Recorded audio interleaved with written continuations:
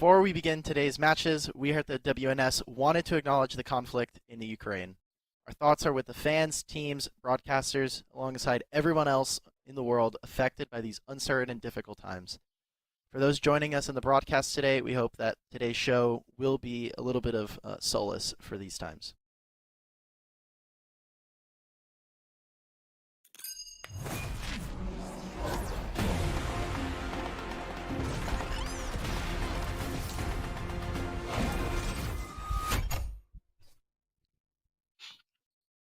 And hello everybody, welcome to the Wild Rift North American Series presented by Riot and Wisdom. This is the second qualifier, and we are here finally at top 8 for the last qualifier before Major 2.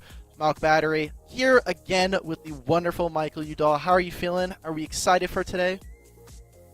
What do you mean, are we excited? Of course, Yeah. I'm so hyped up. I mean, the matches yesterday were so sick. We had that like really intense close best of 3 between Demons and Family. So excited to see if we see them rematch in the finals. I don't know. I love some Wild Rift action, so of course I'm feeling that excitement. Perfect. And you're going to need it because we got a lot of matches today. Before we get into the games, I do want to do a little bit of word association just to break open the show.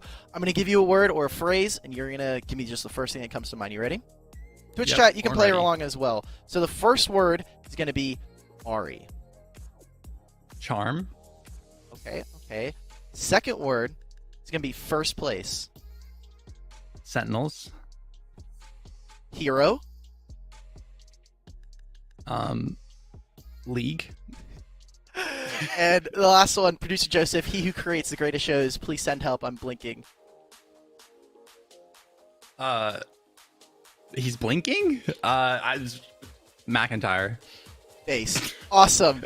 And with that, we're going to start up the show. Thank you, Matt. Thank you. I'm sure that Twitch chat got a little bit confused with that one, but look, I was trying to get you with that, especially the hero one. We'll get into this. So now, looking at today, we have our top 8 of the group bracket. We'll take a look at the single elim going into today. Any of these matches stands out? Obviously, we're going to be showing Family and Reflection coming up on the show a little bit later. Yeah, I mean, Ailish is someone I'm looking at. So I feel like they had a very impressive performance yesterday. Definitely someone that I'm going to be watching out for today, just because they were kind of a new team coming into this weekend's qualifier. And I feel like they really showed up yesterday in the games that we were able to watch on broadcast. Yeah, especially with some of the other teams we didn't get to see. I'm looking forward to how they break out. And my eyes are with Suzaku guys. They are obviously been playing, and I want to see if they can make it to that top 2 today. Big change, obviously, is just like last weekend, it is only the top 2 that make it out of this top bracket. So excited to see what we get from that.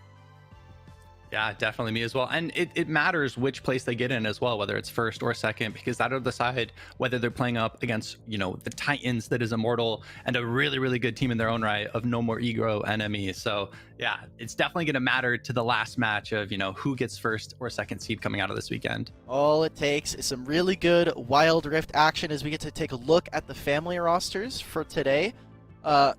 Same kind of teams. We saw a lot of great stuff. Obviously, I think Cosmic Soul was stuck on a little bit of bruiser jail, but clawing their way up into a top 8 finish. We're excited for this team, right? Yeah, I'm super excited. I was really impressed with Throne, specifically in the juggle role. Had a couple of, pop-off Kha'Zix games, a couple of really big Lee Sin games. So that's definitely going to be my player to watch from Family going into this series is going to be that jungle. And how well is Throne able to actually impact the map and potentially snowball a lead? And on the opposite side from them, we have still some more Major 1 refugees coming through. They're like, hey guys, we're still here. And this is the last bout for them. Whoever loses this match is a single elim. So at that point, either Reflection or Family are going to go forward and continue to have a shot for Major 2. Yeah, definitely. I mean, this is your tournament life on the line, and being able to play in that major is big for these teams. KT looking like a cutie in that photo. You love to see it. I love when you get to see like the player behind the name. So love that they sent that in. And yeah, excited to see this matchup. That is a good note for all gamers. If you want to continue a really healthy pro career, get into interviews. Have your face out there. Don't just be like an anime profile picture. It's nice. It's great for Discord. Maybe not necessarily your own brand. So love that we have that from KT. And now that we've kind of talked about these teams, we do have to start thinking like we're going into a best of 3 to start the day. You're going to be playing at least 2 best of 3s going into a best of 5. Like, what does that preparation look like as a pro player? Well, I mean, the first thing you're going to be doing as a team is kind of like regrouping, most likely yesterday night, right? After the tournament, you're going to know who you're facing in the upcoming series on Sunday. So I would expect, in these first matchups, there to be a decent amount of draft prep going into it of, maybe analyzing the screenshots of what the opposing team played, and then also like reanalyzing, okay, what worked for us in game one and what didn't work, and then, making some adjustments into that. So as a pro, the preparation is so important. So like, even though they had like an 8-hour day of playing tournaments, adding an extra hour or two of draft prep, it can be really massive to, give yourself that slight edge going into the next series. I mean, that's also like, coming into any series, right? You're like, Yeah. do we work on what we do really well, or do we try to adapt to what the opponent is? And speaking of which, let's see if maybe what we think about this matchup, did we have any kind of budding predictions? It seems like both of us have gone for family in this one. Especially off of their play from yesterday, I think they have a really strong showing coming in. Yeah, I mean, but both of these teams played in Major 1, right? So they're both highly talented. Even though we both predict family, I feel like, it could go either way. I gave them the slight edge. Like I said, Throne really impressed me in the jungle, and I just feel like jungle is such an impactful role, right? You can dictate, the pacing in any of the lanes depending on how you rotate. So that's why I slightly edged it out for family there, but really, both of these are very high caliber teams. Exactly. I think it's just funny. Coming from the mid laner, he's like, the jungle's the most impactful role. You ask anybody else, they're like, maybe jungle's a little bit weak. You got to be careful with who you're asking. As the mid laner, it's like, if my jungler doesn't show up for the first scuttle, I'm gonna get messed up. So it's like, yeah. Luckily, I had Sheesh, who's a monster, so it's like my jungler was really good. But perfect. Yeah. I mean, that's good, especially if we're talking about wanting to play for your jungler. We'll have to take a look as Throne versus Boom. I know we didn't get to take a look at Reflection last night, but their play not only in the majors but in the qualifiers leading up to that, they definitely had a lot of explosive moments between their Baron laners. So I'm looking forward to that matchup. Yeah, no, definitely me too. As it looks like, from the ban phase, Yumi, champion that we've consistently talked about being super powerful, is going to get banned out. So I definitely like that. And Galio, I feel like, has had a very high priority this weekend, has consistently been going in the first couple of picks, as well as, Renekton 14 family is going to be what they pick up. It's reliable engage. It doesn't really have a lot of losing matchups, so perfect for that. And looking at this, we talked about wanting explosive jungle play, Throne getting their Lee Sin again, and pairing that up with a Renekton is just really good tools so far. I want to see what kind of tools, kind of champions they build out on, because you look at Reflection, they've gotten rid of the Vayne here from Sojirain, and the Varus is still available. So as an answer to Ziggs, you could still kind of build out some different compositions here. Yeah, I love the aggression from the Lee Sin, and especially in game one, not pulling any punches, just saying, hey, let's go full aggression. But the Ziggs counter is a very strong, character if they're able to actually stand in the back line, be that artillery where they're not actually getting dove. So a lot of this game's going to come down to how well can Throne on this Lee Sin and potentially Cosmic on the Corki, if it does go mid, actually get onto that Ziggs. Because if Ziggs is left free to do damage, it is a very difficult team fight to win. Especially now that they have Corki, most likely being picked up here for Cosmic's reign. I like that. From the side of family, they're saying, let's start getting rid of assassins. Fizz did just get hit, and we still haven't seen Diana, so I expect that to be the last ban here. If we're just trying to play poke versus poke, with a Ziggs with a Corki on the opposite side, maybe a Varus to kind of supplement that, then it does come down to who can execute better, especially to start off your series at the beginning of the day. That's a fun way to kind of go out and open up the match. Yeah, definitely. As that Diana you mentioned is going to be banned away as well.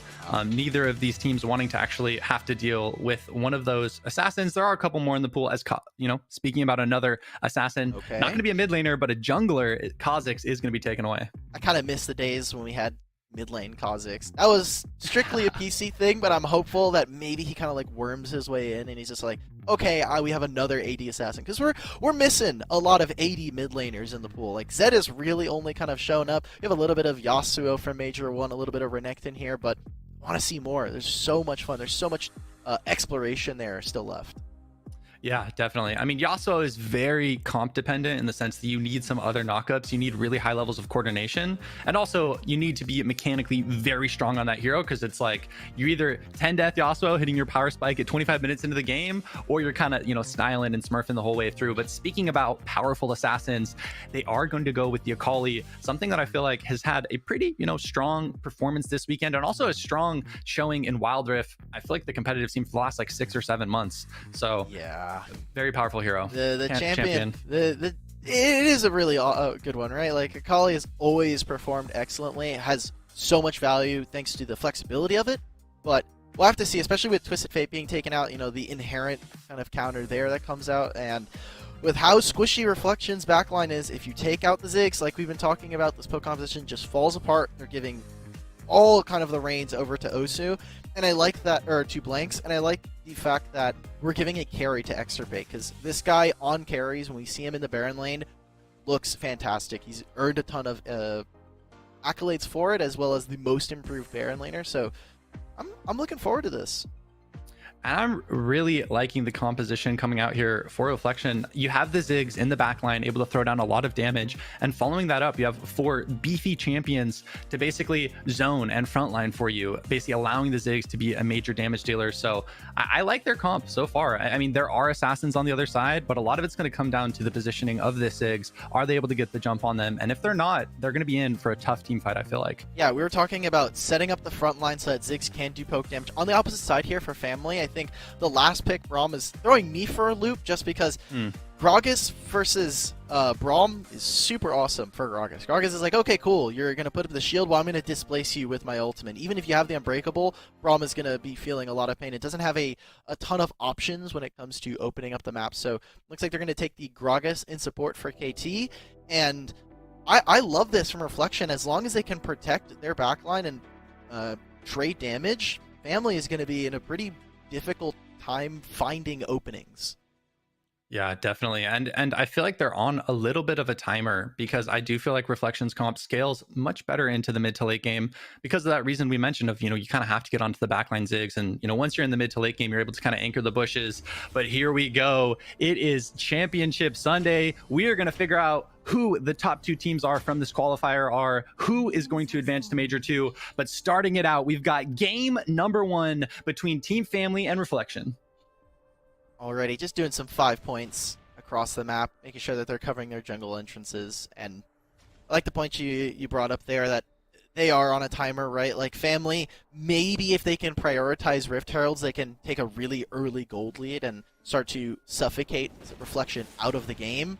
But if that doesn't happen, if we just see steady play, if the 5-on-5s are looking really good, then Reflection have some pretty good tools going later into the game. Specifically the Ziggs, obviously, not with just the poke, but eventually the turrets are going to start to fall, and that Hextech Satchel is going to be super impactful. Definitely. And one thing to know, I mean, this is the first Galio mid lane we've seen so far from the weekend. Normally has been in the support role, so we'll be curious to see how much value Osu is able to get on it. Is a pretty, solid matchup into the Kali, considering you have so much CC. You can also, consistently use the poke from your first ability to kind of chunk them out. It's actually really weird. I know we didn't get to touch upon it during the draft there, but this was a pretty early on Galio, right? It was first pick, going in, it was kind of using blue side. They said, hey, like, you're going to have to try and get counter pick for your support. And they got an awesome mid matchup, like you said. The magic damage shield is nice. We see the junglers are top lane. Yeah, as it looks like they're going to get into it. Throne here falling very low. Going to actually be the first blood. Renekton able to trade it out. Toki flashing away, but boom, going in. Going to be able to get another kill, and that is definitely going to be a favorable trade for Reflection. And you already saw the supports were on the way over. You heard the alarm. The bells were ringing. Both of them wanted to roam up into the Baron lane and help the enemy jungle 2v2. As you can take a replay of this, this was all started from the side of Family. They wanted to try and find this pick. Maybe not necessarily either tracking the jungler particularly well or recognizing, hey, if we can get this kill off first, maybe there won't be enough of a rebuttal from Reflection. But able to get 2 kills there for themselves, and it would have been messy. If both supports made it up there, I think we would have seen a lot more go down. That's something I love about Wild Rift, though, is like the second the game starts, minute and a half in, there's almost always this brawly fight over the scuttle, and it just makes for a really exciting gameplay if you're in there playing. But from a caster's perspective, it's also, so fun to commentate. You get like these 3v3s, these 4v, and the game is just starting. So while we were watching the replay, bottom scuttle did go over to Family, which is something to note. So even though the Lee Sin was able to equalize a little bit, as in the top lane, they are just trading. Expect no one to fall here, but no flashes for either of them. So if they do overextend a little bit, could lose their life for it. Extirpate needs to be very careful here. Doesn't have the honey fruit, and without ignite up, doesn't really have a ton of kill pressure with just the ultimate. You look at Toki with this Renekton, it's gonna be very difficult for him if he wants to try and find a kill. As soon as the Dominus is popped, it's dicey. Say that he's just getting bullied out of the lane constantly, so a lot of top lane priority for the side of Family. You see that already their Corki is resetting. We'll probably just see them match the roam into mid lane, hold this, and then, as you said, it's scheduled at 1:30. We also have a scheduled fight at 4 minutes for the Drake and the Rift Herald. Definitely, and especially with the Corki package, right? If you're the side of Team Family with that, pretty big power spike on your AD, you're going to be wanting to force the issue. You're going to be wanting to get value with it, as it looks like Extirpate going in here, doing a decent amount of damage on the Renekton. But one thing to note is that, the bot laner for Reflection rotated to mid pretty early here. Like normally you'll see that around like 3:15, but around like 2:30, the Ziggs and the Gragas just wanted to get set up in the mid lane, so that way they'd have, maximum control for the Ziggs. As in the bot lane, Cosmic Soul on the Akali, forced to flash. Oh, and this just comes off of trying to go very aggressive. Cosmic on the Akali was trying to fight Osu, but Osu on this Galio has Aftershock, and now without summoners, without ultimate, this is such a good timer, preventing them from being here on the play. It gives them a lot of time to start up this dragon, and you already see Family. They said, look, we're going to just drop the bot lane, we're going to drop the dragon lane, we're going to immediately move over, and we set it up. They want to be on top of the gold lead early on. Yeah, and no package here for the Corki. As you see Gragas with the flash engage. Corki falling low. The Rift will go over to... Oh, Blanks, though, on the Ziggs. No flash. Getting chased down here as Gragas is going to fall. Ziggs is going to fall. Thrown. Oh! Their life. Not going to be able to do it. The Galio, actually, this could be a turnaround. A massive ult. What? It's a three-person taunt. Osu styling with the Galio. But Extirpate on the Camille is going to escape. 2 kills. Cosmic's here. Go for the third. Oh, no. Camille feeds their life away. Zin's coming in, though, from the mid lane. Can Boom turn it around here, as Osu actually going for the aggressive flash, wanting the Braum. Cosmic on the Akali just gonna escape, as Zine is gonna be the last to fall. Oh no, I mean that is devastating for the side of Family. It's more and more kills going over to Reflection, who picked up the dragon, picked up more and more of those kills. And I don't know if it was a comms issue, if it was a simple, like, we want to be on the play first, but Corki did not pick up the package like you mentioned at the beginning of that, so pretty big cooldown not used by the side of Family. And they're going to miss out on a few waves as they redeploy back out onto the map. Yeah, I mean, maybe Soju thought that it was going to be a trade. You saw this in get the dragon. I mean, that's why Zen was so late to that, is soloed the dragon during that fight, and then after they completed killing the dragon, ended up running it up to the Rift and kind of cleaning up the fight there. As in the top lane, no ult for the Renekton. Camille doesn't have ult either, otherwise we probably would have seen them, all in there. It's but with the time Gragas to dive. rotating and the Jhin, yeah, this looks scary for Toki. Especially with Ziggs potentially being there, but they just got the package. They have to know there's members coming up here. They want this turret now, though. Good patience, as Boom here potentially could get gone on. Package from Soju going to come out as well. Oh, that's so good! Actually, oh, Camille coming in with the ultimate onto Soju. Soju falling very low. Lee Sin with the kick, trying to try and save, but Soju loses their life, but it's a trade. 2 for 1, unless Toki here, so low. Easy Cal, gonna be able to survive, and dropping the Rift, this potentially could allow them. Okay, they're not gonna push with it, so I don't believe it'll be first turret going their way. It's gonna be 2 turret plates, which feels a little strange, and actually, it's just 1, so hopefully that this Rift Herald gets 1 last strike. There it is. It guarantees the second one. Blowing heal here, taking the honey fruit. Do they want this? What are they doing? Oh no, as Throne here, gonna be able to connect the Q. Doesn't have the ult though, so not gonna go in, as Blanks is able to defend the tower. In the bot lane though, you see the Akali, you see the Galio 1v1ing. But yeah, a great defense there from Blanks. A bit of, it seems like miscommunication from the side of Team Family there. So they're just constantly fighting, but they're gonna lose top tier 1 from the Baron lane.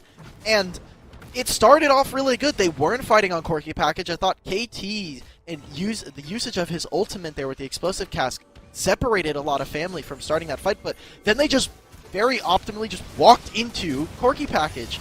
Boom. Oh, Cosmic going in really aggressive here. Going to fall pretty low, but great calculation, flashing with the ultimate, and that's going to be the Xin Zhao falling. And with Throne on the Lee Sin flanking in here, potentially could see a dive onto this Galio, or maybe they just turn onto the Gragas here as Throne looking for it. Not going to be able to connect.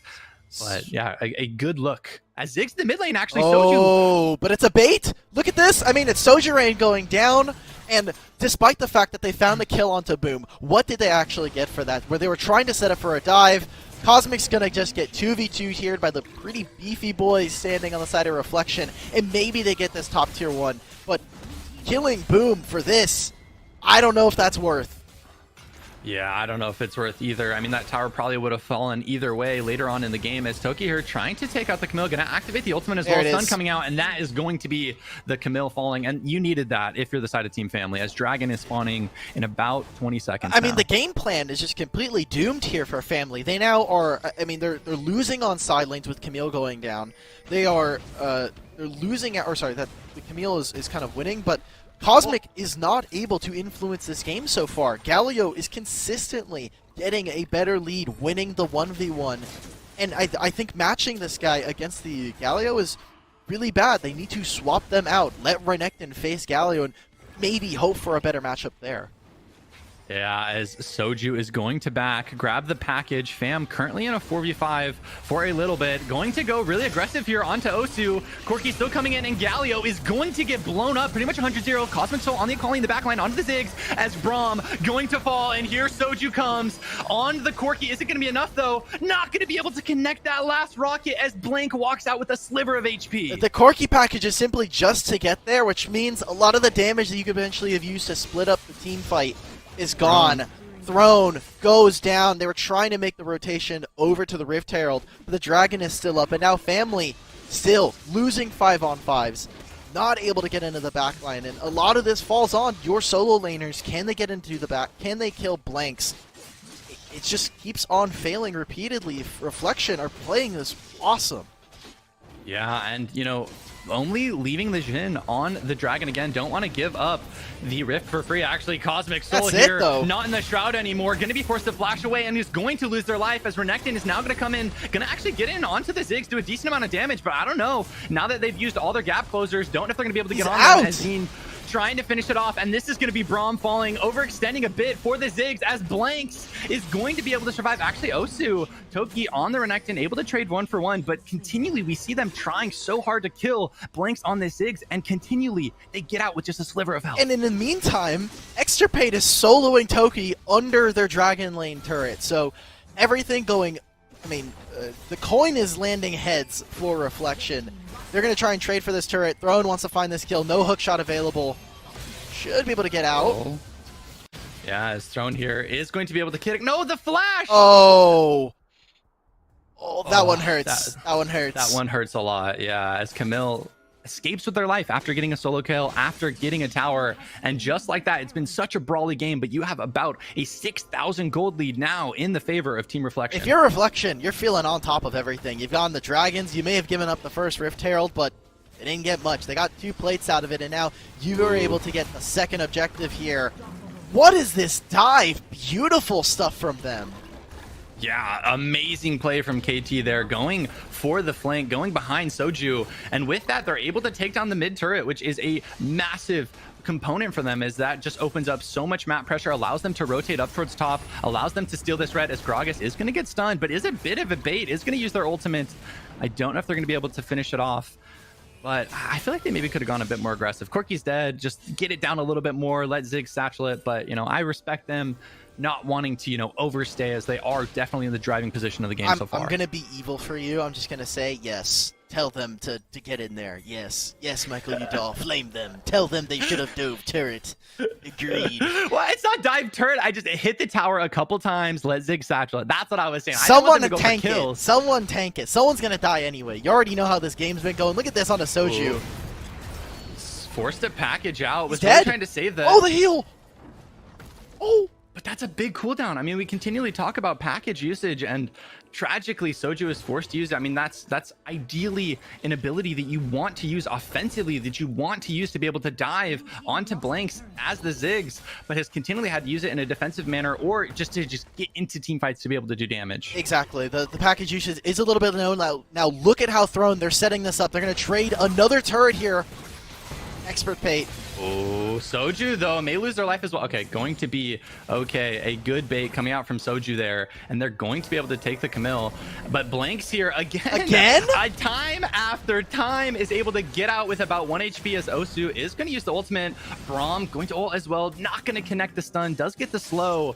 As now Zin is going to be walking in here. Yeah, they're pretty low. Cosmic, though, going aggressive, trying to get in onto Blanks. Excellent positioning, again, from the Ziggs, just knowing their limits, knowing how close they can get without dying. Oof. This is the 80 carries dilemma, where like I'm sitting here as either the Corki or Blanks. We're going to see jungle 1v1. Throne, I don't think you win this. Probably going to have to kick him out. He doesn't even have it. That's it?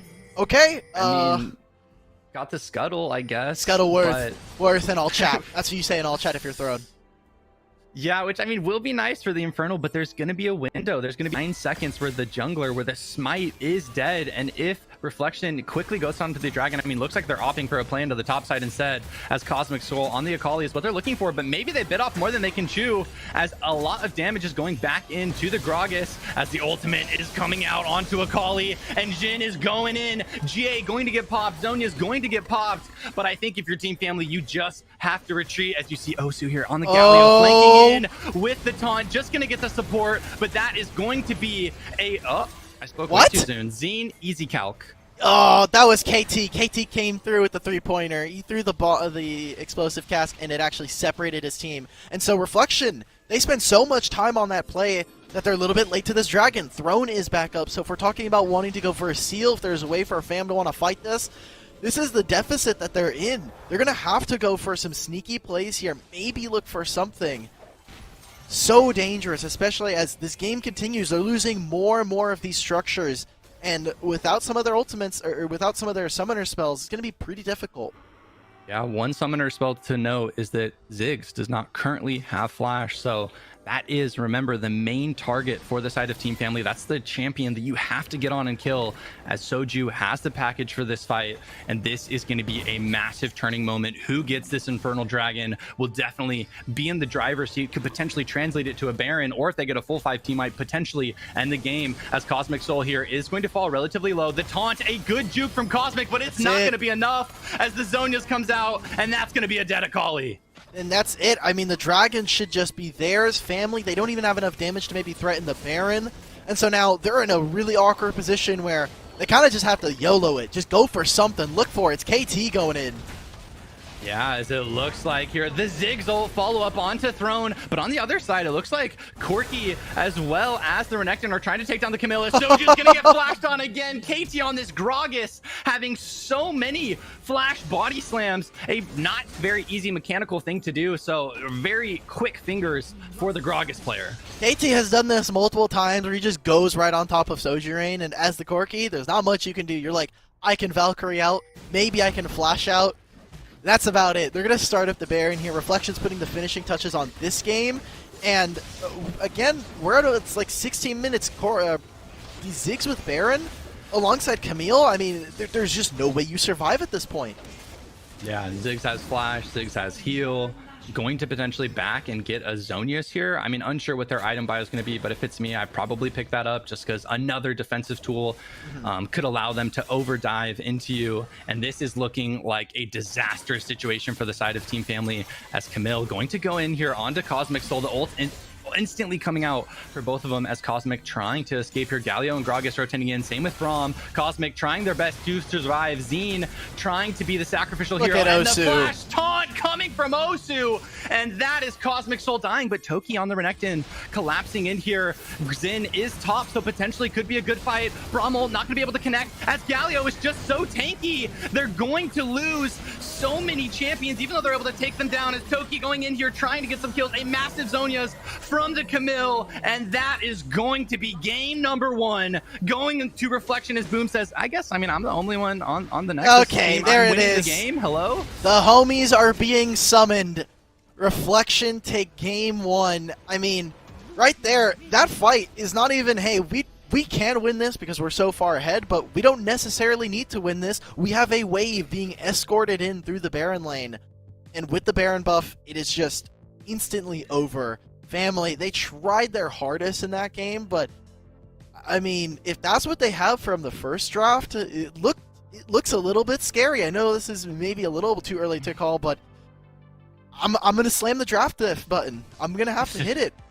Okay, do you think part of that came from the Galio first pick, though, and them flexing that into the mid lane? I mean, Galio was the first pick. First time we, at least on the broadcast, have seen it ran in the mid lane. I feel like Osu had a massive performance that game. So, like, you know, do you think that's the draft pick? That's maybe something that they prepared going into this series? Or what are your thoughts on, you know, how they could tweak the draft to maybe win this one? Sure. I mean, like, so the Galio flex was huge. And then, obviously, Family were like, okay, we're going to just assume that this is going to be a Galio mid. So they got Akali, which is a terrible matchup for Akali in that sense, because there's no way that she can take control of the matchup. She will always get out-roamed, and in teamfights, we saw Osu was winning the 1v1 and then going to win the 5v5s.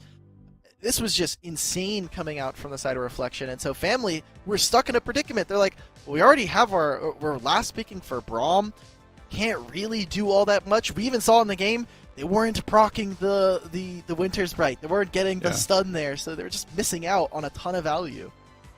Yeah, definitely. And I feel like the game got opened wide open when the Galio hit that 3-person ult into the 3-person taunt at the first Rift Herald. That was like the game open. But at this point, we've got to talk about the star player. And I'm going to start it off. I feel like the Gragas, I feel like KT was styling. I mean, he had that like multiple flash body slams, had that flank around Soju at the mid tower. I felt like the Gragas was very often in the right position to follow up for their team. That's what I'm leaning towards, but I'd be curious to hear your position, Outbatter. Yeah, I think that there's so many different things that we can think about. Extirpate, getting a ton of solo kills, and of soaking up a lot of pressure jungle-wise. Osu, obviously, controlling the side lane versus Akali is super pivotal for a lot of the fights, but KT consistently not only like looking for roams with his mid laner, but also then making sure that there's always threat onto Soju. When we're talking about these backline damage dealers, if you can get on top of them and prevent them from doing relevant damage onto either other carries or taking down enemy members, it just is a huge game changer, and you're going to see more and more of KT through this. I have to agree. I think I'm more than willing to give our support most improved player another star player in his back pocket. Yeah, and I was going to say, I think that's the first star player to a support we've given, at least from yesterday's broadcast to today.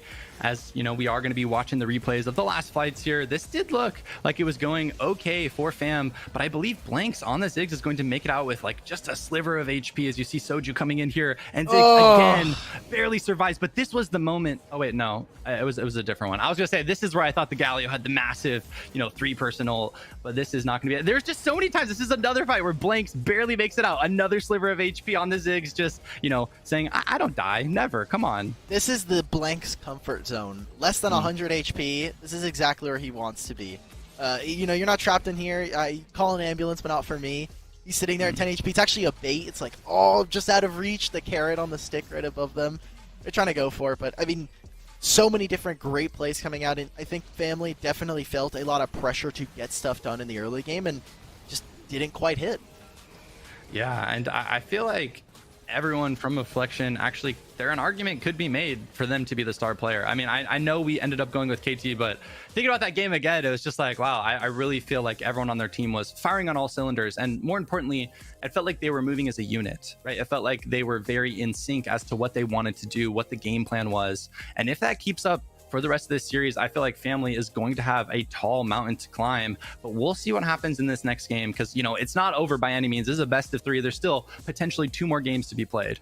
You have to think about like what they came into this game. Remember, Varus was still on the table. We get to see KT here. The picture is great. We get more and more of this.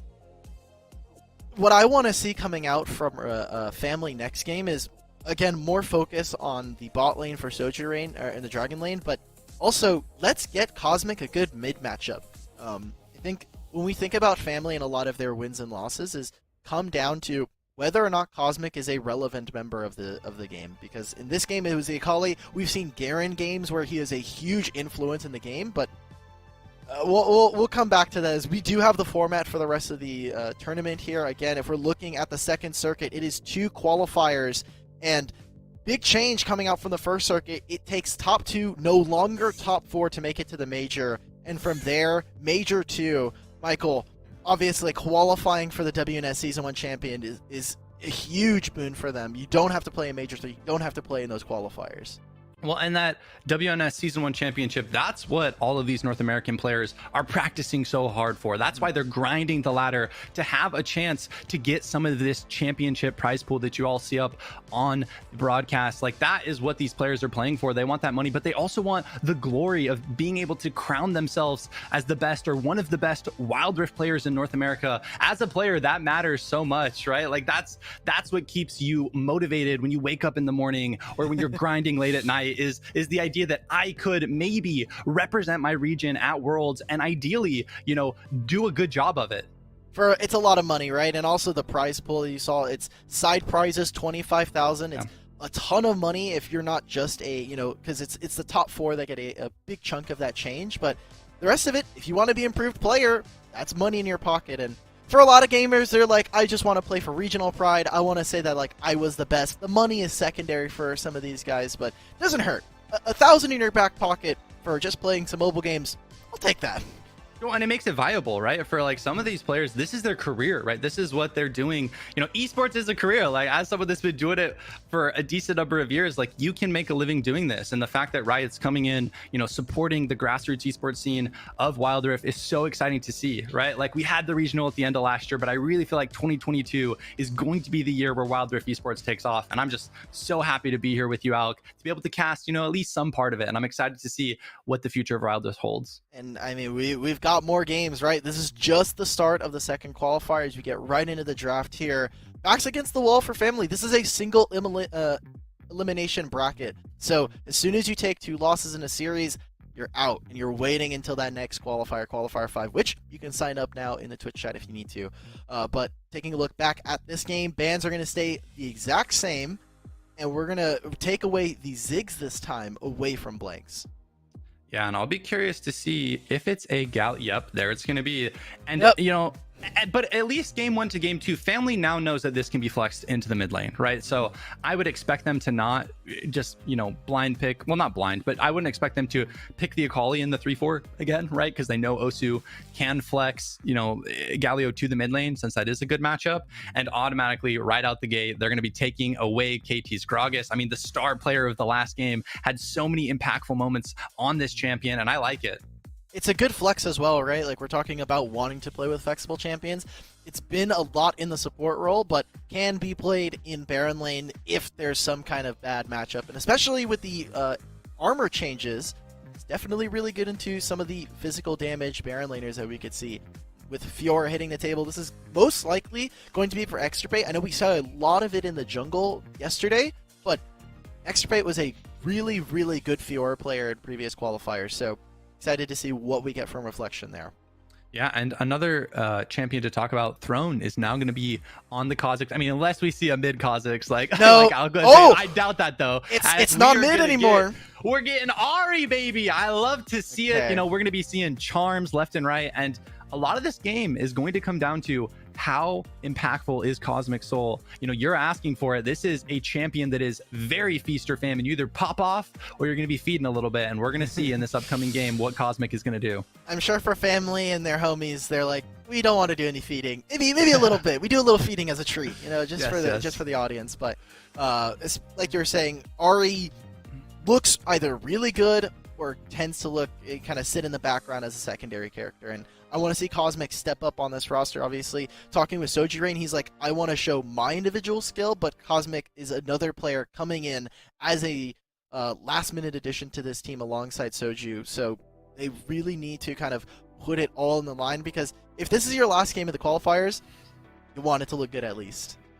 When you want to feel like you left it all out there, right? There's nothing worse as a player of like going out in a way where you felt like, oh, that wasn't the team that we played as all week in scrims leading up to this, right? Like, that is one of the worst feelings of like, that's a tenth of our potential. That's a tenth of what we actually are, is what we showed on, you know, the one best of 3 on Sunday. And so I really hope Family is able to bounce back from that game. And I like the composition they've gotten together so far. I mean, a lot of playmaking potential here as Kha'Zix.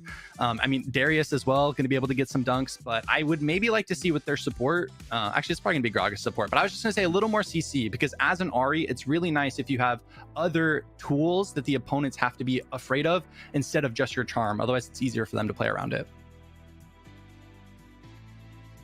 We got a Zed, babies. We got a Zed, boys. I'm so happy.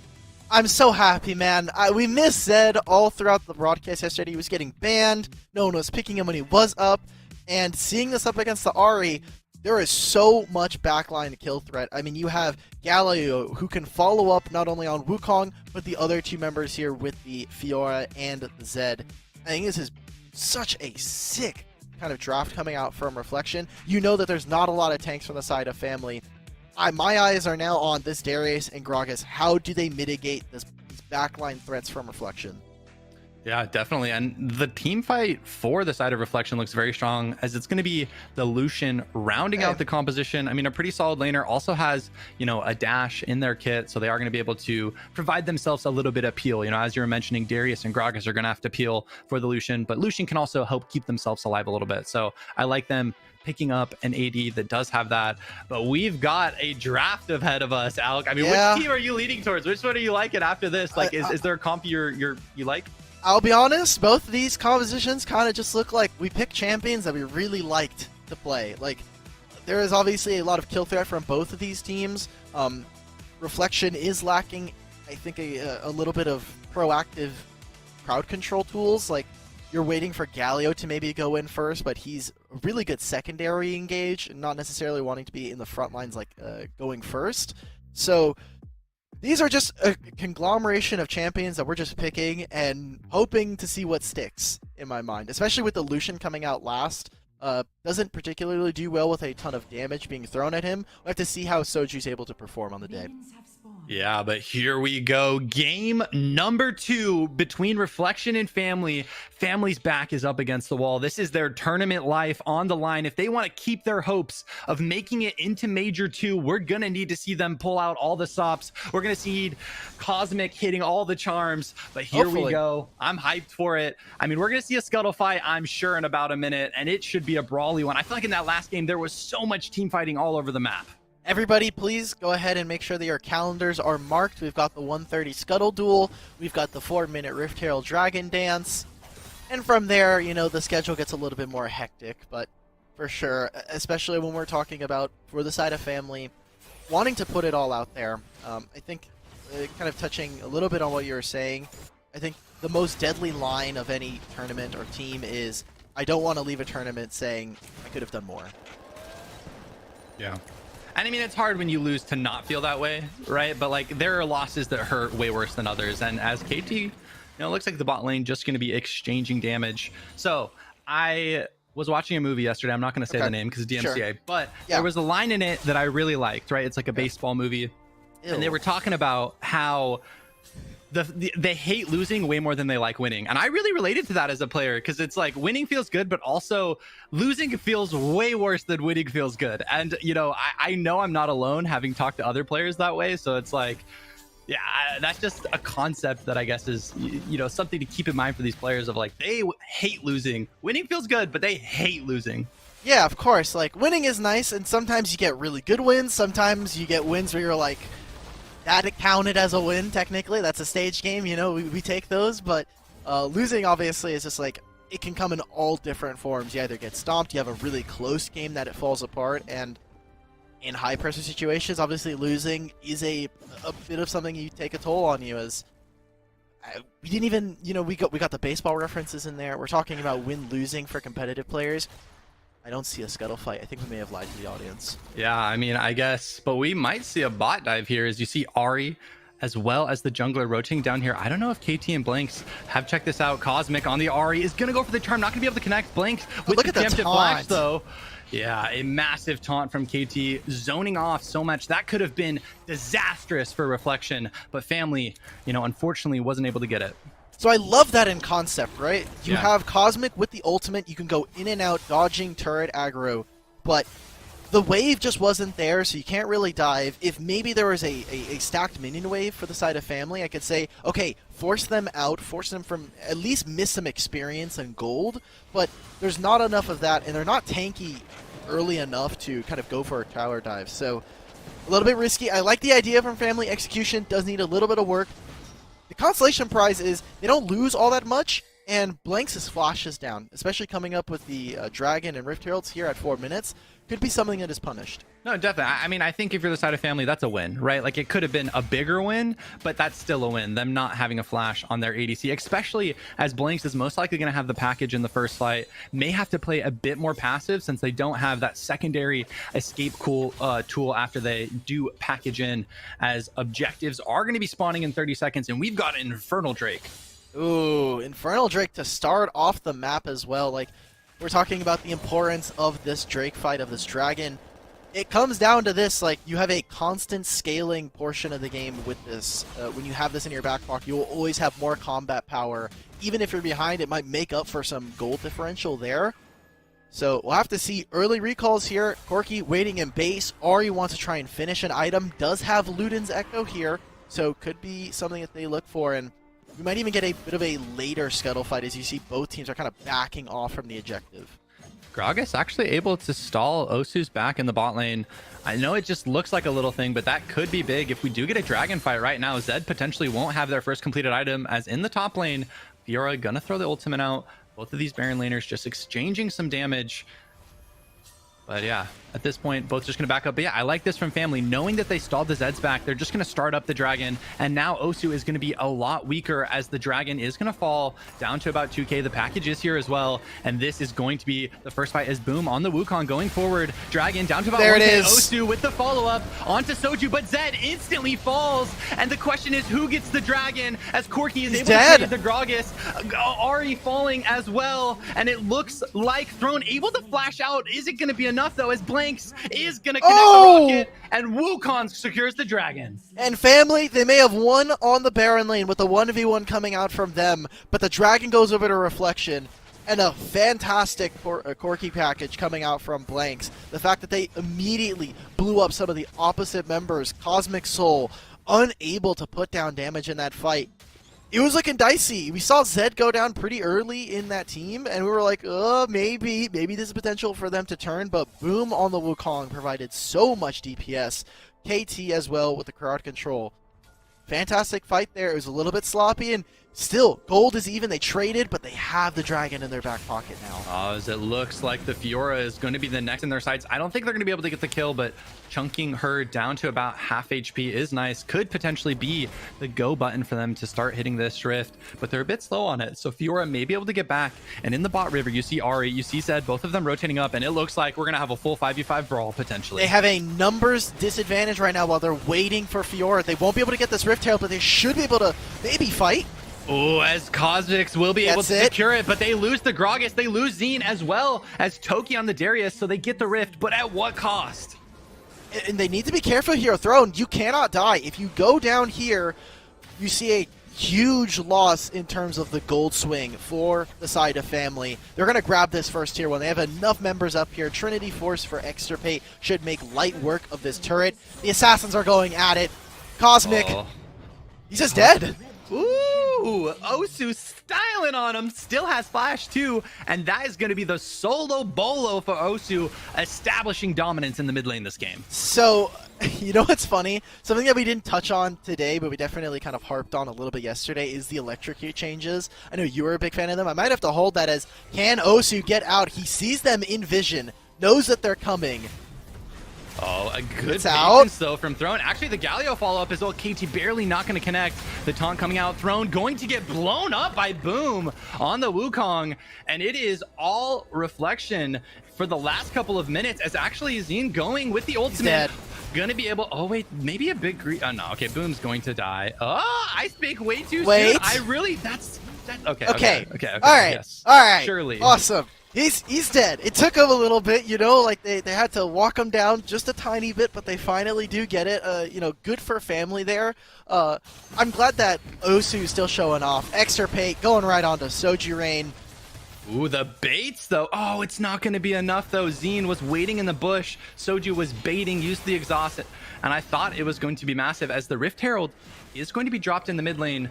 The turret is at around, 1800 HP, so they're going to need to do a little bit more damage to secure that. Oh wait, I lied. I thought it did like 1400. It's Rift Herald. As soon as this is just a quick tip for everybody at home. If there's 2 plates on the turret, it's going down to Rift Herald every single time without fail. The threshold is met. You don't have to worry about it. You can walk away. It's kind of like a set it, forget it kind of play. Former pro player doesn't know the limits. Keck, you know what I'm saying? It's okay. You guys were 8th a lot of the time, so you wouldn't know what getting Rift Herald is like. Okay. You don't gotta tell them that. You just smile. It happens, It happens. Hey, they got Maligod, and now you look at them. They're second, third. That's all it took. Replace the washed up boomer as Osu. Gonna take a lot of damage here. Thrown actually on the Kha'Zix. Not gonna be able to secure the Zed kill, but doing a lot of damage. Now, we didn't get to talk about it, so I'm going to do this right before the Dragon spawns with Rift Herald, or sorry, the Corki package up. You see them resetting. Thank you, observers, for showing that in the picture-in-picture. Conqueror versus Electrocute. Osu so far has been showing Conqueror is just the better take. Cosmic has not been able to find those small little windows to blow up individual members of Reflection. Taking control of this, KT going in. Yeah, package as well, as it looks like the Grog is going to flash out, not going to be able to survive with their life. Boom, though, on the Wukong, falling very low. Actually, 1 HP, going to be able to survive as Osu activates the ultimate onto the Ahri, and that's going to be another falling. 3 have fallen for fam. Can Toki clean this up? No, they cannot. Thrown on the Kha'Zix, trying to escape with a sliver of HP, and is going. Fiora doesn't have flash, so they are going to be able to make it out, but that's going to be a 4-for-2 trade, and the Dragon going the way of Reflection. Michael, I'm getting very worried here for family. We predicted them to win the series, but time and time again, Reflection, they're finding the small team fight victories. They're winning out on the map. And here on, they've got 2 dragons, some of the best ones when we're talking about playing for later in the game. And while I think Zine so far has had pretty good influence on this Gragas, it's just not enough. Cosmic doesn't do enough damage. Toki, despite playing into 5 melee champions, is not able to get those huge knocks and guillotines. Yeah, we haven't been able to see the Darius resets yet, though, as Osu going to fall a little low here. Throne actually going very aggressive, doesn't have flash, going to be able to get out, though, as Blanks going to take a little bit of damage as well as Rift Herald. It looks like fam, continually has been the first one to start these objectives. The question is, will this team fight actually go in their favor, as Ahri as well as Fiora are both split pushing? You see in the camera as Fiora just chasing down Cosmic Skull, flashing forward, and that's going to be the solo kill. Fiora styling in the bot lane, and now that is tower pressure as well. If they leave split push, they are going to lose so much. And look at family right now. They are completely in disarray. They were going for the Rift Herald. They're like, oh no, we just lost on a side lane. We can't actually start this up. Then they go to cover the mid lane. Corki's there. And so they're just kind of scrambling, looking for whatever gold, whatever kind of play they can go for. So they lose the Rift Herald. They lose on side lane, sending Toki over there to make sure that Fiora does not take the turret. But now there's a Blade of the Ruin King available for Extirpate. They're going to summon the Rift Herald.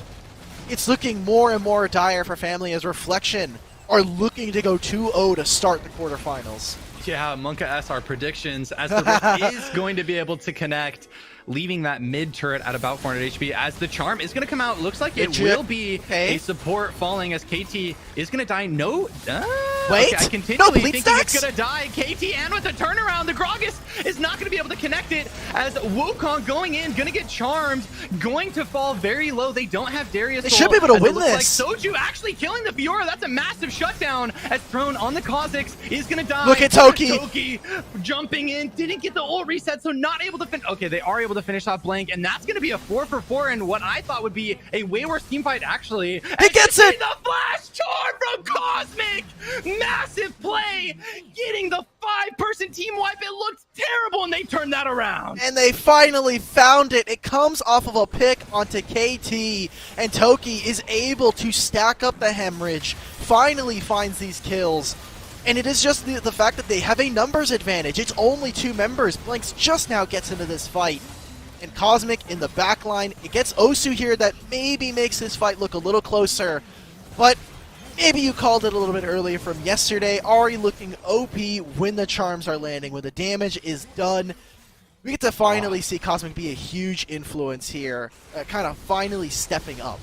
They didn't show that last charm, but I want you guys to understand at home, that is a very difficult mechanical play to make on the Flash Ahri. charm. When the Ahri, yeah, so basically you charm and then flash. So you have to very quickly with your fingers, you know, be able to do that. It's something where it's like you do it 10 times and you'll hit it, you know, I mean, depending on how good the player is. Like when I was really experienced on charming, like maybe 50%. So Cosmic going for that play in this clutch moment with the backup against the wall, I love to see it. I like absolute monster, and they have pretty much equalized. They're still down a little bit in gold, still down 2 dragons, but this game is within their clutch now as Cosmic, though, may lose their life to Osu on the Zed, and that is going to be a popped Ahri. And that's why you cannot match Zed in the side lane right now. He will always kill you. You need the Zhonyas. You need maybe Crystalline Reflector. And Osu, he's just going to dance around Zen at this point. Takes the turret, walks it off. Toki's getting now duo killed. Everything is hello? Wait, Zine just got that. That's Ignite down. That's them starting up Baron. Yeah, Kha'Zix? Zine diff, but yeah, I mean, if they're able to get the Baron, Soju Rain does sniff it out, is going to be able to dash away, but KT going to be able to get the taunt with the Fiora follow-up as well, and that is going to be a Zhonya's, and I don't think the Soju's going to be able to survive that, and Baron now going down, going the way of Reflection as Cosmic is going to trade it for the Mountain Drake. Yeah, you're alone here, Gragas. This could potentially be a 2v1 situation if they had mana, though, as the Zhonya's is going to come out. Fiora trying to escape. They do get the Gragas ult. Throne not chasing anymore, though. Just going to opt for the back. Not sure where the rest of the teammates are for Reflection. Exactly. I like that flash coming out from XP, recognizing, you know, and for us, the ones with God View, everybody in Twitch chat's like, why did he just flash? Well, there's potentially a Kha'Zix behind that Gragas, and especially after the ultimate, it's going to be a little dicey. Constellation prize for family, they get the Mountain Drake. So a little bit of a shield there. Ooh. Charm lands. It is going to be a massive predict, but I don't know if it's going to be enough as Cosmic may just be trying to buy time here. Boom. Oh, goes for the flash, goes for the trade kill onto Zed, but not going to be able to do it as Toki here is very low, does have max stacks. That's why you saw them flash forward looking to kill the Galio, but not going to be able to do it. Michael, how many times when you're playing that mid matchup are you expecting on side lane for Wukong to not, you know, just come from behind you or come from in front of you? He's behind you. He's flashing over the wall. There's Wukong out. You're like, wait, what? Where did this guy come from? What? How'd he get here? Yeah, I mean, you don't expect it at all. The thing. That's why I said jungle diff or as thrown. And able to go on to the Fiora, and that's a massive kill for the side of Team Family, as that should stop a lot of this Baron pressure. Toki, though, needs to be a bit careful considering their team did show 2 heroes in the bot lane. Exactly. Nobody's down there, so with these champions here for the side of Reflection, they can overload onto one side of the map. They have Baron. There's not much that Darius can do. Darius is just sitting there waiting to potentially go for an anti-dive, especially with the Wukong. Wukong does damage, but maybe not enough to be really a big threat to someone like Toki. So for now, they're kind of just waiting out this Baron Reflection. They have gone a few turrets, but they've kind of wasted 2 of their side lane buffs on Osu and Extirpate and used it to get kills, not really force onto objectives. So possibly a good position here for Family. They are still down 7,000 gold, so it's going to take more than a miracle in terms of a team fight. Cosmic is going to have to find these charms that save the game. Yeah, definitely. And it feels like when the game pacing is turned into split pushing, that it's definitely been in favor of Reflection. With the Zed in the side lane that can 1v1 the Ahri, with the massive Fiora, it feels like Family needs more front to back, potentially, you know, 5-person team fights where they can get the charm with the insta follow-up into a kill. But that's why you see the Fiora splitting in the top side. You see the Zed splitting in the bot side. And I love this from Reflection, playing to their win conditions, which in my opinion is going to be that split push pressure. 3 players in mid, and you talk about the global pressure they'll have. Extirpate, I don't know if you can do this. You're probably just going to have to get out. Flash, there it is. Galio ult comes in. Maybe they can look for a re-engage. Cosmic gets soloed again. Yeah, so they lose the mid laner, but if they can get the Fiora as well, the Galio will be worth it. But they're losing inhibitor. Bot inhib, yes. A massive push from the Wukong as well as the Zed, and they're going to get out here. They get an inhib, they get a solo kill on that Ahri, and even though they lose the Galio, that's a hashtag worth all day. KT's like, I may have gone down there. Maybe it's Boom next, but blows the flash. Doesn't have the ultimate. Massive. Team going in. This is a Baron. Baron is up in 8 seconds. If they can find a kill here, it opens up a lot. Oh, as the instant Zonias from the Kazakhs going to be able to chase down onto the Dealing the Zed. slow. Zine doesn't have the ultimate, looking to chase them down though. If they can get the Zed, if they can get this swoop, Borky and Fiora are now flanking in, is thrown on. The Kazakh is gonna lose their life. Toki and Zine are gonna be the next in their sights, as that's gonna be Zine falling, and with these couple of kills, they do get one reset. Toki! No, I mean, you get one, but that is rough. Oh, he almost got it. I saw it in their eyes. You saw all the resets coming through. You had the max stack hemorrhage, who was looking a little bit dicey, but that pick from Cosmic ends up turning into more kills in their back pocket. An Elder Dragon, an Extirpate, maybe wanting a little bit of taste of what Osu's getting. Oh, Cosmic actually ulting forward. That's now it. He forced the flash. The charm as well. Maybe this is... No, okay, I thought Soju is going to be flanking on the Lucian, so maybe they can kill it, but during all of this... Good luck. If I'm playing AD carry, like, good luck. They're doing the dragon. They're doing the dragon with the Wukong on the Galio. So even if they get the Fiora kill, they're going to be losing the Elder Drake. They lose that, and so the burn damage from this is just going to kind of overwhelm them. They already have the Infernal Drake in their back pocket, and any hope that family have of staying in this game, staying in the second qualifier, is going to hinge on Baron. If they can steal it, it'll buy them a little bit of time. But not only do they have to steal the Baron, they kind of have to sacrifice Throne for it, because once he goes in, he's going to die, and the rest of his team has to play base defense from then on out. If Reflection get this Baron without contest, family, they're done for. Their dreams of Major 2 are gone, and we'll have at least one new member in Major 2. Oh, and Fiora just opting into the 1v1. Toki cannot do it. No TP on the Fiora. Oh, wait, as Cosmic is most likely going to be TPing from base. KT on the Galio going to be going in. Really aggressive Baron down to about 4k. As the Galio is going to fall. If they can steal this Baron, it could be big. As you see, jumps in, does get the steal, does get the flash out, blanks, packaging forward. The question is, can they get the kills? As Soju might be able to proc the J, not going to be able to do it, as Fiora is now flanking in onto Zine. But that is hopes of life as Cosmic, or I mean, Kazakhs steals the Baron. They did it! They did it! We just set it up talking about family staying in the game. You get the Baron, you take that away from Reflection. It is time spent that they will not have this buff. And they only gave up 2 members. Toki was never going to get it thanks to that solo kill from Extirpate. And the fact that Ari went back to hold the wave, hold the base from falling to Fiora. It's not the most worth you could have asked for from family, but it is more and more time being bought to potentially get back into this game. They're losing back-to-back team fights. It's got to feel good, but you're still in a losing position if you're on the red team. Yeah, but one thing to know is, you know, we see this massive gold differential between Reflection and family, but as the game goes on, now that there's pretty much all, like, you're finishing up your build for the side of Reflection, that gold lead is going to matter less and less, as you can't have more than 6 items, right? So for the side of Team Family, that gold would become less of a big deal, but the dragon differential is going to be the massive thing in the favor of Team Reflection. From this point on, Extirpate and Osu do not get any stronger. They have all of their items. Maybe they trade out GA for a better damage item if it's popped, but I mean, from you know, you've kind of reached the maximum potential of your team other than blanks. We're waiting for KT. They're gonna get another inhibitor here. That's a Zonias from the Wukong. Gonna be forced to flash out a big Galio ult though from KT. Gonna be zoning, but that's a reset. Toki, that's 2. Is this the comeback? As that's 2 champions falling. They've lost 2 inhibs though, so there's so much map pressure against family. Exactly, and if they can continue to keep these waves pushed, these inhibitors will obviously never come back, and so it will always be something that Reflection keep in the back of their mind, saying, we don't have to fight them. The waves will constantly go towards them. Extirpate trying to steal blue buff. He should be able to get out. He does have flash. He's playing Fiora. Zine misses out on the flash. The pull, though, gonna force the Fiora flash. That was really close from Zine. Wasn't able to connect it, but I like that look. I mean, if you get the Fiora's GA there, it's big. If you get a Fiora kill, it's massive. And we're talking about the gold deficit. Obviously, as the game goes on, we're getting 22 minutes in. We're going to maybe crest 100,000 gold on either side. It does become less and less relevant, right? Like, if you already have your items, they're already almost maxed experience except for the supports here, so kind of middling gains as you go on. Cosmic, you just need to survive. You do not want to fight Fiora at this point. You do not win the 1v1.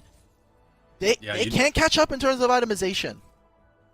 But the Fiora is just, I mean, we continually see it, is able to get these solo kills, but just put so much pressure in this side lane. Like, no one can really match them. Toki died 1v1 versus it. Cosmic has been dying 1v1. So it's like Fiora is this massive problem. Potentially would like to see the Fiora swap over to TP Boots. That's just me maybe nitpicking, as actually Fiora maybe going a bit aggressive here. Doesn't have flash from that earlier dragon play, as that's going to be GA, and Baron doesn't spawn for another 10 seconds. This is massive for Family as they take out the Fiora, and this is a potential Baron power play. They need to be careful though. The dragon wave will always push. You see the Baron minions are now slamming into the Nexus, and that's a ton of damage already, down a fourth of its HP. You see the Corki packages coming as well. Throne.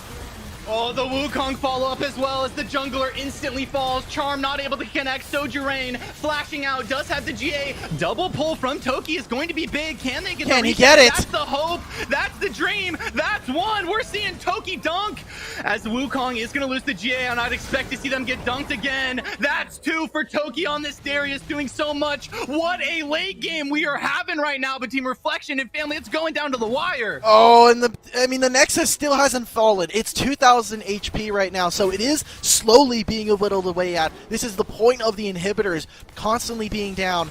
It'll maybe start to get a little bit better for them, but Family, they're starting to reach a lot of those last items. The damage is going to be on par. They are fighting as fair as it gets without the dragons.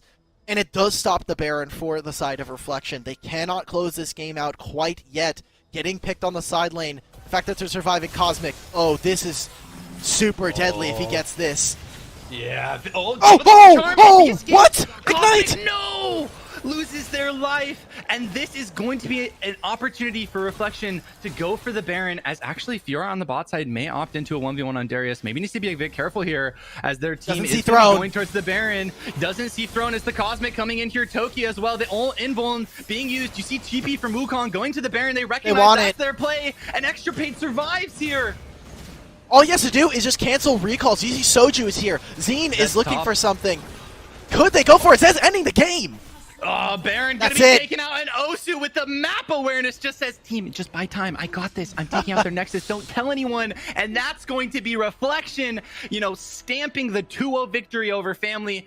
Monka-esque. Casters in shambles. Our predictions were wrong, but wow, what a second game there. That was so intense. They plateaued. They weren't able to close out the game. I think that there was a few moments there where Reflection weren't able to synchronize the waves on the Baron and Dragon lane. And so we saw Family start to pick up more wins, start to pick up a little bit more steam. That is an insane game from the side of Family. I want to talk about the resilience of this team, not only staying in, especially after that early game. It becomes so difficult when you see you're so far behind. That steal from Throne basically starts up their comeback almost. But right there, I mean, Reflection going on to the semifinals. Yeah, and I mean, we were talking about it earlier in the cast. As a pro player, it always hurts to lose, right? Like, but if you're the side of Team Family, you got to be proud of yourself for that one. You almost clawed it back. I mean, that was your game. Like, you shouldn't have even been that. I mean, I don't want to say shouldn't have been that close, but like the fact that they were able to make certain plays to give themselves that opportunity, that could have gone either way. But Reflection, we have to give all the credit to them, because they played a really great series. And talking about star player, I mean, that Fiora Extirpate was looking massive, and I think that's who I got to give it to. So many solo kills for them. I don't know if you're leaning differently, Alk Battery, but that's where I'm at. It's either Extirpate or Osu, right? Like, these guys were constantly finding different kind of picks on the side lane, doing something to influence the side of the map. I'll just give it to Extirpate. I think that this guy was really insane on the Fiora. We saw another good game from him yesterday, or game before this, right, on the Camille.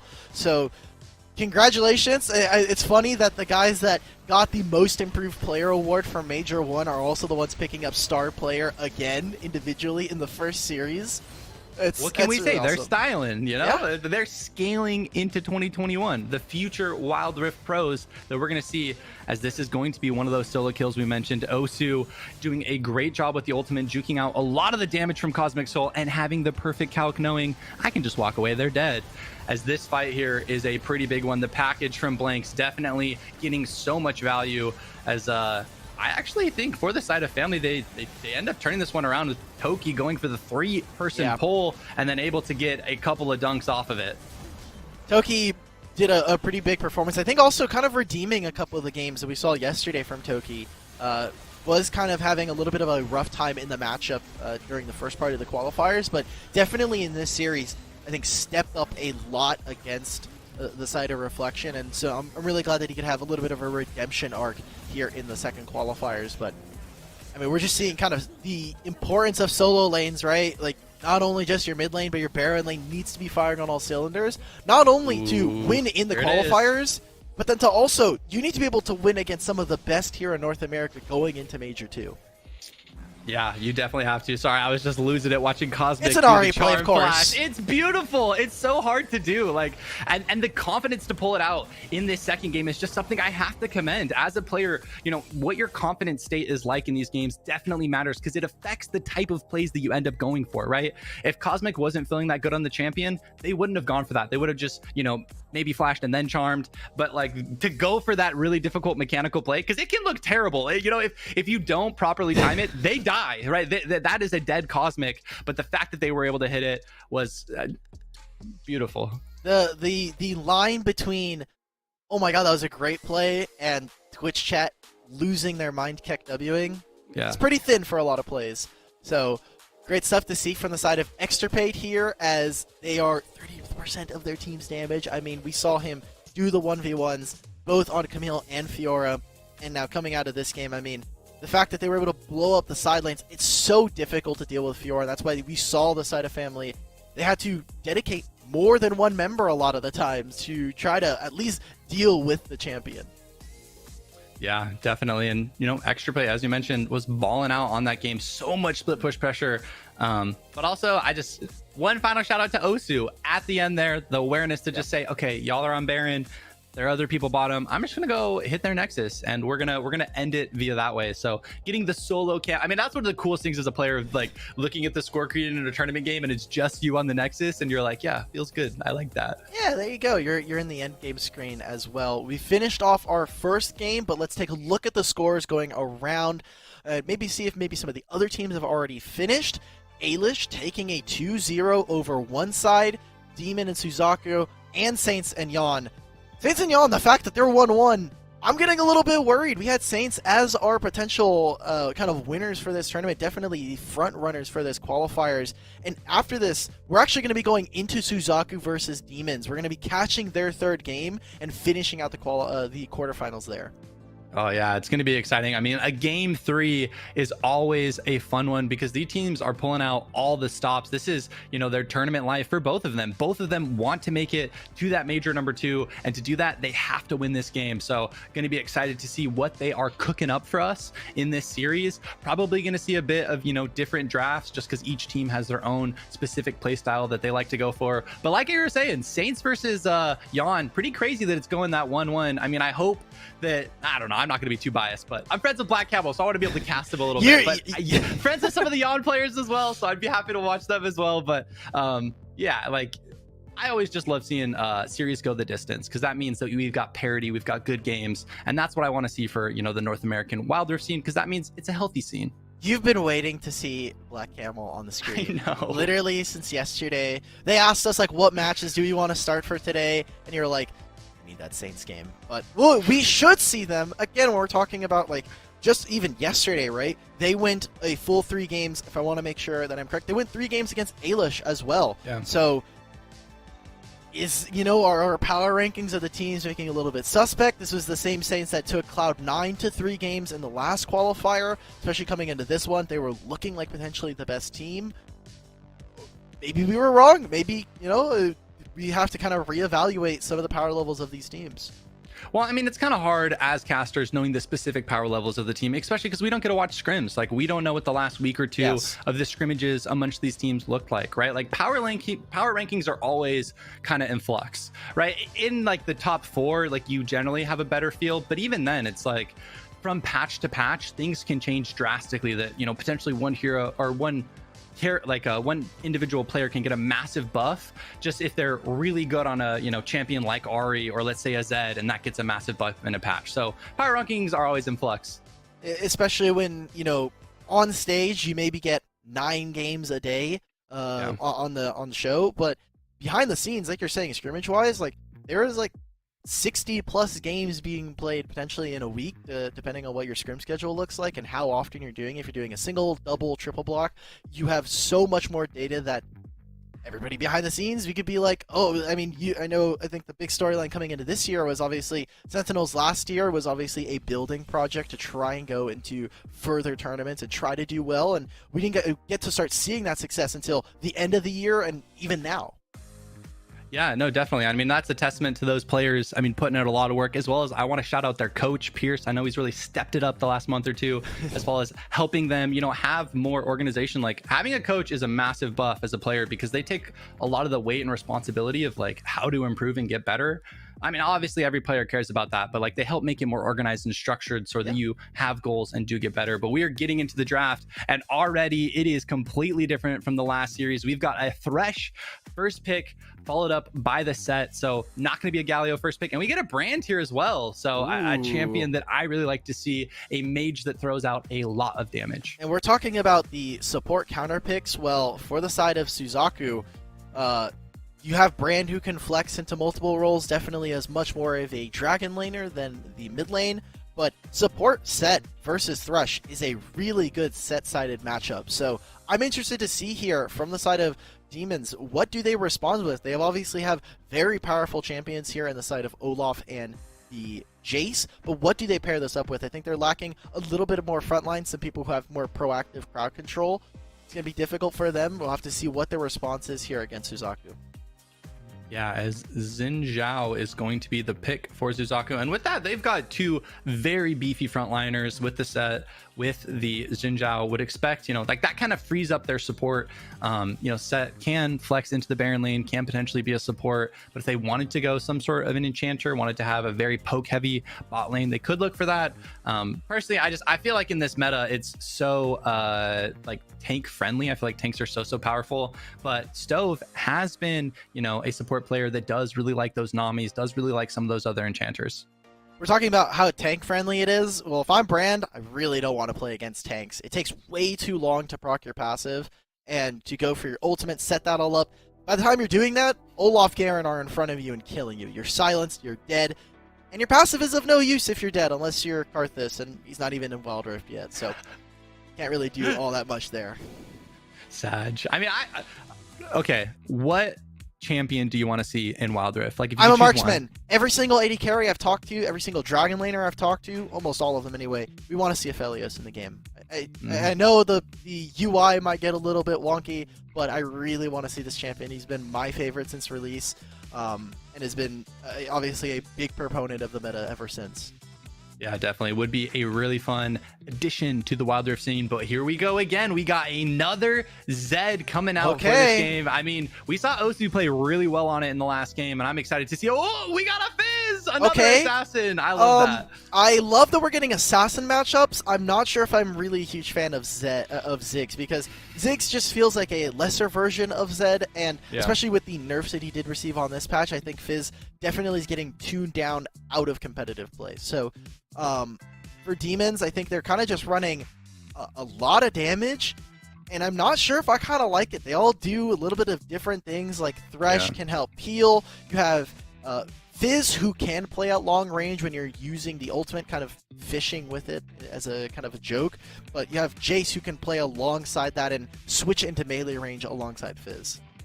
No, I agree with that, though. Oh, and we're going to get the Mundo. This is so good. Oh, my God. Like, we're talking about wanting to play Thresh. Good luck to that way on this one, because neither side of this support matchup is playable.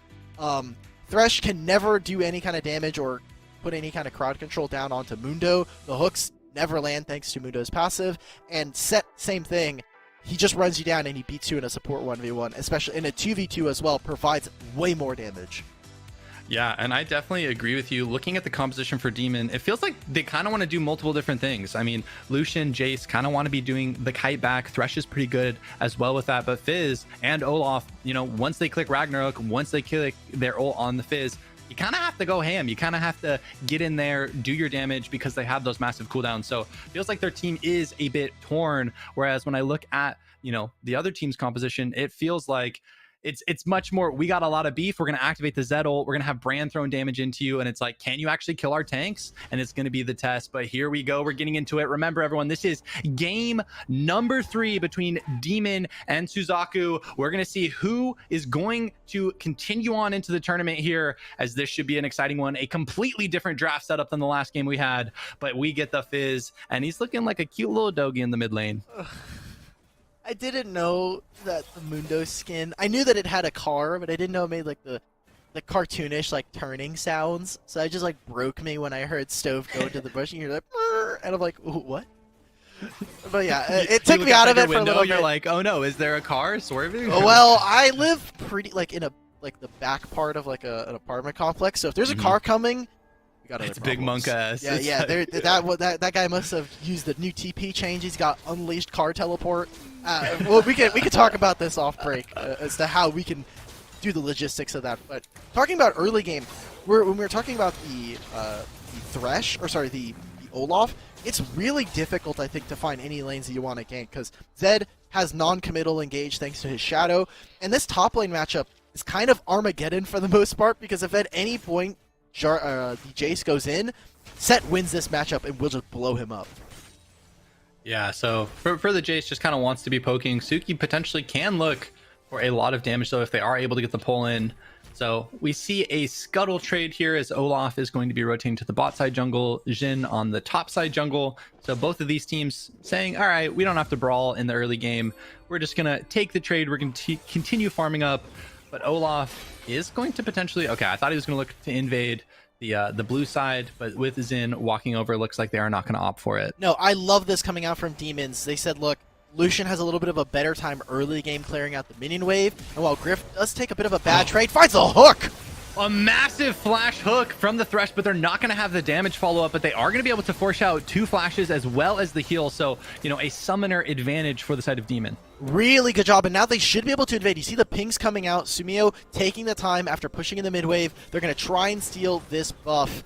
Demon King should know, can't really walk into his own jungle. Zed will be here to potentially respond and kind of taper this off, but no. If I'm Demons, I take that matchup. We're 4v2. There is a 10-second window where we can look to punish. Oh, that is giving too much respect to their opponents. Didn't expect, I guess, the Mundo as well as the Brand to back as Yana here. Is this actually a solo? getting gone on by the Zed. So much damage from Premonition, and that is going to be first blood going over to the Zed here, as Sumio went for the, you know, chum in the waters onto the Zed and wasn't able to connect it, and that was the go button for Premonition. I love that they're playing on vision. Didn't know that they were under, that they could be seen. So Suzaku punish it. Sumio on the Fizz, the chum in the waters. I think it may have hit my fridge. It landed nowhere near this team fight. Sag, I mean, you have a shark coming out of your fridge. That's a feels weird, man. But actually, yeah, I just like, maybe that's a little bit of game 3 nerves coming in here, right? This is their tournament life for Demon, but yeah, that blue buff invade just feels like you just took a massive advantage trade for yourself in the bot side. You had set up vision, you had cleared out a lot, and I feel like they should have been able to finish up that blue. And who knows? Maybe if it's game 1, they're feeling a bit more confident, and they do. Maybe. They also had summoner advantage, right? So yeah, we'll have to see if they even punish it, as with this dragon coming up in the next 30, it should be, there will be a small window on the side of Demons to be able to punish that. Ultimates will obviously be up, so I want to continue to see more proactive play, because so far, I think That Way has actually played this matchup really, really well. Has taken time to go for roams onto other lanes, and recognize, look, Griff, you have flash, you're playing Lucian, you can clear the wave really kind of safely, so I don't have to worry about you. I can go ahead and move on over, try to influence other parts of the map. And both teams going for resets here. Suzaku will be the last one out, but that just means he'll be maybe a little bit more powerful depending on how much gold they have. And Demons wanting to opt for the trade. They said, look, it's Cloud Drake. Rifttail's a lot more important this time around. Yeah, and I mean, it looks like both teams are just content to trade. They trade the first scuttles, they trade the first objective. The question is Demon going to look for a potential top dive? Are they going to look to throw this rift onto the top tower, or are they just going to hold it off? As it looks like, with Olaf not rotating towards the top side, not going to see them look for that, you know, first turret, which means they potentially... Okay, as I say that, Olaf starts to run towards top. All right, I spoke too soon. It's Suki time here to dive. Yeah, and I like this. I feel like this is a good thing to do with the first Rift Herald, as with Oh, actually, the ult from Suki coming out. A great job onto Yena is going to allow them to escape. And this is going to be first turret going the way of Demon. That's a pretty good amount of gold to the side of Demon. With that Rift, yeah, I mean, if you trade Rift for Dragon, you almost always want to turn that into a first turret. Also, for the side of Demons, I just love how patient they were. I mean, I'm sure, like, under that situation, you could say, maybe I'm under threat, but they recognize no one's really tanking turret. We're not doing damage to Suzaku at this point, so we'll just be able to walk it out. Didn't use Ragnarok, didn't use Flash, no one panicked. They kept calm here in the game 3. I love to see it from them. They get the turret, like you said, able to turn that into gold. Griff gets out. Premonition was right over the wall, so if there was any delay on taking that Lantern, probably just dies.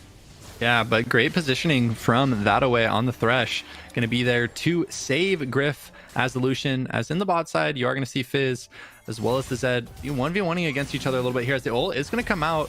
A great displacement, though, from Fizz. Going to be able to escape to safety, but that is a flash used on the Fizz.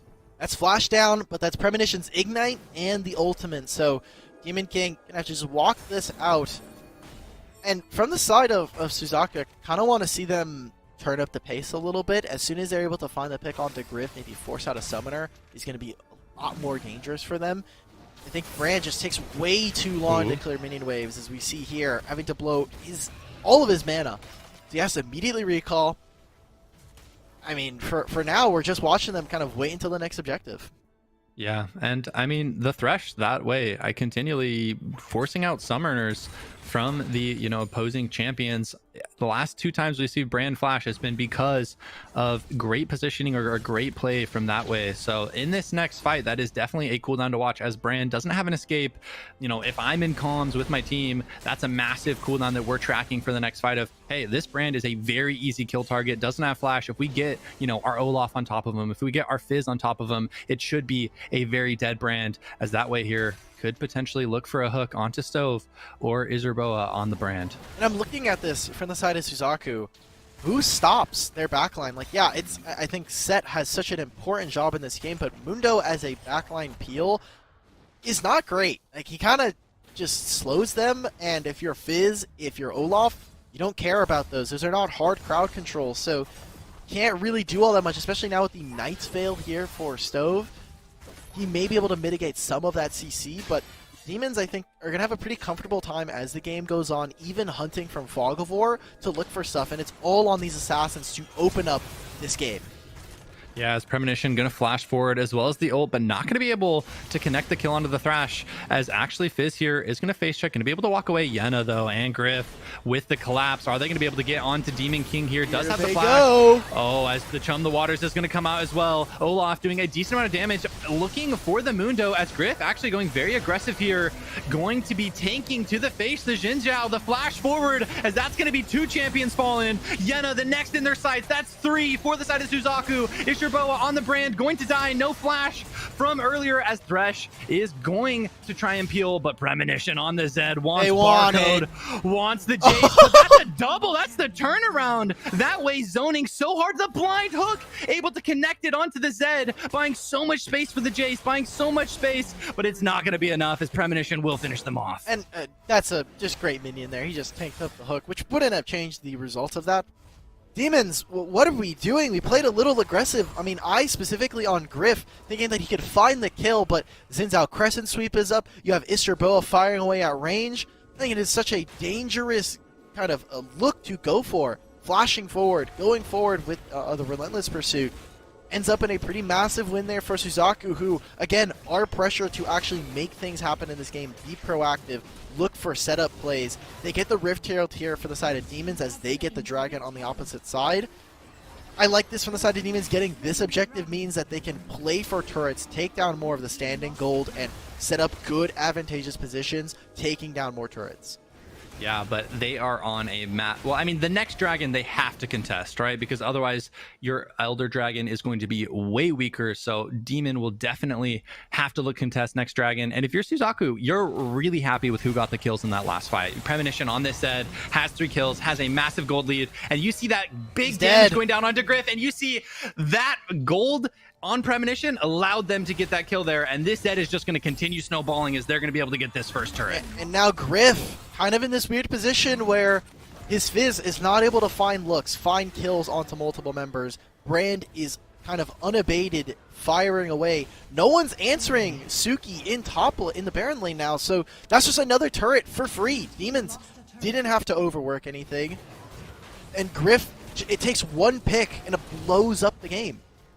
Yeah, and it feels like it was so close. We had so many traded objectives, but in the last sequence of events, Suzaku has snowballed their lead to about a 6k gold lead. A lot of that being on the Zed, who is their, I would say main carry, the person that they want the most gold on. And with all 3 outer turrets taken down on the side of Demon, their jungle now becomes a very scary place for them to go, which means over time, they're just going to be getting less and less gold, as Zed is almost at 10k, as at 9.5 compared to the almost 7,000 of the Fizz. So pretty much a full item diff. Ugh. I mean, like, it's when we're talking about jungle camps, I think a lot of people tend to just look at it binarily. I'll say that Barcode, he's going to go down here. When you take away jungle camps, you're not only adding gold to yourself, you're taking it away from demons, and they're just running them down. Here. As Yana on the Olaf, going to be taken out here. Pyro coming out from the Blaze. Griff walking in as well. They do connect the hook onto Blaze, but opt to not go into it. Don't actually want to take this 3v3. But they're now down 2 champions as Demon is just losing everywhere on this 3v3. But they are into Demon King splitting in the top. Zuki to Suzuki splitting in the middle. And now they are pushing all 3 tier 2 towers at once. This is a beautiful macro rotation from the side of Suzaku. Oh my god, we didn't even get to touch on like the joke that's in this game. We've got Demon King versus Demons. This is thematically going to work thanks to the name, but like you said, they took 3 turrets in that play, and Demons were unable to answer. I think they're kind of getting a little bit dizzy. There's so much happening all at the same time. They want to be able to slow down the game to at least try and catch their breath. But in one fell swoop, it goes from a single pick onto Griff that's maybe 2,000 to 3,000 in their favor to now expanding into 10,000 for Suzaku, resetting, continuing the differential in the items. And no one's matching side lanes. I mean, it's just a product of what's happening in the game, but Demons, I think, are kind of getting lost a little bit. Yeah, sheesh. The back for Zed just got them another completed item. Oh. They got the Zonia's upgrade, and they got a dagger. They were sitting on around like 3,500 gold, maybe around 4k, like so much money. Such a massive swing, right? They were at like a 6k lead. 2 minutes later, that, a 10k league. So really big for them. And they're going to throw the rift in the top side, but I don't expect it to get that much. I think they threw this in that was the a base. timered one. Oh, yeah, okay, no, that was it it just ran out on time. So it must have just ran out of time. They said, okay, look, we just have to put it down. Suki's going to pick this up, which is going to hurt. While we have a little bit of time before the dragon spawns, you see that they're setting up for a death brush here.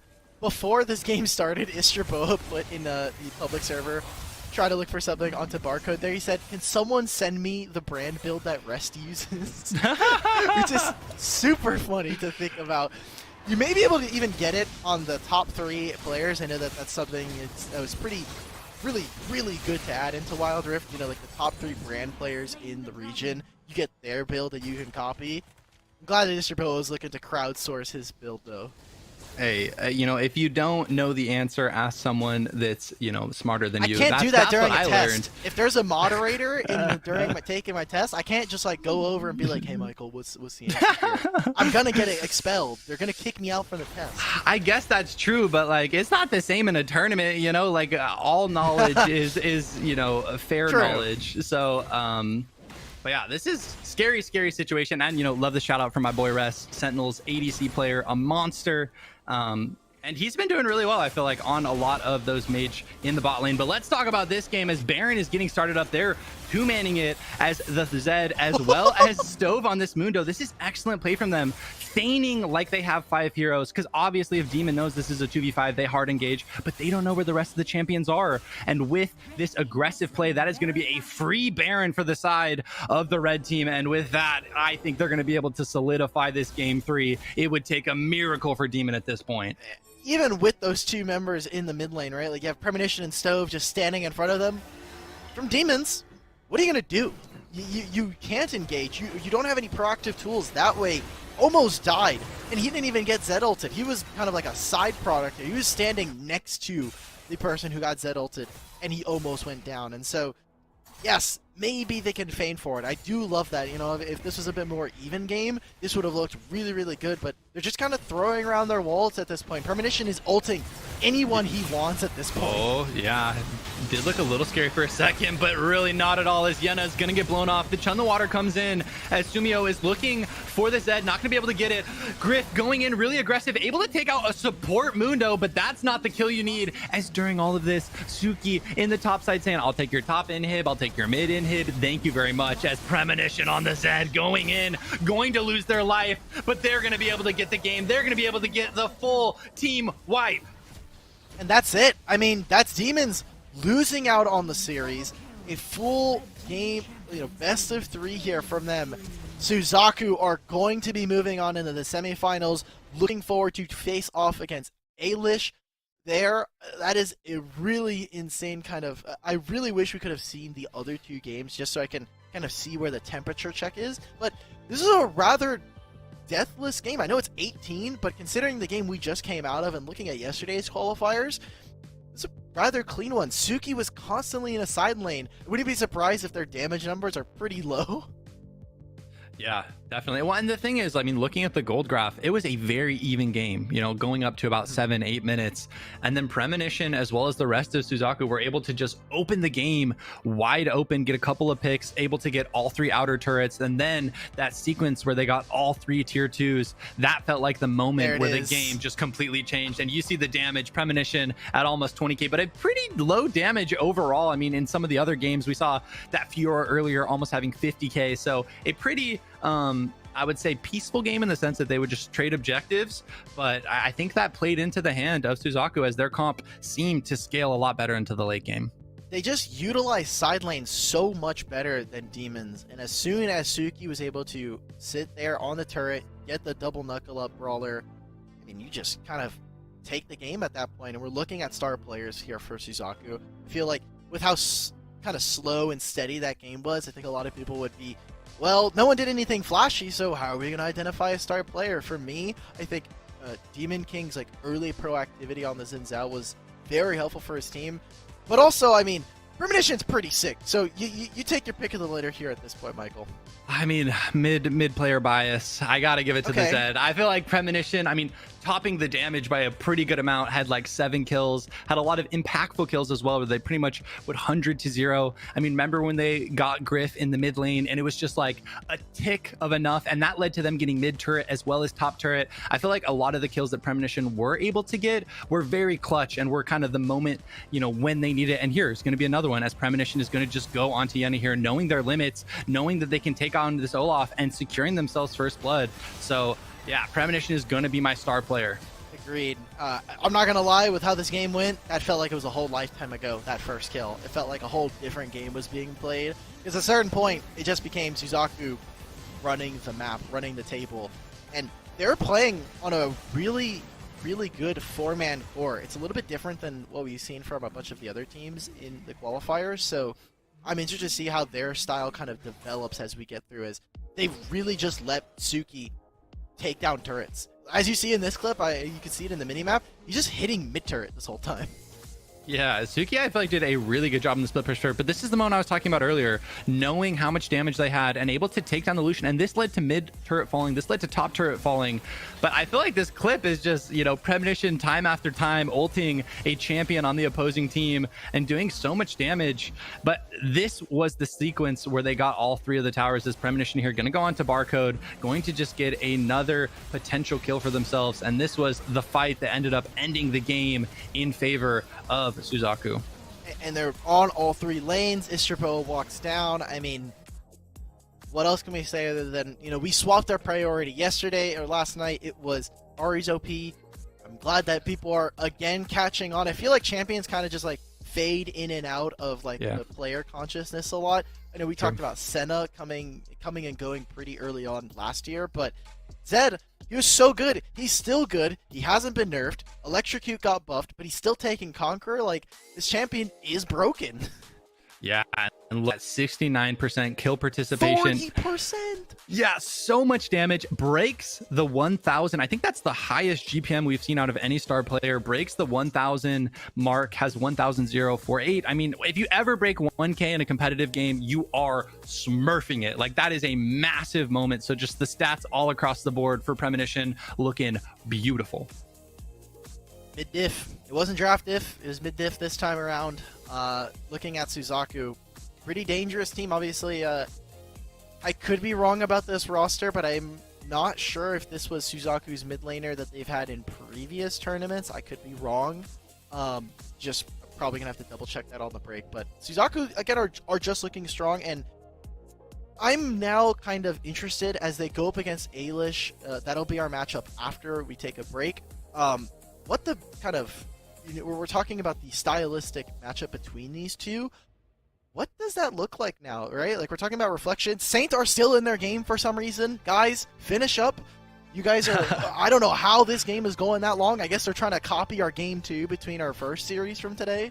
Yeah, where it's a close one. But I mean, this Ailish versus Suzaku matchup is going to be an intense one. And we were watching, the mid laner for the side of Ailish, that's Tyrant, did have some really good games on the Ahri. Didn't see them pull out the Zed though. So we may see a battle of assassins in that mid lane. That's definitely where I'm going to be looking at. And then of course, Lin is someone that we've continually talked about, got most improved player, a very strong ADC player. So those are kind of be my 2 players that I'm looking at for Ailish. I mean, obviously everyone on this team I think is really solid, but I feel like this next semifinal should be a banger of a series. Exactly. Tyrant versus Premonition. I mean, now I kind of want to see what we get from the jungle matchup, right? Because we saw a lot from Colt yesterday, and now Demon King gonna have to kind of step up his game. I wonder, right? Like, we're talking about Ailish, who are playing very heavily into their team fight skills, with Baby coming in to kind of swoop in, clean up a lot of the fights. And Suzaku playing with a 4-man core, playing the 4-1 strategy where they let Suki off into a side lane. Set is very good at that. Maybe we see Fiora start to get very contested in the series. Yeah, definitely. The question is going to be, how can Ailish deal with the split push pressure of Suzaku? Because if you let Suki just get all of these towers, it is not going to be an easy game for you. And yeah, I'll be curious to see how that matchup goes, because it is a stylistic difference. You have the team that likes to really brawl, likes those team fights, and you have the other team that likes to do that 4-1, likes to pull the opponents apart, and when they have a good opportunity, then that's when the Zed hits the go button, or the rest of their team goes in and looks for a pick. Got Zed. We're going to have to worry about Ahri, Fiora, so many different champions, and we'll get right into it after the break. Don't go anywhere. We have Ailish versus Suzaku.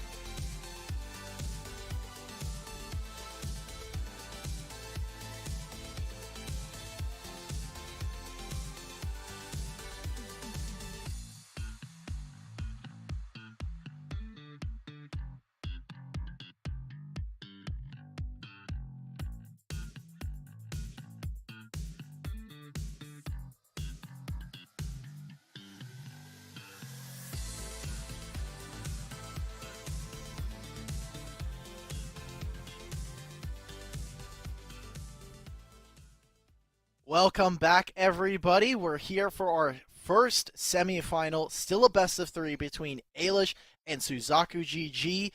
First thing to note, both of our semifinals, whoever wins automatically qualifies for major number 2. Big stuff on the line, single elimination, winner, a loser goes home. So, Michael Udall, how are we feeling, man? We're here. We're going to start up the second one here. We just saw Suzaku come off of a win. Yep. And we watched a bunch of Ailish yesterday as well on the broadcast. I mean, we watched 2 of their best of 3s. But going to what you were saying, this is one best of 3 away from qualifying for Major 2. That's what all the scrims have gone to. That's what these players are here to play for. And they are so close. They are so close to being able to punch their ticket into that second major, which would be massive for them. And then, of course, they need to play in the finals to decide who they play up against from a seeding perspective. But this is the best of 3 where it all comes down to. Exactly, and this just means we also get a brand new team entering the major, right? With Family versus Reflection, they take out one of the teams that eventually was going to play, and maybe we may even get 2 teams. At least we'll get 1 for the major in terms of appearance rate. But in this draft already, Morgana has been kind of hitting the ban table, but really taken a back seat so far throughout this qualifier, so I'm happy to see her here. She's back. It makes me happy anyway.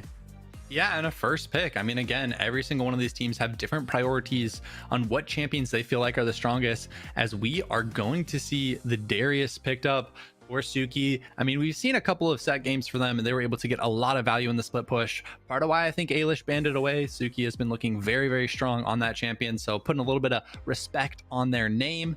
And I like that. I mean, they also go Demon King, the Lee Sin, a very aggressive jungler, allows you to really set the pacing of the game. If, Lee Sin gets a kill or 2, can really start a snowball. So far, like the aggression coming out from Suki. And with Olaf kind of banned already, coming in for Ailish, right? They have the Morgana, which can be a flex. They pick up the Galio. So they have 3 different places that they can kind of put these champions for the most part. I wonder what the jungle matchup is going to look like, because so far we've seen it kind of expand into Fiora. There's a little bit of Fiora. We've seen the Kha'Zix a lot here for Colt, especially with Lee Sin taken away. So I wonder what that's going to look like now going into the second part of the draft here. Do they just start banning out all of the different junglers from Suzaku?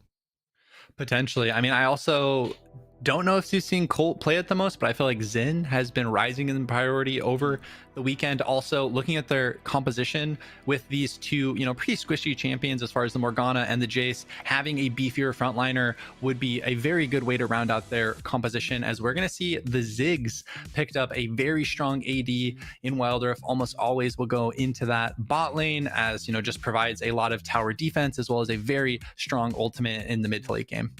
So now I'm wondering, like you can see, they're banning out assassins. So what AD carry are they setting up for, if any at all? Like, are we even going to see a traditional marksman played? Potentially not, if Morgana Galio is going to be your bot lane. I think they're setting up for a really strong mid play. And after what Premonition just did, got a star player on it. Respect, understandable. Yeah, and before we went to break, I mean, we were talking about the Ahri and the Zed, and they both get banned out in this second rotation. So both of these teams have been scouting each other, putting respect in the mid lane, don't want to deal against those flashy playmaking assassins, of the Ahri and Zed respectively, but also the Kha'Zix. I mean, something that you just mentioned, Aug Battery is going to be taken away, so they don't want to deal with the extra blow-up potential that Colt Brawl could bring to the table. Okay, they do end up missing a ban here, so I wonder what goes through. You had just mentioned the Xin Zhao. There are still a couple of other kind of jungle champions. We haven't even gotten to the Fiora that we were just mentioning. I think we've also been seeing a lot more Jax as well. Despite the nerf on the patch, I think players are still kind of taking, okay, you have a robust enough kit for the most part. We can kind of hobble together a few wins. I'm worried for Ailish in the fact that I think they're lacking just a little bit of damage. Morgana does kind of tickle her opponents here and there. The stuns are great. The crowd control is awesome. But getting Corki for Lin should kind of beef that up. I'm still looking for one primary large amount of damage coming out from their composition. Yeah, I mean, I feel like the Corki kind of has to fill that role, because I feel like you need another tank champion as well. Otherwise, you're going to be very, very squishy. But we're going to see what they're going to round their composition out with. And it is going to be that Jax into the jungle, which is fairly tanky, but also has a lot of split push potential as well if they are left in a side lane. So I wonder then, what is the answer here for Suzaku? They obviously were setting up for a mid counter pick here. You know that this is going to probably be a Jace somewhere in there. Maybe it is just Jace top lane, and we're seeing more Ghana and Corki down there. There are so many different options. I think Riven as an answer here, I love this for Suzaku. There's not enough peel in my mind for the side of Premonition, but when you look at how many players from Ailish are going to be playing at range, I love Riven, Darius, and Lee Sin as answers. Yeah, definitely. They have a lot of threat into the backline of Ailish. And I mean, Riven, a champion that can do very, very well, very mechanically intensive, especially within Wild Rift. So a lot of it comes down to individual decision making as well as how well they're going to be able to click their buttons. But I like it from Premonition into the mid lane, and it's going to be against the Corki. So could potentially be a little bit of a difficult early lane, but as this goes into the mid to late, I feel like in the side lane, we're definitely going to see Premonition have that advantage. And we did predictions before we saw the draft. I'm a little worried for my predictions at this point. You had gone for Suzaku. I was feeling the Ailish hype train. Seeing that draft now, I'm going to just say maybe we just go for reverse sweep in this best of 3, because this game 1, I think they've kind of hobcobbled a bunch of different champions that want to do some different things. Yeah, definitely. I feel like maybe they got thrown for a loop, but here we go. This is what it all comes down to this weekend. This is the last best of 3 to punch yourself a ticket into major number 2, which either team wins this one is going to allow themselves, the chance at playing Immortals or Enemy. And that's going to be an exciting prospect for either of these teams as we're going to be getting into this first game. Sounds kind of daunting. Yeah, it does sound scary. We're like, okay, awesome. We win this tournament. Checks the bracket. Okay, we're playing against Enemy and Immortals. Well, I hope we got something planned for that, especially for some of these teams who are relatively newly minted, right? Like, we've got some people who are coming in as transplants from other teams for a lot of the rosters. So you're talking about the difference a coach can make. Well, a lot of these teams do not have those, and so they're kind of operating on raw skill and how they analyze the game from player to player. Yeah, definitely. And it's very scary playing into Enemy or Immortal, right? Those are definitely going to be the favored team in the matchup. But you have to beat them.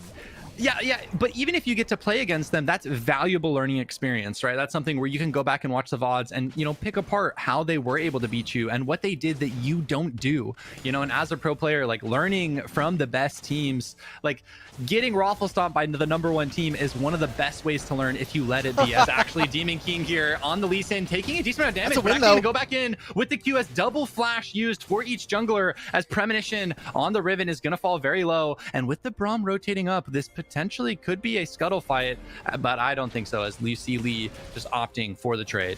I love how everything was in synchrony there. Like, they both went in, and then they both flashed out at the same time. It was beautiful harmony there as Tyrant, he wants it. Actually missing the Q, expecting Demon King to back off, but he didn't. Tyrant able to get the first blood, activates the barrier as well. A massive Galio taunt coming out from K-Boy, but Corki is going to lose their life. But that is a 1-for-1 trade, and with the first blood going over to Tyrant, as well as the scuttle going to Colt Brawl Stars, I think that you are happy with that trade. Premonition, he wants to keep fighting. Stove is here. They want to get the stun off. Oh, look at Riven! Like a massive play from Premonition here. That would have been a disastrous start for the Lee Sin for Demon King, but Premonition salvages it for them and now is going to have a pretty big gold lead. And watch the small micro of this play, right? They start up this scuttle. We even get the picture of what's happening. Demon King smites the blue buff for HP. The exhaust is ticking on Tyrant, and so it brings him into the fight. The bot lane here from Suzaku are able to collapse. They get in. And in the meanwhile, after this, obviously, Stove putting down those concussive blows allows for Demon King to come pick up that scuttle, like he said. So, really good response, and Ailish playing a little too far up. Yeah, and 2 minutes into the game, Suzaku has a 1k gold lead. Michael is big copium now, as his prediction is looking pretty good. It's fine. I'm the one that should be hooked up right now. I voted for Ailish to win this series. Suki. That's 5 stacks, and that's going to be a dunk. Oh, wait. There was a turnaround. Not going to be enough. A quick-fingered barrier from Suki is going to allow them to survive. Okay, and you even see Colt was coming up. Premonition dies to the last auto from the cannon. Get an investigation. the cannon right there is a paid actor. Gets the kill for Tyrant. Give a huge shout out to them. Maybe they get a cut of the prize money if they end up going first in the qualifier. But oh my god, that was so close. We even get a replay of it. Thank you, observers. I want to see what happened. We talked about this mid matchup being so dangerous, especially early on. But Tyrant just getting engaged upon. Demon King setting that up beautifully. But yeah, the cannon, I mean, that's the 6-player diff right there. Cannon coming in. As we are going to have objective spawning, Corki has not backed yet, so doesn't have the package. Going to be a little bit delayed. Now going to be backing. So with Corki grabbing that package, would expect to see a fight, you know, potentially break out, because Corki has their first item completed with the package, is looking very powerful. But also their counterpart, the Riven, is currently, you know, sitting 3-1-0 with the Black Cleaver, as they're just going to be clearing out some ward vision here. Item completion is cringe. Dragon fights, that's where it's at. Who cares? I've got package. I'm trying to fight right now. And good damage onto Tyrant. This is what Suzaku's composition wants to do. Let Ziggs free fire, whittle down the HP bars, and kind of disincentivize Ailish from walking in, allow for Premonition to get cleanup kills. As I like what Baby was doing there, kind of making sure that Suki doesn't get the Rift-Tailed in the meantime. So Suzaku, they're going to start up the Dragon. If they can do this fast enough, if Ziggs throws a bomb, maybe they can clean up on kills here. Yeah, as you see Braum and Zig starting to rotate over. Premonition as well on the Premonition going for the flash in, and that is a dead Jax. That is Smite taken out as Suki gets 2, and they keep the Rift leashed as well. They don't have the leash in. That's it. But Lin here is going to be able to flash out, but Rift is going to be taken by the Riven, and Lin's going to fall as well. That's 3 kills. That's 2 objectives, and it's looking all Suzaku in the early game as Tyrant is going to die also. Oh, you were talking about it earlier, talking about momentum coming into a series, and Suzaku are riding a huge high right now as they win their game 3, send them to the semifinals, and they are smashing 5 minutes deep into this first game of the best of 3. Oh, wow. What a sequence. Get so many kills. Get both objectives. Oh, Demon King with a massive flank, though, onto Baby. And Suki is now on a rampage, 4-0 on the Darius. And the side laners are absolutely snowballed for Suzaku. You have both of them, you know, way ahead of their counterpart. And this is going to make the mid to late game just so hard for Ailish to come back in. You said it at the end of the draft there for Ailish, right? We were like, okay, well, they don't have a lot of damage, so they kind of want someone who does a lot. And they don't have a beefy frontliner. Like, Galio is not primary engaged, so you want someone who can stand in front of Suzaku and tank that and hold the line while the damage dealers are trying their damnedest. But now they're setting up for a dive. Tyrant, good luck flash barrier on this one.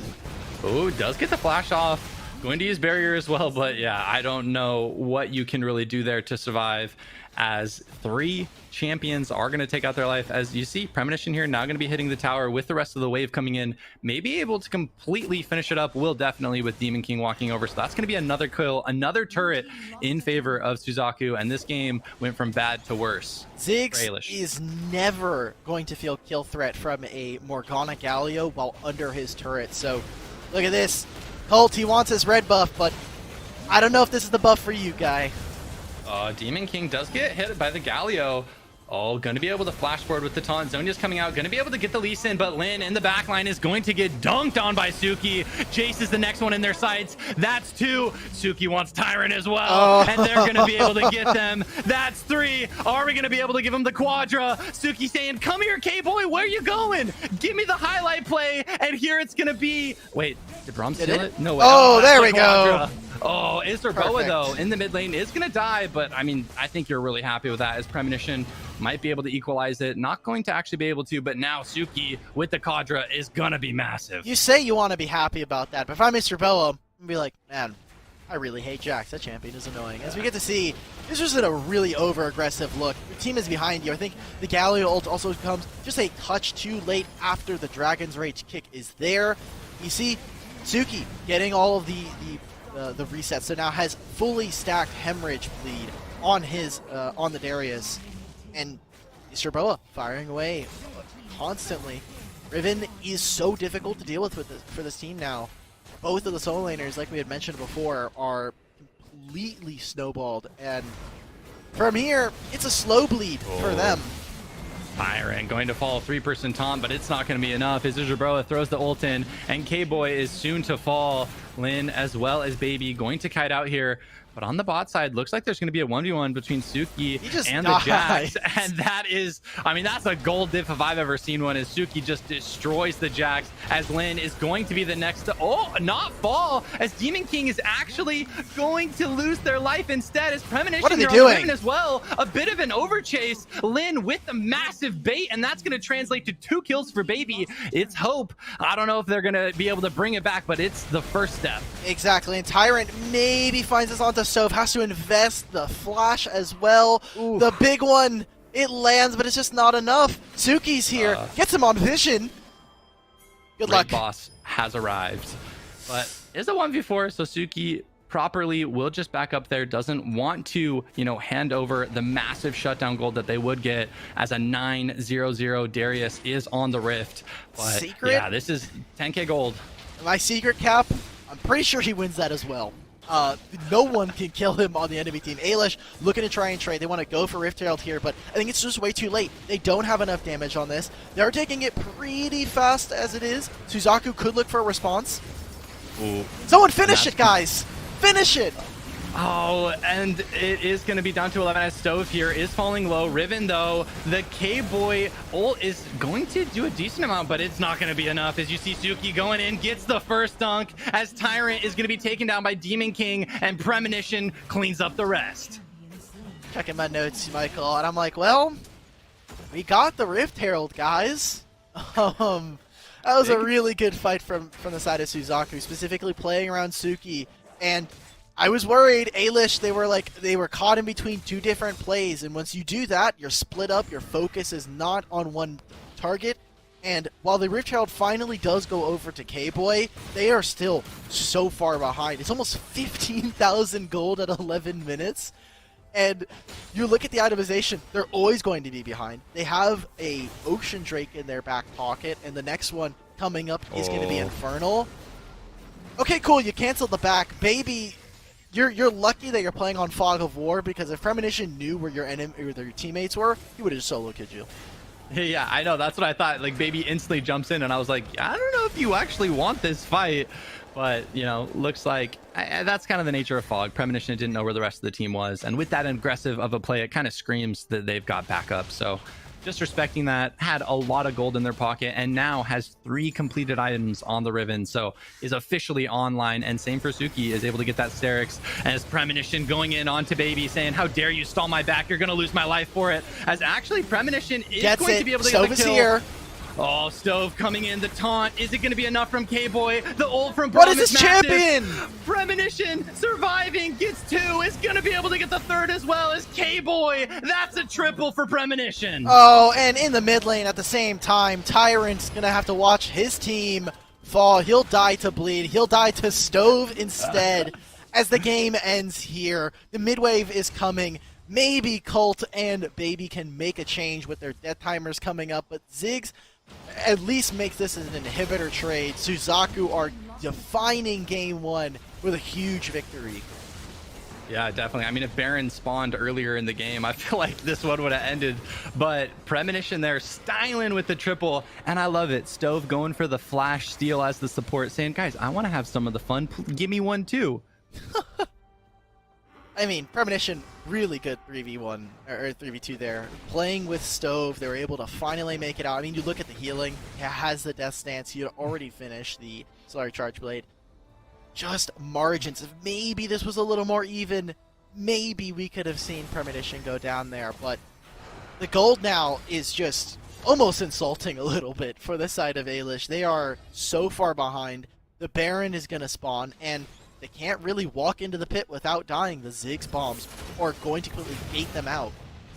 Oh, and that's going to be package forced from Tyrant. You see the Riven, you've got to run away from them, as Premonition is so strong right now. And one thing to note, you have 3 sweepers for the side of Suzaku, so they just want to ensure that there is no vision available for the side of Team Ailish. Demon King not able to get that ward. That's a feels bad, man. But in this mid lane. Stove gonna look for the ult, not gonna be able to connect it onto Baby, but it doesn't matter as Suki is gonna be rotating in, gonna get another dunk, and going to follow it up with killing K-Boy. And look at this in the mid lane, a little bit of ways away. More members of the side of Ailish are falling. They summon the Rift Herald at least. Hey guys, it's there. It might take the mid turret. They're just gonna dive. Ooh. They've got a mid wave here. Michael, that's game one. Yeah, that's game one for Suzaku. They are in a very dominant fashion, 33 kills to 6. Both the solo laners having dominant performances. Suki as well as Premonition on the Riven and Darius just smurfing all over the side of Ailish. But I feel like that's a game where you know, if you're Ailish, you slam the draft diff. It felt like really difficult from the beginning. I mean, at least like there's still 2 games to be played. You can bring this back, and I feel like slamming the draft diff, you know, helps with that mental. But definitely, they have got to change something up going into this next game. Well, obviously, as an ex-pro player, you would know if you win, it's because I'm better than the opponent, and if I lose, it was coach diff, it's draft diff. Like, I mean, what do you want me to do? I didn't lose. Our coach, our draft did not give us angles to win that game, and unfortunately here for Suzaku, I think they played a really good, clean kind of team fights. Obviously, a lot of the limelight was taken from towards Premonition and Suki, but even earlier on, before we got to it being like a decimating win, Istroboa, positioning wise on the Ziggs, was excellent. We saw, I think, a lot of really great fights around the blue buff, and it kind of just got away from the side of Ailish. At a certain point, it stopped being, we're going to play like this protect the king comp, protect our Ziggs, and then clean up with Premonition.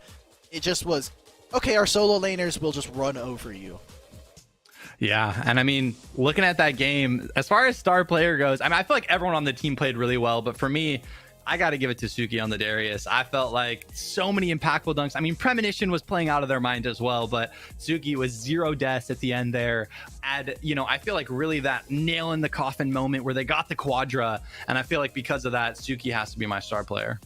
Yeah, I think he had a really excellent performance. I think if there was ever an argument for a secondary, I would give it to Premonition, just because I think Premonition's early game pressure allowed for stuff like this to happen. I think the important thing to remember is this game was Premonition to start, and kind of like in a relay race, the baton was passed over to Premonition once we crested the 10-minute mark.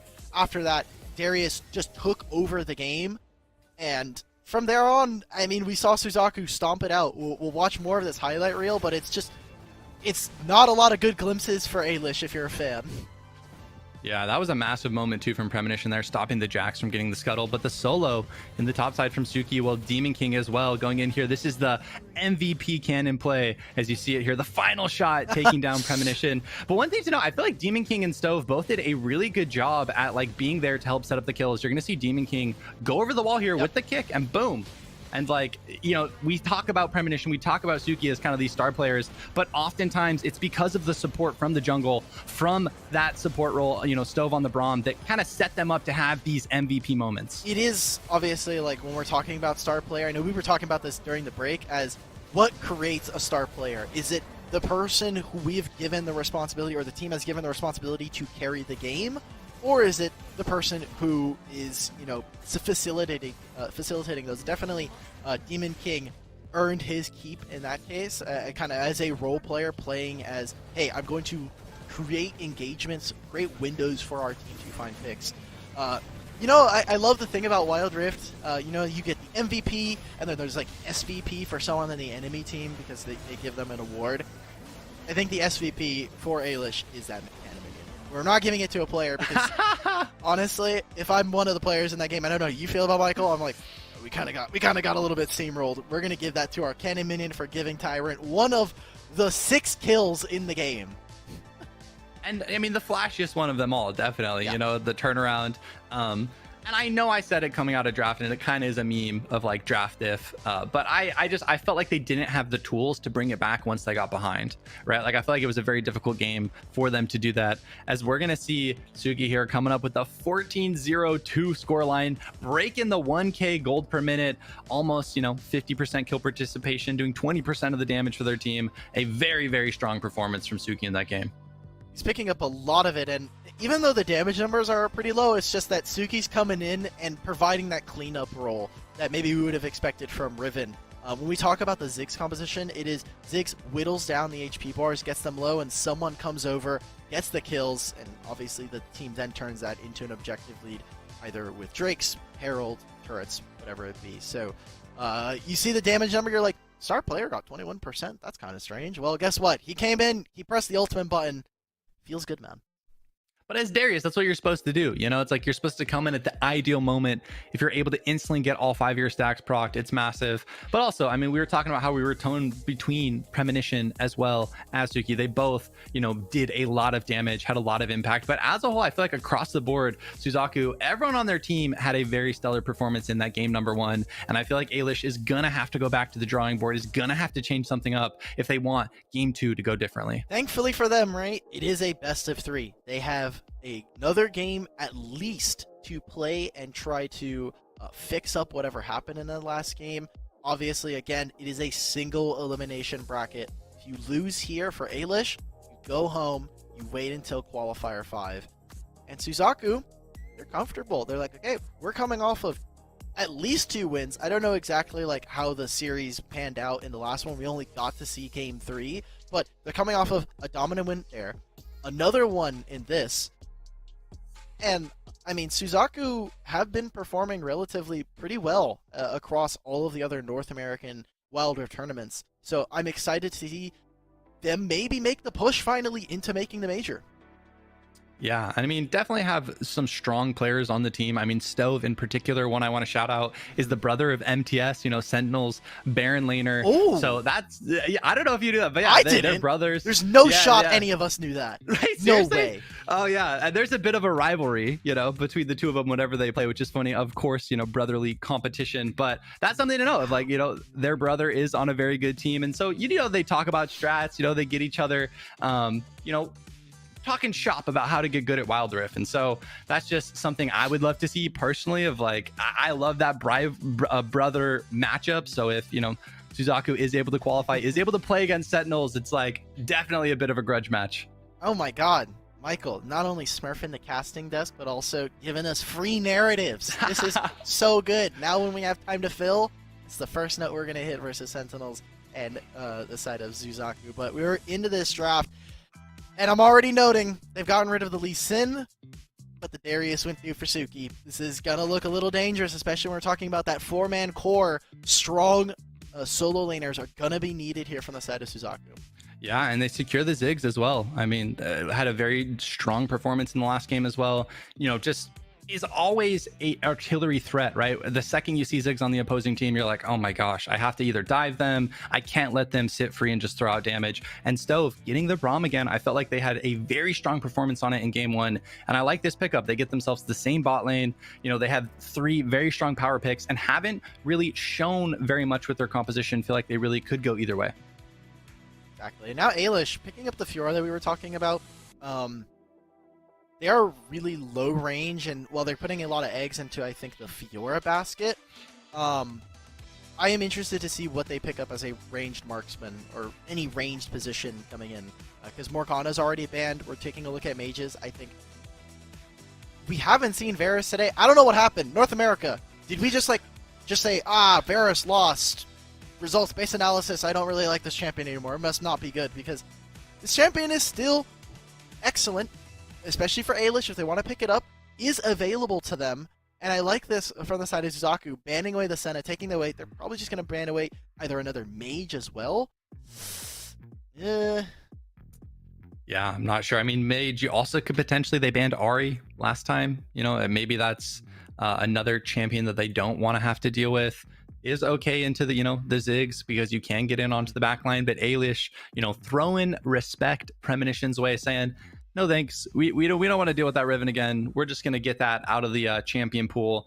And you know, they have better tools, I feel like, this game to deal with it, you know, with the CC that Galio provides, as well as Set providing that. You know, I feel like they can also have Fiora match in the side lane, so I don't think it's as bad of a matchup going into this one. But yeah, they just don't want to deal with it, and there's going to be the Ahri ban. That one hurt you. That one was for you. They don't even care. They're just like, we're gonna send Galio. Maybe we don't care. But Now, what do Ailish need, right? Like, we already set up, they probably want a range marksman. Lucian is not my pick. I think that this is going to... If you're playing Lucian into Braum as well as Ziggs, good luck, gamers. I wish you best of luck trying to break that front line, because it's going to be really tough. Suzaku now have pick of the litter when it comes to front line. Riven was taken away, so I wonder what they go for. Garen as well. What happened to Garen? Garen and Varus kind of just like dropped off. Yuumi, everybody was like, this champion is broken. And then now they're just not here. It makes me sad. Yeah, I still think Yuumi is very, very powerful. I mean, maybe that's something where new patch, people haven't necessarily gotten enough games to feel confident on pulling it out. But yeah, the front line here for Suzaku is looking massive. Darius, Jinzhao, and there is a Yasuo. Ooh, I love the confidence from Premonition. You know, they win this game, they qualify for Major 2. And, you know, to be able to say, give me Yasuo here is, yeah, I love that confidence. So I love the confidence. Really hate this pick. I don't want to like, no faith. You know, good luck for Premonition. If you can pull it off, power to you. This was the same thing as Major Wood. We just saw Yasuo come out of nowhere in the best of 5 finals, and it was kind of really surprising. I love this Garen slam. If I'm Yasuo right now, what am I doing? I'm going to get taunted. I've got the set on top of me. There's also a Garen now in the game. Yeah. This is a pretty awful game for Yasuo, and so I think Suzaku may have gone maybe had a little too much fun in the last half of this draft, and may have. It's not quite over, right? Like, this is just draft. Obviously, once we get into the game, get into the server, things change. Maybe there's a spicy level 1. Maybe something happens in the laning phase that is a mistake. But from the side of Ailish, it's just looking really strong. No, I definitely agree with you. I mean, I like the confidence of picking the Yasuo, but in this draft, I don't know if it's that good, right? Especially with that Garen coming out. The lane matchup is not going to be an easy one. The silence, the crowd control. Yasuo might just go in and insta-die, and that's something that you're not going to want to have happen, you know, as your mid laner is very, very important. But yeah, looking at the compositions, I feel like I am leaning a little bit towards Ailish, but a lot of it's going to come down to how much value can Premonition get on this Yasuo as we get into it. Game number 2 of this best of 3. The winner of this series qualifies for Major 2, and it is going to be a doozy. So, now that we've seen the draft, now that we've had some question mark pings as to what Suzaku can do, can I offer you a train ticket back onto the Ailish hype train? Do you want to take part? Listen, if we're talking predictions, I'm still giving mine to Suzaku. Just the dominant performance, the coordination I saw from them. I agree with you. The Yasuo pick is a bit Monka-esque, but you still got, Suki on the Darius. You got a really powerful bot lane with the Ziggs and the Braum. Even if the mid is, I think, in favor of Ailish. Oh, as Premonition here actually doing a lot of damage. Maybe gonna get that solo on Tyrant. I feel like Suzaku looked a lot better from more than just drafting game number 1. If Premonition had Ignite there, it's looking a little better. But unfortunately, he took the bear because he knew, hey, this matchup is probably not going to go as well as I want it to. So we just want to try and survive. Istra taking a little bit of damage. We're able to pick this up. Junglers are here. Yeah. Tyrant, Colt. Yeah, Flash coming out. Oh, Premonition may look for it. Okay, no. Still had the Flash. Forced to use the barrier, but that's going to be Flash Ignite from the Garen. That's also going to be Flash from the Fiora, as actually on the top side, barrier is going to be forced from Suki. So a lot of summoners used in about the first minute to minute and a half. But one thing to note, Fiora had to back, and that means Xin is going to be able to get this top scuttle for free and potentially could set up for a double scuttle. It's hard just because Ailish's bot lane is shoving in their wave and constantly, at least right now, have wave priority. Lin could utilize the minion wave and leverage that against the Ziggs for right now. You see already, they're making the moves. He gets the top scuttle, which is going to help at least a little bit. You saw that Baby as a response said, okay, since I was heading topside, kind of have to back up. You can't constantly be fighting him in the middle of the wave or on his side of the map. So, good split from them, and specifically trying to bail out the top side. Yeah, as, 0 kills to 0 skills. No one wants to die over the scuttles. And it looks like the first big team fights we're going to be getting is around those first objectives at 4 minutes. We see the Ziggs and the Braum backing here with, Yasuo in base. Was going to be curious if we saw a lane swap. Oh, that was so close. K-Boy almost getting the back stall. Would have actually been pretty big considering Braum would have already completed their back, but just a millisecond too late. It was so close.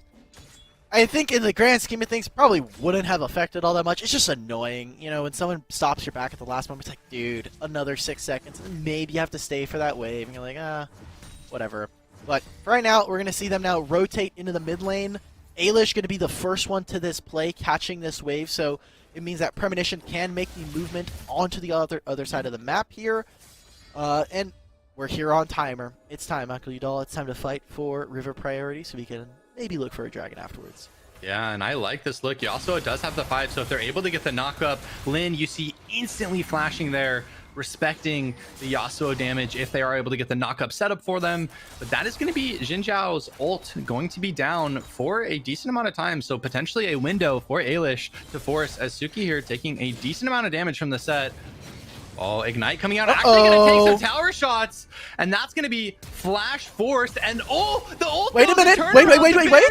Suki wins it, gets first blood.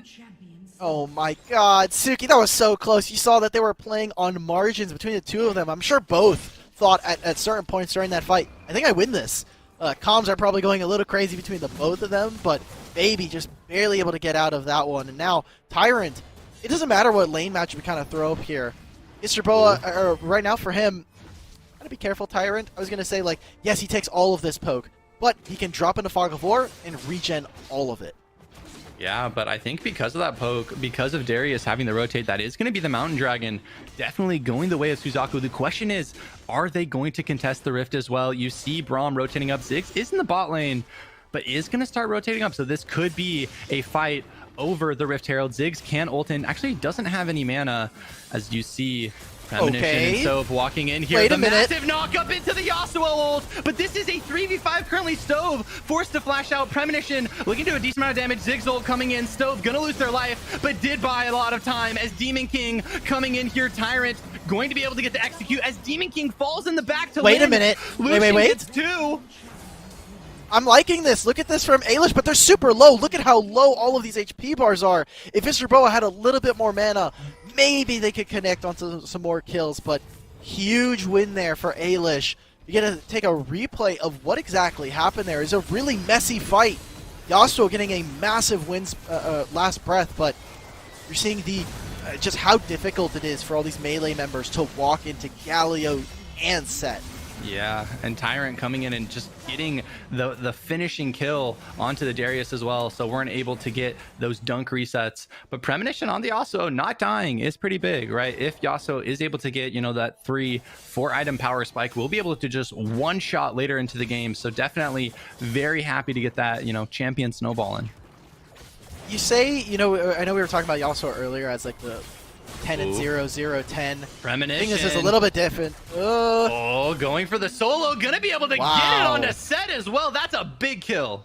And either Baby wasn't expecting the damage or didn't have, you know, the Haymaker. Because if he has a Haymaker there, Premonition dies. He has no flash. He has no barrier. He had already win slash. So it's kind of difficult there. Losing that side lane matchup, like you were saying, Premonition getting off to a really, really good early start. Look at how the supports, they're making their way up here. Colt as well. They know this dive. They want to try and stop this.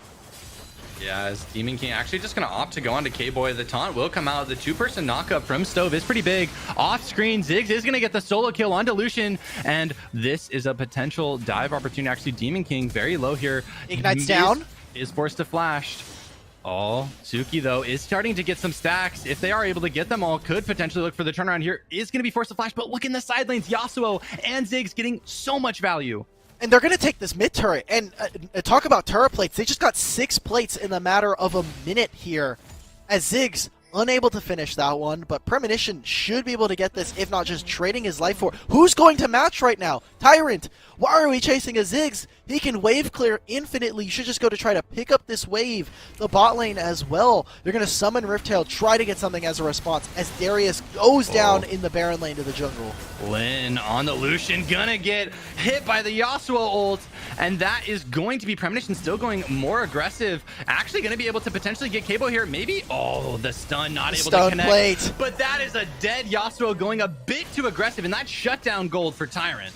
He flashbacked into turret range there, so now Suzaku missing their mid laner. Ziggs still able to throw down the satchel. That's the turret going down. Colt on the opposite side, though, is trying to get the Baron tier 1, try to get something for them. Since they weren't able to get the mid lane, they dropped Rift Herald, and the mid turret is still up. I'm pretty sure it has like 400 HP, but still, that is dangerous for Ailish. They wanted that so badly.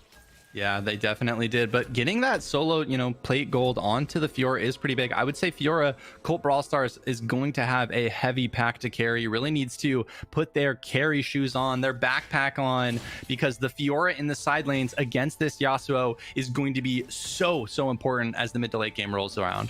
And that's what you want, right? Like when we're talking about the carry junglers, people who are a little bit more mobile can definitely be more of a duelist.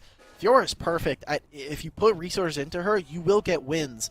But on the side lane, and especially giving up so many turrets and you're playing across the map, you can't lose all of your lanes.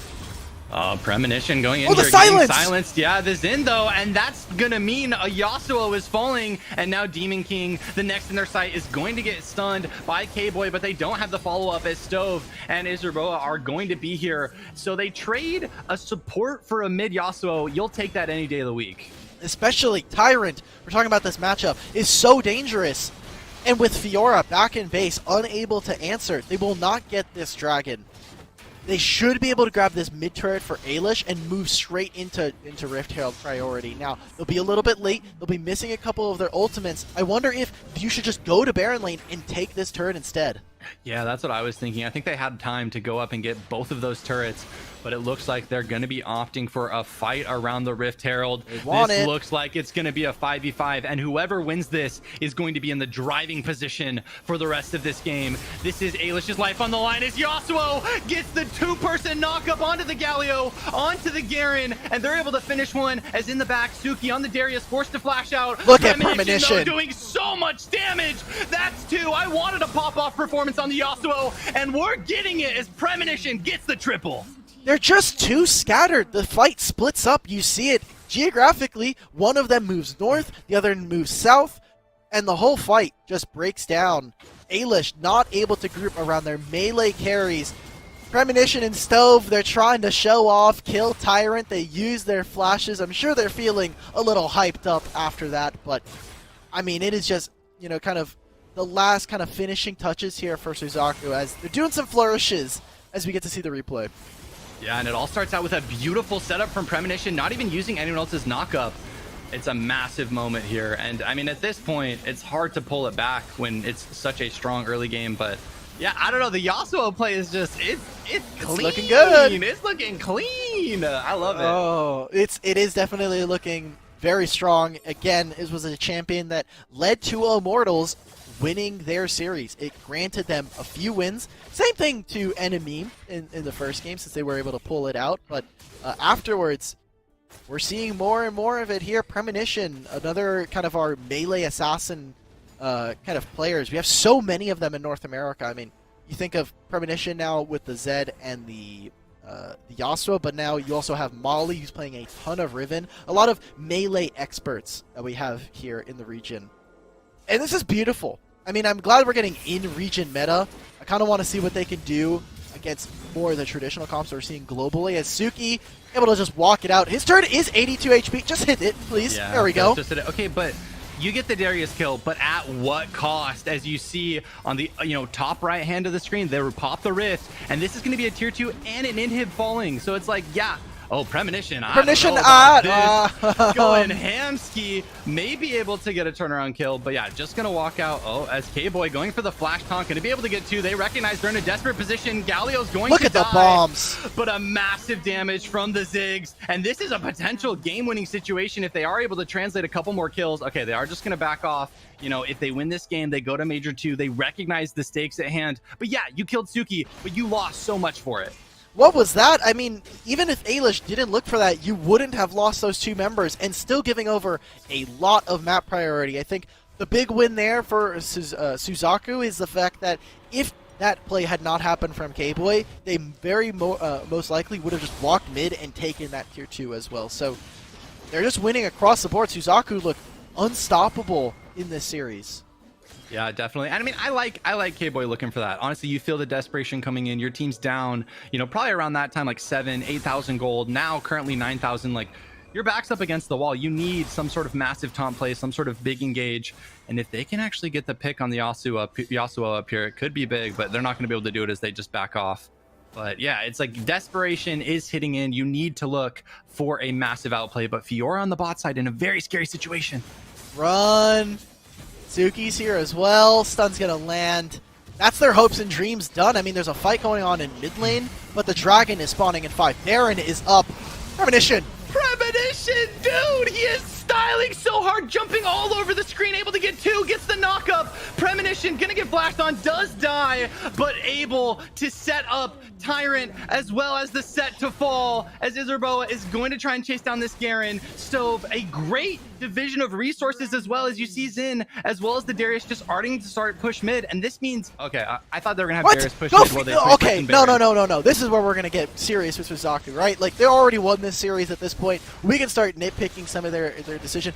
Go end the game. That's what I'm saying. You have 20 seconds. You have an open inhibitor bot lane. You could have just, if you don't want to end the game, fine, I'll give you that. Slide into the mid lane DMs. You take all of those inhibitors. Kill that turret. Get rid of that structure. Suzaku, I get it. You'll want to cross, what is it? Cross your T's, dot your I's, whatever it is. But you could have. I think they could have ended. I think they could have gone for it. I respect it. No, I agree. I think they could have ended, or at the very least, maybe having Darius push down the middle tower as well. I mean, I guess it was kind of close when Fiora got there. The only way the Ailish can really bring it back is if they do get the Baron play. So if you don't go for the end, which I think they definitely could have, sending 4 to Baron I think is fine. But another nitpick, there was like 1, maybe 2 seconds that if they would have held, they would have then had the Baron buff on Premonition on the Yasuo. So, I think they could have maybe gone a bit greedy, as Premonition here is going to get taunted. Going to go onto the set here with the Ziggs follow-up is massive, as Premonition is going to be able to finish off the set, and this is just the Yasuo show as Premonition gets the double. Doesn't have flash, so not going to be able to look for more, but this should be game number 2 going the way of Suzaku. That's it. Baron minions, they've got a wave here as well. Hopefully Ailish can stall this out. I mean, Suki is literally fighting under inhibitor turrets. I think it doesn't matter.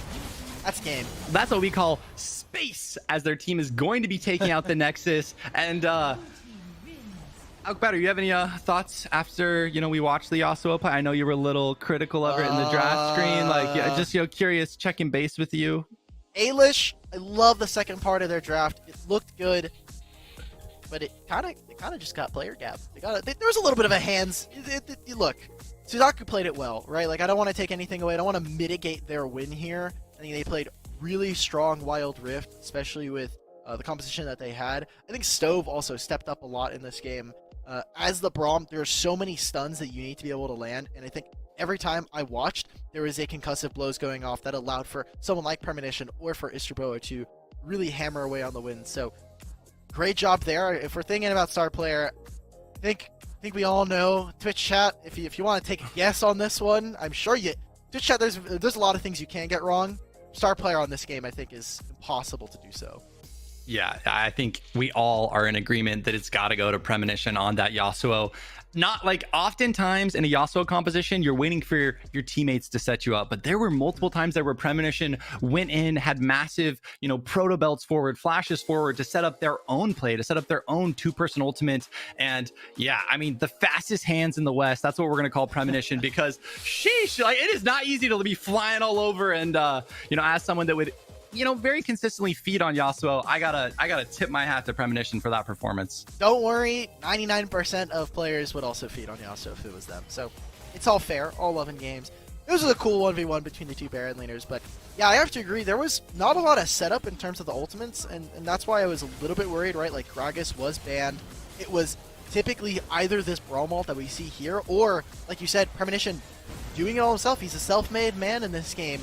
And he did it once on the Zed, he did it now on the Yasuo. So we're getting better and better looks from this player, who is a long-standing player from last year. Was playing on Do and made it all the way to the regionals, but didn't quite have as much success. And glad to see that new team, same kind of player skill. Yeah, and there's the solo kill. Premonition here in the 1v3. is going to get the 2% knockup. A massive silence there actually from Tyrant stops it from going way worse. But yeah, I mean, I know we keep harping on it, but Premonition was styling this series. I just, in the Riven play as well in the last game, we were talking about potentially giving them star player, but this is the moment right here. This is the moment that I was like, wow, the Yasuo set themselves up. And from this point, for the side of Ailish, it's just full retreat. And then Premonition again going aggressive. I love it. And I want to see what this team can do. You know, obviously they are in the final, so we do want to congratulate the side of Suzaku. They've made it to the second major. Condolences to Ailish. She played some really good at Wild Rift leading up to this point, but weren't able to push to the finish line here. Looking forward, they have a really cool situation where they don't play to Suki, and Suki tends to generate a lot of leads by themselves. What does that look like against some of the better Baron laners in North America, right? And we're talking about mid lane. We've had stars come out of North America when it comes from the mid lane, looking at starting. We have Hoon now as being on the best team. Molly is making an impression. So now Premonition looking to try and break into those ranks. Yeah, I mean, I feel like Truth is also a name you have to throw in there. Someone that's consistently impressed me in the mid lane. But yeah, I mean, 63% kill participation, breaking that 1k GPM, 30% of their team damage. So much impact coming out from Premonition. You know, not just in this game too. It's not like this is like a one-off performance. Every game we watched for Suzaku, they had some sort of a mid diff going on. And Premonition, you know, is making a name here for why, you know, Enemy and Immortals, maybe, you know, first round is maybe not going to be as easy as they think, but, you know, we'll see what ends up happening. Still need to see what happens in the final as far as seedings goes. But yeah, I'm excited to see what happens in Major 2 for sure. Yeah, which means I'm currently 0% for my predictions on the day. You got 50%, so not much better. We can take a look at our bracket here. Our next semifinal that we will be taking a look at now will be Reflection versus Saint. And Saint, the team that we've been touting as the best team in the tournament right now, they've been taking a little bit longer in their series, right? Like Yon pushed them to 3 games. Same thing happened in the group stage, if I'm not correct. It was Ailish who also pushed them to 3 games. So while not the cleanest, maybe we can start to see, you know, what's been happening over on the side of the bracket.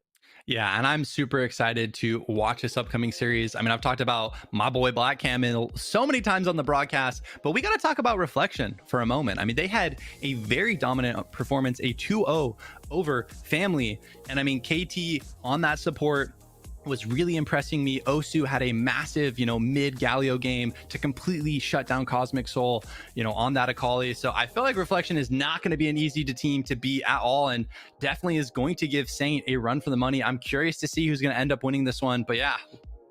I mean, we finally get to see Black Camel. I know you've been, again, harping about how fun this should be for you. Nori is a player alongside ICY. We have 2 different players named Ice here in North America, but Nori coming off of their really good run on Shank Chortles, one of the best AD carries alongside Hestia. Now that that duo is broken up, excited to see what we get from them. Maybe, you know, as a standalone, I know that this player is a really big shot caller when it comes to leading the team. Well, and shot calling's massive. I mean, that's something that from the broadcast, you know, from the viewers at home, we don't get an insight into their comms as much. But like the skill that a player can have with shot calling completely makes or breaks the team. So, you know, hearing that Nori is not only playing a very mechanical, you know, role in the ADC, but also taking a lot of the shot calling responsibility for their team just is a testament to the high skill and caliber of a player that they are. Exactly. And they're going to have to test it here as we get into our last semifinal, Saints versus... Oh my god. Wow, I'm already blanking. We're going to go to a break and we're right back. Reflection are going to look to try and make it into the finals.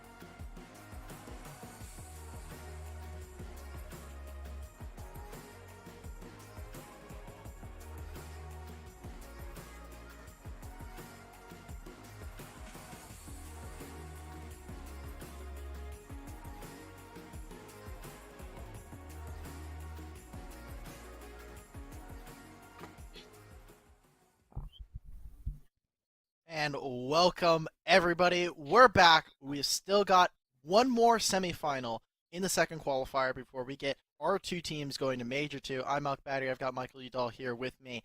And we have got a match, Saint versus Reflection. One team that we've been able to watch a few times after yesterday's qualifiers, but Saint, someone that, at least on the broadcast, we haven't been able to see since the last qualifier last week. Yeah, and I'm pretty excited to watch this game. I mean, Reflection had a pretty dominant performance over Family in that quarterfinals, and Saint, I mean, someone we've been hyping up on the broadcast, someone that you and I both considered to be one of the top tier teams going into this qualifier, and we're about to see if they can punch their ticket to Major number 2. I mean, I talked with Black Camel, I talked with Nori before this, and they both mentioned how playing in Major 2 would be really big for their team, right? They're pretty newly formed. They were formerly a part of, Chunk Turtles and ended up kind of disbanding a little bit of that. And, whenever you have a new squad together, you want to have a massive performance. So for both of them, it would mean a lot if they're able to do well, making it to Major 2 in this qualifier. Especially for players like Nori, who kind of came out of nowhere almost. They hadn't really played in the first 2 majors of Summoner Series last year. And so now they kind of came in last chance qualifier, the last qualifiers for Major 3. They made a huge run on Chonk Chortles.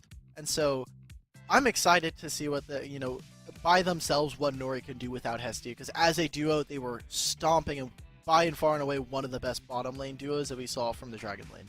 Yeah, and I mean, getting right into the draft, we already got a completely different meta from the last one, as looks like Yuumi is going to be banned out for the side of Reflection. Don't want to play against that. A champion we've continually been harping on, did get buffed in the last patch and is very powerful, but we're going to see the Fiora as well as the Olaf for Reflection, but in return, you got the Morgana as well as the Gragas. So right now, Reflection obviously want to walk at you. They have the Extirpate on his Fiora, which is going to be a huge boon for them. I think the fact that Lee Sin made it through this draft for either of these junglers, and we're first picking Olaf or prioritizing Olaf over the Lee Sin, is a bit strange to me, just because I think obviously Lee Sin is the best jungler in the game, can do so much, plays so many different styles as a flexible carry, and if we're talking about level 2 ganks, no one else does it like him. The safeguard over a wall is just so dangerous. So picking up KT's Rakan, actually, so some strong engage tools, but I want to see what the follow-up damage is like. I hope that Saints are going to focus on that, especially with how much flexibility they have thanks to the first 2 champions.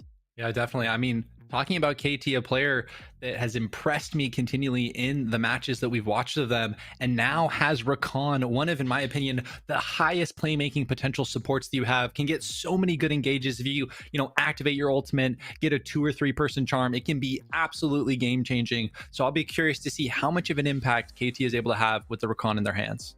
So now, I mean, you look at the last set of bans, it's Diana, Set, and Varus, as well as Brand. So I think they're setting up for this Morgana to be in Nori's hands. So now they have their pick of the litter. They can send the Gragas into the Baron lane if they feel like this is a comfortable matchup to try to survive the Fiora. But we're getting kind of a Nori classic in his Lucian, giving him something that he can play make with, be very aggressive, and still have some options of staying at a pretty big range. In conjunction with the composition, I kind of want to see what this last pick is, just because I'm a little confused with what Saints got going on. I mean, we love a Garen, though. Agreed. Yeah, we love it. The broadcast loves the Garen. A very strong champion at the moment, provides a lot. Pretty flexible, can go in the Baron lane, can go support, can go mid. So yeah, definitely not sure specifically what their lanes are going to be, as they are pretty flexible. But yeah, I would expect to see a mid laner as the pick for Reflection. Zed is still a champion that is available. Okay, first time on the broadcast, we're going to see a Veigar. Ooh, okay. I love this. Wait a minute. This is actually so good. It's good into Lucian, and obviously you have a bunch of melee champions that are not going to be able to deal with the Veigar. The last time that we saw Veigar was enemy. Jackie played it in the Dragon Lane, and that's when we got the 40-minute super banger of a game, the longest game in Wild Rift competitive history. We got such a long game out of them. Now, I hope it's not in the Dragon Lane. I think there's so much kill threat that you kind of need, and you were lacking a ton of damage down there. If we're talking about mid lane, it's going to be fine. You're going to be probably going up against the Morgana there. What is this? Oh, hello? What is this champion allocation? We're playing Lucian top lane? Components said, "Give me Lucian. I'm a style on this Fiora, baby." And we'll see what ends up happening. I mean, Garen in the mid should have a pretty solid matchup into the Corki, but also this bot lane is going to be one to watch. I mean, you were mentioning you maybe wanted to see that Veigar in the mid lane, but it is going to be bottom with Rakan. So, all right, well, we are just simply surviving down in the Dragon Lane, and we've got our predictions here. We both think that Saints are going to take this game. But so far, our predictions have been kind of hit or miss today. So we'll see. We'll see which one. Maybe Michael. Look, if Michael gets it right, then that means I'm getting dragged along with it. I'm getting a win on the board. I'm not going to go today with 0 wins, am I? Yeah, no, of course. I mean, maybe we'll see. Maybe we'll both be wrong in this one, and you'll end at 0%, and I'll be at like 25. And then I'm dragging you down. But awesome. We're getting into it. Game number 1 of this second semifinal. We have Reflection versus Saint. Whoever wins this best of 3 will secure themselves a slot in Major 2 to face up against Enemy or Immortals. And we have quite the compositions on both sides. Black Camel is playing that Jax, though, a champion that they've had a lot of success with in the past, and someone that I'm going to be keeping my eye on. Okay, you've got a few minutes before the designated scuttle fight. Start gushing about Black Camo, because this guy is the only person you've been able to talk about. Okay. Black Camo was actually the person that got me into the Wild Rift competitive scene. So I was playing in ranked, and I randomly found this jungler that was styling, was smurfing. So we started dueling up, and then we hopped on a Discord call, like we got along, and then they actually, I was watching like one of the Team Liquid weeklies, and I was like, oh, Black Camel is literally a name of the team. That's the guy that I was playing with in duo queue. And then Jackie was on that roster, Aloy was on that roster, I think Sark was also either doing coach, and like, yeah, I have a lot of love for Black Camel, because without Black Camel I never would have gotten into competitive Wild Rift. So really happy to see them still competing, still playing, not only as a good Wild Rift player but also a great human being. So yeah, that's me gushing about Black Camel. Oh, and look at this lane assignment. Wait a minute, the Corki is up here by himself. They're setting up for a dive. Crown is here. Icy's made his way up here alongside Carry. You're blowing the flash, Osu. Yeah, and the barrier, or I mean, didn't blow the flash, but definitely had to use the barrier and loses their life for it. And that's going to be first blood secured for Saint. A very excellent tower dive. I mean, opting to go for the tower dive before the scuttle. I really like that from them, recognizing, hey, we have 4 heroes on this top side. We can just, secure the kill, and the scuttle will be there for us after. And I like the way that they try to allocate the lanes, just because they recognize if I'm playing Fiora and I have to play against Lucian, I am not playing the game. That I will not play in protest. I'm putting my phone on the charging dock, and I'm just going to walk away. Because it is pretty difficult to play it out. And so now they're actually sending Extirpate to catch this dual lane, recognizing there's probably not going to be a lot of kill threat between these two in the Dragon lane, so moving that over. But they did just put Osu in a really tough position where I liked how Saints ended up punishing. Yeah, seriously, what a interesting lane assignments, though, as both, ADs are going to be basically on the top side. Not something you see very often within Wild Rift, as KT here is just, holding some of this river control. This is already a way different game than we've seen from the rest of these qualifiers. I am so excited to see what happens in about a minute when these first objectives are going to be spawning. As you see Boom here, stealing the Raptors, a good stun from Rakan there, going to force out the exhaust, potentially the flash as well from Carry. The question is this an overextend? You see Black Camel on the wings with the Jax, gonna go in. That's gonna be Ragnarok, only gonna be able to connect the stun. The insta follow up from Nori, the insta flash, and that is going to be Boom falling as well. That's 2 more kills for Saints pockets. Reflection, you're a little bit early there. The Dragon doesn't spawn until 4 minutes, and thankfully for them, it happens every game. There's no way you can miss it. Crown going in, Cullen comes out, flash from Blanks there. Maybe underestimating how much damage the Lucian would have done, but a pretty big win there for Saints, as they not only get a bunch of summoners, but also the ultimates are gone. If you get a replay of this, Nori and Camel going right in. I mean, as soon as the baby cage, the event horizon from Blanks goes down, that's it. There's not much you can do. Yeah, but excellent from Flory with or Nori with the instant flash follow-up. I love an aggressive flash, knowing like, hey, Jax has got that stun, I better get that follow-up.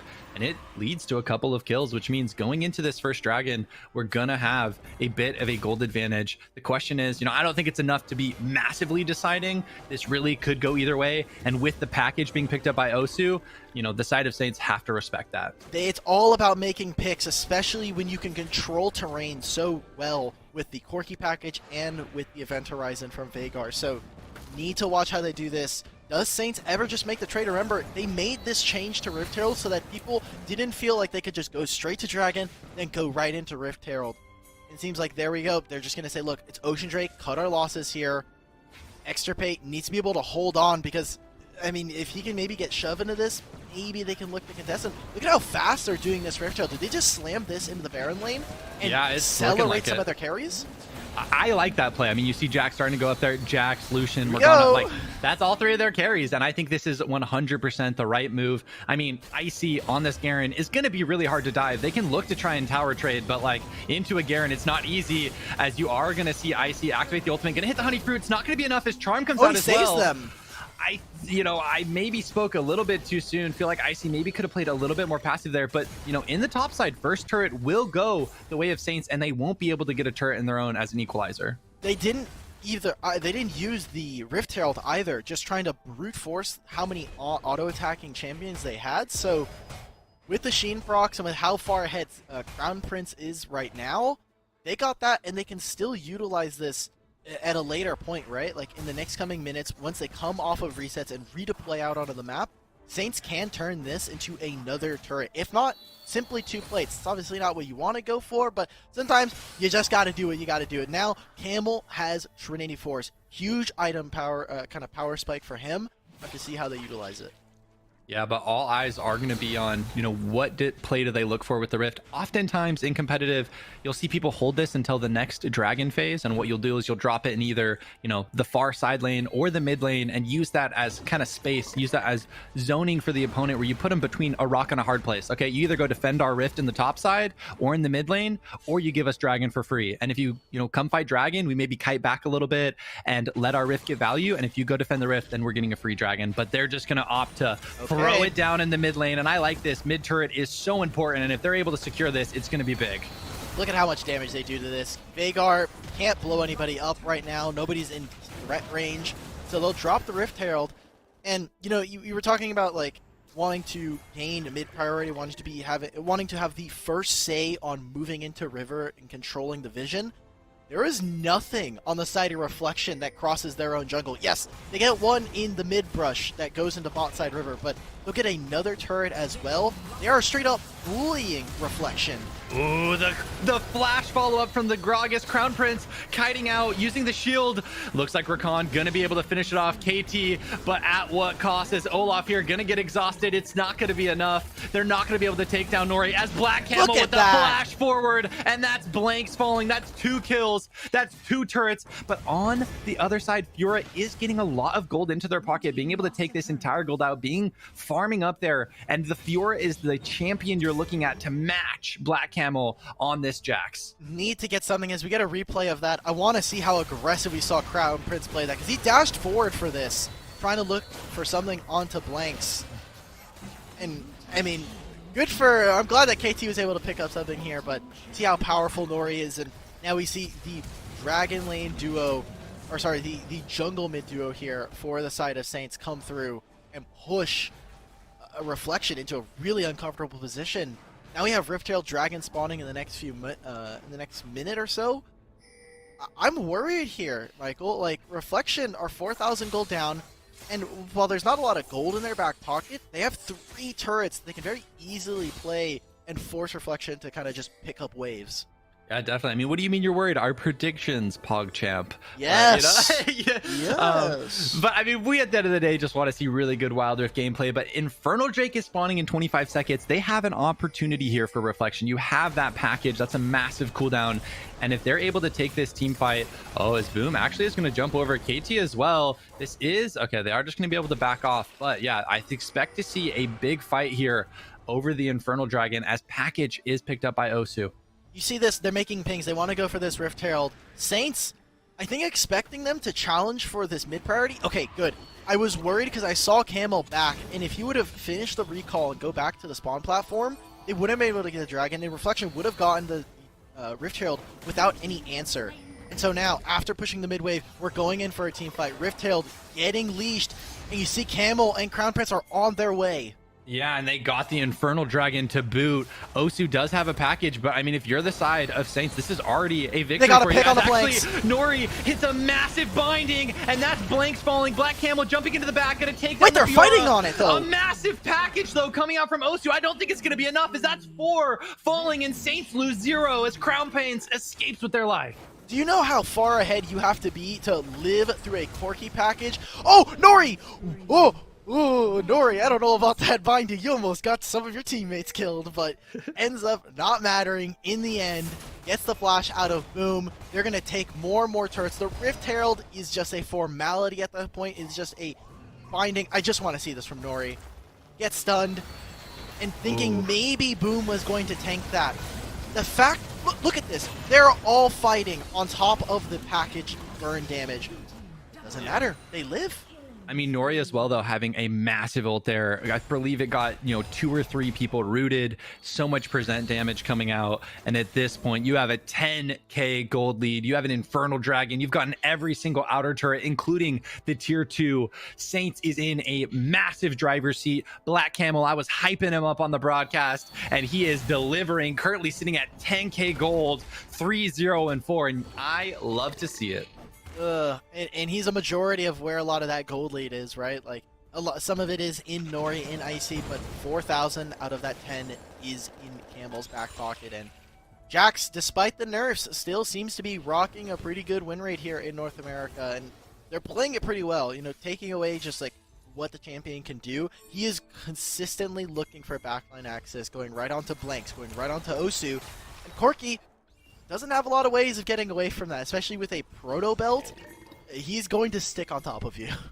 Yeah, definitely. And I mean, at this point, for Reflection, it's like the game's not over, right? They can bring it back, but it is definitely not in their favor. They're going to need a massive team fight win, as the Rift is going to be popped on this tier 2. But I love this rotation. They drop the Rift bottom and instantly run towards mid. They know, okay, our Rift's got that tower and we're going to take another one. And just excellent rotations, I feel like, coming out for the side of Saints here, just like always maximizing the amount of turret damage that they can get, maximizing their lead, and they are snowballing really hard. They're playing clean, and this makes me think, how did the other teams get to 3 games? I think a lot of people would probably say maybe the other teams are really good. I think Saints may have something else, like they may have outplayed themselves in certain situations. I don't know per se, because we just don't know how those series ended up, but I'm wondering, Saints are playing really clean around the map, like talking about objectives like we just saw with that rotation. I'm just wondering how they lost games. Yeah, definitely. I mean, who knows? Maybe they have a couple crutches as far as draft goes. Like I mean, if they're playing Lucian Baron lane, there's something going. Like there's something up here.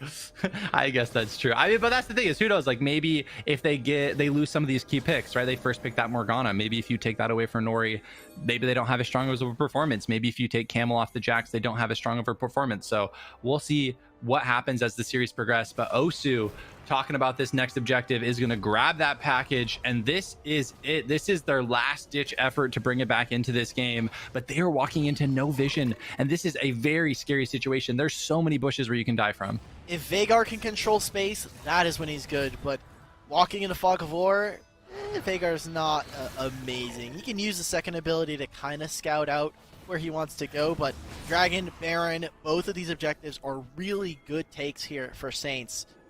They're trying to respawn onto Extirpate. Garen's going to be the one to match. You see that they're trying to clear out vision. Maybe they might try to go for a kind of a sneaky Baron play, since there is mid push here for Saints, but you see already, I mean, Carry is just playing in Fog of War, wants to play on the red side of the jungle and make sure that they're at least backing away from this objective. Ooh, Olaf in a scary situation here. Behind enemy lines, gonna blast going over, and Carrie's like, what, where'd you come from? But going to be able to make it to safety, as Rakan going in though, a massive nice 3-person charm. The package follow-up as well. This is about as good of a fight gets as Corki activates the Zonias, but Rakan's gonna get ulted down. Black Camel in the background on a rampage, as that's gonna be 4 falling, as the Fiora trying to escape, not gonna be able to do it, as that's gonna be a full 5 team wipe, a triple for Icy. And with the with the mage and with Crown Prince here, that should just be end of the game. They have a mini wave, they have a few tanky members. let them have a little bit of time. I love the flash there from Carry showing off a little bit, but game one goes over to Saints. Ooh, the semifinals getting spicy. Yeah, and that I feel like was a pretty dominant performance from Saints, start to finish, 15 kills to 3. And they really, their macro rotations, I mean, you mentioned before we were getting into this, Nori doing a lot of their shot calling, and I have to commend them. Their rotations from turret to turret and really just eking out every little extra piece of gold that they could get from these slight advantages was massive. And I just, as a former pro player, that's something I love to see. I love to see those macro rotations. Yeah, dynamics may change on a team, but, the instinctual way that you play the map is really, really good. I mean, ooh. Camel was AP. No, he swapped. He swapped his build. Okay, he definitely died and sold his items. Okay, I'm getting trolled. There's no shot. I'm getting trolled. He went boot, like he had Proto Belt and he swapped them for Spook. You're right. I saw he went Trinity first. Okay. Yeah. Candle being a memer, what is that? We do a little trolling here and there. I love that. He's literally like, I'm gonna get Alka and Michael on the broadcast. I'm gonna meme them real hard. He did get me. I was like, what the? But yeah, and now we got to start thinking like star player. I think there's a no contest. Black Camel just smashed this game wide open. Is there maybe another person that we could potentially see? I mean, I think Nori played really well. I also think Icy on the Garen was pretty good, but I don't think I can, give it to either of them over Black Camel. And a lot of those macro rotations also, Camel choosing to not drop the Rift Herald at that top turret, I think was a really smart decision as well, right? Allowed them to get the mid turret later on. So yeah, I'm going to give star player to Camel, but yeah, a very dominant performance on that Jax. Twitch chat, if you had to pick one, go ahead and start spamming them in chat. I'm kind of wondering if they're gonna be the ones to be like, casters are biased. They're friends with players. They're talking to them. Ugh. Wait until Saints loses. The Saint biased casters are gonna come kick on through. Look, hey, listen. If they lose, I will be critical of them. You know what I'm saying? Like that's how we do it. But we're allowed to be friends with the players. I've played with some of them before. But this was a beautiful dive. I mean, this is something I feel like you would see performed by an enemy, but by a tribe. Oftentimes you don't see these teams later on in the qualifiers opting for these really early game dives, and it was beautifully executed. It's definitely a lot riskier, and we're seeing more and more of that. Even some of the top teams are kind of struggling with performing level 2 third wave dives on some of the side lanes. So I'm glad that we're seeing it from another team here in Saints, and we're seeing why they were rated as one of the best teams here in the qualifiers. Obviously having a really solid performance, and so now I'm kind of here for the side of reflection. How did they come back? I think again comes back to their draft being kind of a mishmash. It was like taking a whole bunch of different Lego sets and trying to like make your like a build your own adventure almost. It's lacking a cohesive theme. Yeah, and I mean, we saw the Veigar. I don't feel like it got that much value in that game, but yeah, I definitely would like to see them go back to the drawing board. Personally, I would like to see them ban the Jax potentially. It's a character that I know Camel plays a lot of and has had high success with it. So even though it's gotten nerfed, like in that first game, it did not go very well. I respect them in the first game, playing against it, seeing if it's really something you have to ban. But I feel like after that performance, just take it out of the pool, force them to play something else, and then, take it from there. Say that. Sounds like you just had a lot of love for his Jax because he got you some LP. Some VP. Bro, you think I didn't get carried to Challenger by Black Camel? Of course I did. Look at that. 80% kill participation. I mean, kind of a scrub. Didn't get 1k gold per minute. True. 3 off. My bad. 3 off. Like, get good. But seriously, looking at this, such a strong performance. 80% kill participation is massive, especially on a split push champion like Jax. Like, he was getting kills, but he also was hitting so many towers down. So, not having massive damage numbers, but part of that is because they were hitting jungle camps, they were hitting turrets. But yeah, the kill participation as well as the gold, those are 2 massive stats for Camel. And it was 15-3 at the end of the game, right? So it's not like it was a huge brawl fest where we're just seeing like champions duke it out, people are dying left and right. Rather clean game coming out from the side of Saints. And so now, full reflection, kind of looking at it again, this is a best of 3 single elimination bracket. So if they lose again here, they have to wait until qualifier 5, and we have 2 new teams coming into Major 2. Let's diagnose. Let's kind of get into the weeds of it. Like, if we're looking for what we want from Reflection, I think very obviously, let's just throw Veigar back into the cage. The little mage can be mad, but I think he's gonna be a chihuahua in this one. We're gonna put him in the carrier crate and just like, we're gone. We're not dealing with this anymore. Let's get another one in. Let's get another show dog in. Yeah, definitely. I mean, Lee Sin was something in the draft that we were talking about. They opted for the Olaf over the Lee Sin.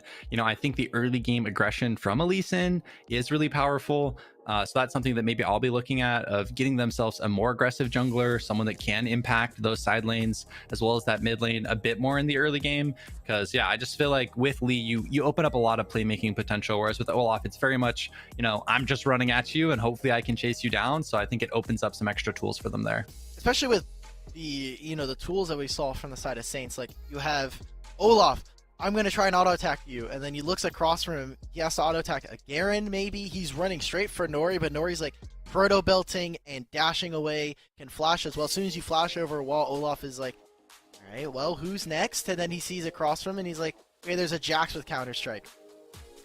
What am I going to do this game? And I think when we talk about jungle, it's really hard to sometimes diagnose like what's happening, just because the game falls apart so quickly. And then jungle, most times your role is just run at them, and so you kind of get thrown under the bus sometimes. And as Olaf, you just gotta keep running at them. Eventually you throw yourself at a brick wall, it might just fall over. Yeah, definitely. And as we're getting into the draft here, I mean, look at the adaptations. We've got the Morgana ban, we've got the Jax ban. So those were 2 champions, you know, Nori and Black Camel respectively, both had very dominant performances. And they said, no thanks, no way, we don't want that again. They do still ban the Yuumi, which very powerful champion on this patch. And they opt for the first pick of the Ziggs. So I like that. I mean, doesn't show too much for your comp. A very strong bot laner, allows you to keep those towers alive. And yeah, I like the Ziggs. They took Olaf. But Lee's up. Lee Sin's up, guys. What's up? Are we just does Lee Sin just not exist? But for reflection, taking the Ziggs here, it was something that was banned last game, and so now on blue side recognizing, yeah, first pick, might as well just pick one of the strongest champions in the game, competitively speaking. Just go for it. And Galio is a good frontliner for him. There is still Garen available, so a lot of good looks for the side of Reflection so far. Yeah, and I mean, I double downing. Okay, so they do opt for the Lee Sin as well. So I like that. I mean, the thing about the Olaf is I don't think it's the best into Ziggs as well, because like Olaf is pretty choreographed in what they're trying to do, and it's pretty easy for Ziggs to throw damage into that Olaf. Whereas comparison, if Camel opted for the Lee Sin, you know, is much easier to get onto that backliner to, you know, potentially set up a kick situation where Ziggs is all of a sudden in the middle of your team, and as Ziggs you're like, oh wait, how'd I get here? I'm about to die. So yeah, you know, we'll see what ends up happening. Game is not over, it hasn't even started. But yeah, as far as the draft goes, really like the adaptations coming out from Reflection. Yeah, I would say my take on Olaf versus the Ziggs is Ziggs can do damage, but Ziggs really obviously hates when champions get on top of him. And so Olaf, he's like, oh, you put down a slow, you did the satchel, I'm still running at you. I still have bonus movement speed, I've got a ton of attack damage that just runs at you, and it forces them to get early Zonias. And once that happens, Ziggs is not doing damage during that time. Yeah. And even while Olaf is spacing him away, it gives time for your team to come in, fill in the blanks that Olaf is creating. So for Saints, I still want to see them have a little bit more of a backline threat, obviously with the Fiora here, trying to empower that, but if we're getting more ranged top laners, Lucian, I think, still doesn't have the range to deal with something like the Ziggs, and we still, getting rid of assassins is pretty pivotal. Yeah, definitely. As I mean, Akali, one of those assassins you mentioned, is going to be taken out. I mean, you still got Zed, you still got Ari, so there's a Fizz potentially. I doubt we see that, but like there's a couple assassins still in the pool. And I'll be curious. I mean, with the Fiora pickup here as well, with the Olaf showing, that's going to be their Baron laner most likely. So looks like they will have decent split push pressure. Darius is still up as a potential counter. Okay, so they do go for the Diana, do opt to take one of those assassins. You know, they were lacking a little bit of magic damage, so getting the Diana is pretty big for that. And now they have really strong side lane pressure with, the potential of a Fiora Diana. I like that. Okay, so Osu's going to be picking up the Ziggs mid lane, unless this is Lucian mid, which is fair. I mean, if you want to play that into Icy's Diana, I think it's a fair matchup, especially being able to potentially opt into Wit's End later on in the game. Garen here is just super strong. I think against so many melees, this champion is, irrespective of what's happening in the game, is going to be very, very good. Saints, what is your final pick? Varus is still up if you want to go for it. Are they going to try and pick up Senna here? Because you'll have a Senna Gragas in the bot lane, which will empower some of your other solo lanes, but still a little dicey in my mind. So they do go for the Senna. So good predict there from Alk. Very strong lane matchup. Also, I like the idea of in the mid to late game, your ADC is pretty much going to get left behind as your Fiora, Gragas, Ola, Fiora are all going to be diving. But Senna can, ult through, give all of them, some healing, some shielding, as well as doing a bit of damage. So I like the Senna for that in the sense that in the mid to late game team fights, I think it will be good and also provides them a pretty powerful lane. So I think the Senna is a solid pickup here. Exactly. She will obviously suffer against the Ziggs, but that's going to be on reflection. Can they have a formidable front line that will stop the engage of Saints? If Saints get back there and disrupt Extirpate and Blanks on these two squishy backline members, then the Senna is obviously going to thrive. But the minute that they can't do that, the minute that Nori gets taken out, I think that Saints are going to have a little bit of a hard time chipping away at them. Definitely, and here we go. We're getting into it. Game number 2. This is match point. Whichever team ends up winning this best of 3 will secure themselves a slot in major number 2, which is a massive victory. That's what all of these players have constantly reiterated to us. I want to play in that major. I want to be able to go up against the best players in North America, and this is their chance to show if they've got it, as Saint is currently leading 1-0. And one thing to note, we got another Lucian in the Baron lane, so it's going to be the Garen in mid. And last time around, they just swapped the lane so they didn't have to deal with this matchup. But this time around, Extirpate, Crown Prince saying, I'll play this side of the matchup, I don't care. I'm more than comfortable with playing the Lucian matchup. Now, with Exhaust, it does obviously make it a little bit hard. I think that playing range top laners, first of all, you're cheating the top lane honor code. There is no range top laners in Baron lane. You should just know that. If you take Vayne, dishonorable. But Crown Prince, specifically for Fiora with Grasp, is such a strong combination. There's very little matchups in my mind that she loses with this combo.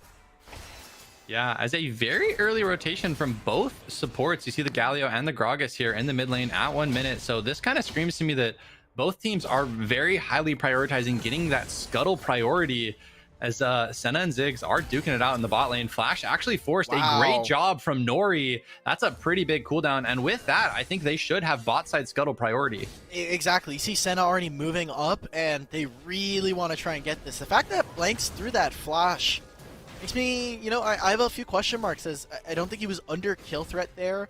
You did have Honeyfruit, you still have heal, and it just means that you're more susceptible to a potential gank. Look at both of the supports right now. Like, they're just sitting mid, helping to push. It is so insane, and they're going to go for this dive. Crown going to have to outplay this. Flash barrier, but the watch for the silence from Osu.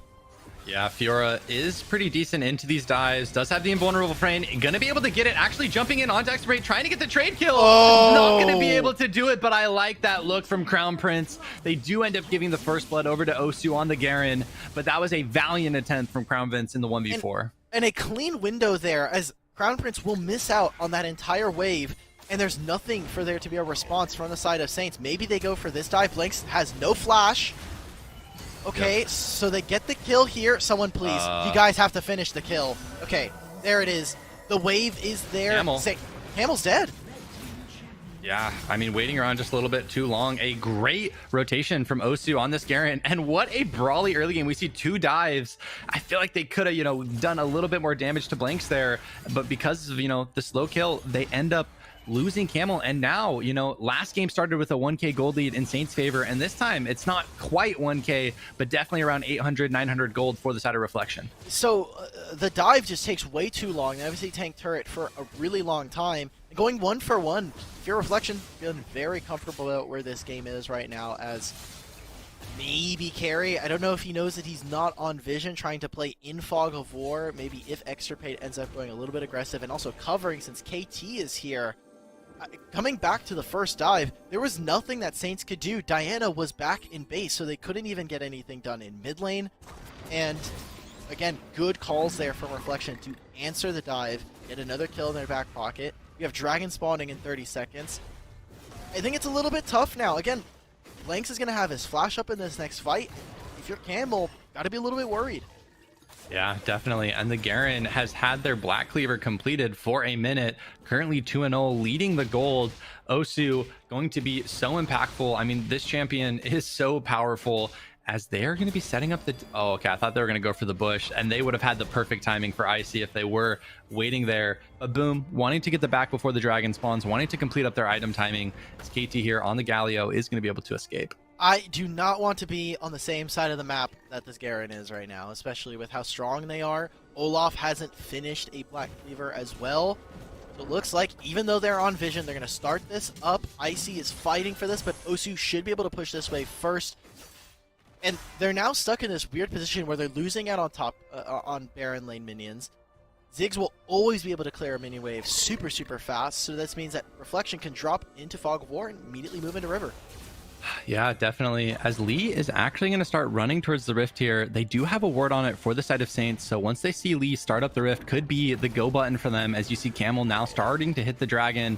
And if the side of Reflection do opt to fight here, the root does come out to KT. Carry actually not going to be able to connect. The taunt doesn't connect either, though. Icy with the Diana ultimate, it's going to be pretty big. Carry pushed them away. Galio trying to go in and help peel for Osu. As during all of that, Lee Sin's going to be able to take the Rift Herald, and they kill Icy. They can probably contest this. Oh, actually, there's a 1v1 happening as Fiora is able to get the solo kill onto Lee.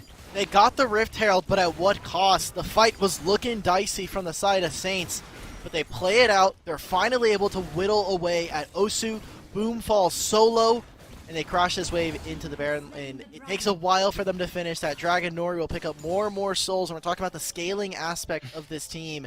Both of them have some pretty good tools as the game goes on. Red buff Fiora, though. Oh. Good luck getting away. Yeah. Okay, Crown Prince not gonna all in there. Didn't have the ultimate. If they did, most likely we would have seen a kill there. But great damage coming out from Crown Prince, as they're actually going to be looking to reset. Has a full Trinity Force if they are able to back. May potentially get dove here, though, as KT as well as the Lee Sin are coming over here. I don't know if they can do this. There's the Rift Herald. Okay, so they just want to try and grab this turret. It shouldn't lead to the full turret until afterwards, so they'll get the 3 plates, but it'll be a little bit delayed. There's nothing really going on the opposite side of the map, so Reflection able to punish. I see baiting, though, as Camel coming in. Oh, the minion, the minion! And they live. A massive play from Osu, able to, in the 1v2, get the kill on Icy and live with their life. And since they were able to buy that space, Blank stops Camel from pushing this tower as well. And with Galio and Lee rotating in, okay, no, they're not going to go for the kill, but a massive outplay from Osu on the Garen. What else do we need to show you that Garen is not one of the most broken champions in the game? Guys, Twitch chat, please. If you're playing Wild Rift for your ranked games, Garen, Yuumi, any combination of these champions, 3 wins every single time without fail.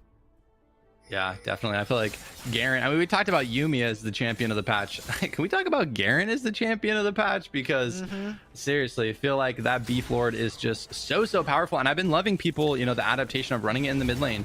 Just, you know, allows so much pressure, as Icy here is constantly going to be getting pressured in the side lane. And with Boom rotating in on the lead, potentially could look for another kill onto this Diana. And if they are able to take Icy out, that's going to be a tower translated as well. As you see Osu going in here, the smite coming out, the silence, and massive jump actually away from Icy. I don't think it's going to be enough, though, as the Baron the barrier comes out, but they're still going to lose their life. And what are Saints getting on the opposite side? Extrabate still hasn't flashed, dashes out, exhausts in. Does he live? He gets it! Okay, but that was a sick flash coming out from Extrabate, predicting where Camel would flash, as Blanks here getting gone on by Crown Prince. A good silence, though, from the Garen, forcing the flash coming out from Blanks, as Osu here now is potentially just going to be able to chase down Nori. The root comes out, but I don't know if it's going to be enough. Osu could look to chase them down. Doesn't have the ultimate, so I don't know if they'll actually be able to get the kill. Okay, just going to run the top. And now we can see how Saints have lost some games. This game is obviously not as dominant as game 1, and I think they're playing a little bit sloppy. One, this Olaf pick is a bait. This Olaf pick is 100% a bait champion. This is not the movement. But they're also just losing on sides, right? Like Garen is able to almost solo kill Icy in a lot of situations. Garen is getting untenable for them. And Extirpate as well. Talking about carry carry Baron laners. Well, he's showing off on the Lucian. Yeah, I love that flash predict. You know, turning what should have been a 1-for-0 with Camel getting a kill into a 1-for-1 as we have objectives going to be spawning soon. Rift Herald up in 15 seconds. Dragon will be a little bit after that. And currently the game state, Reflection up a couple thousand gold as Icy here. The good Proto Belt forward, forcing the flash as Carry. Actually, this potentially could be a turnaround situation. I don't think they can do this. Oh, I don't know. Depends on if Nori can hit the root, as that's going to be a big Gragas ultimate. Icy, though, falling pretty low. But yeah, just like that, Galio able to escape. And that's a lot of cooldowns used. And during all this, Lee Sin getting the Rift Herald. They overloaded on the one side of the map, so they're not even able to get Rift Herald, and we're talking about the Rift Herald play. Well, now, 5 seconds before the Drake, a minion wave coming into mid lane. They can very easily drop this Rift Herald, go for a mid lane, and force Saints into a super uncomfortable position. Yeah, but the only saving grace is that Lucian is in base, so they're not feeling confident to take the 4v5. And oh, it still crashes! Ooh, it was so close. It was so close, and that's going to be a lot of damage onto that mid turret. And at any point, Blanks doesn't even have to show up for this fight. Remember, Ziggs has such long range if he wants. Walks to mid, drops a satchel, call it a day. And he still has the Mega Inferno Bomb, so can answer from a pretty long distance. Saints notice that they have to fight for mid lane. They cannot give up a wave. If they let it crash, then guess what? The turret's going down, and you lose the most important turret. And obviously, these jungle camps are going to fall prey. Yeah, as this is looking like a very close game, as KT able to hit a 2-person taunt. Carry going in with the damage. Crown Prince as well on the Fiora. Potentially could look to split push in a side lane with Galio forced to back. I mean, they do have the ultimate, so they're basically a global. Will be able to come in for a fight if it does end up breaking out over this drag. And look at this. KT taking a reset and recognizes, hey, I can Hero's Entrance at any point. Boom, looking for something to get into pit. Dangerous spot for Saints. If they lose this, they potentially lose the game here. Yeah, as Gragas able to hit a pretty big 2-person knock-up as the Galio heroic entrance going to come in, but Camel getting blown up. Icy with a big ultimate. Is it enough, though, as the Galio in the back is creating so much space? The flash out from Gragas. Exterminate once on the Lucian, a couple more kills, but that's going to be 3 champions falling. Oh, actually, it was only 2. I thought Fiora died as well, but that's 2 champions falling on Saint's side, and that's going to be Dragon going the way of Reflection. Reflection able to stay really stalwart in that last one. Obviously, Blanks putting out a ton of damage, but also Osu right in the front line. Look at how hard it is for the backliners of the side of Saints to do anything. Like, Nori has to play back. Even after that, I mean, it's KT as well, buying a lot of space for Extirpate in the Zig, so good team fighting positioning coming out from Reflection.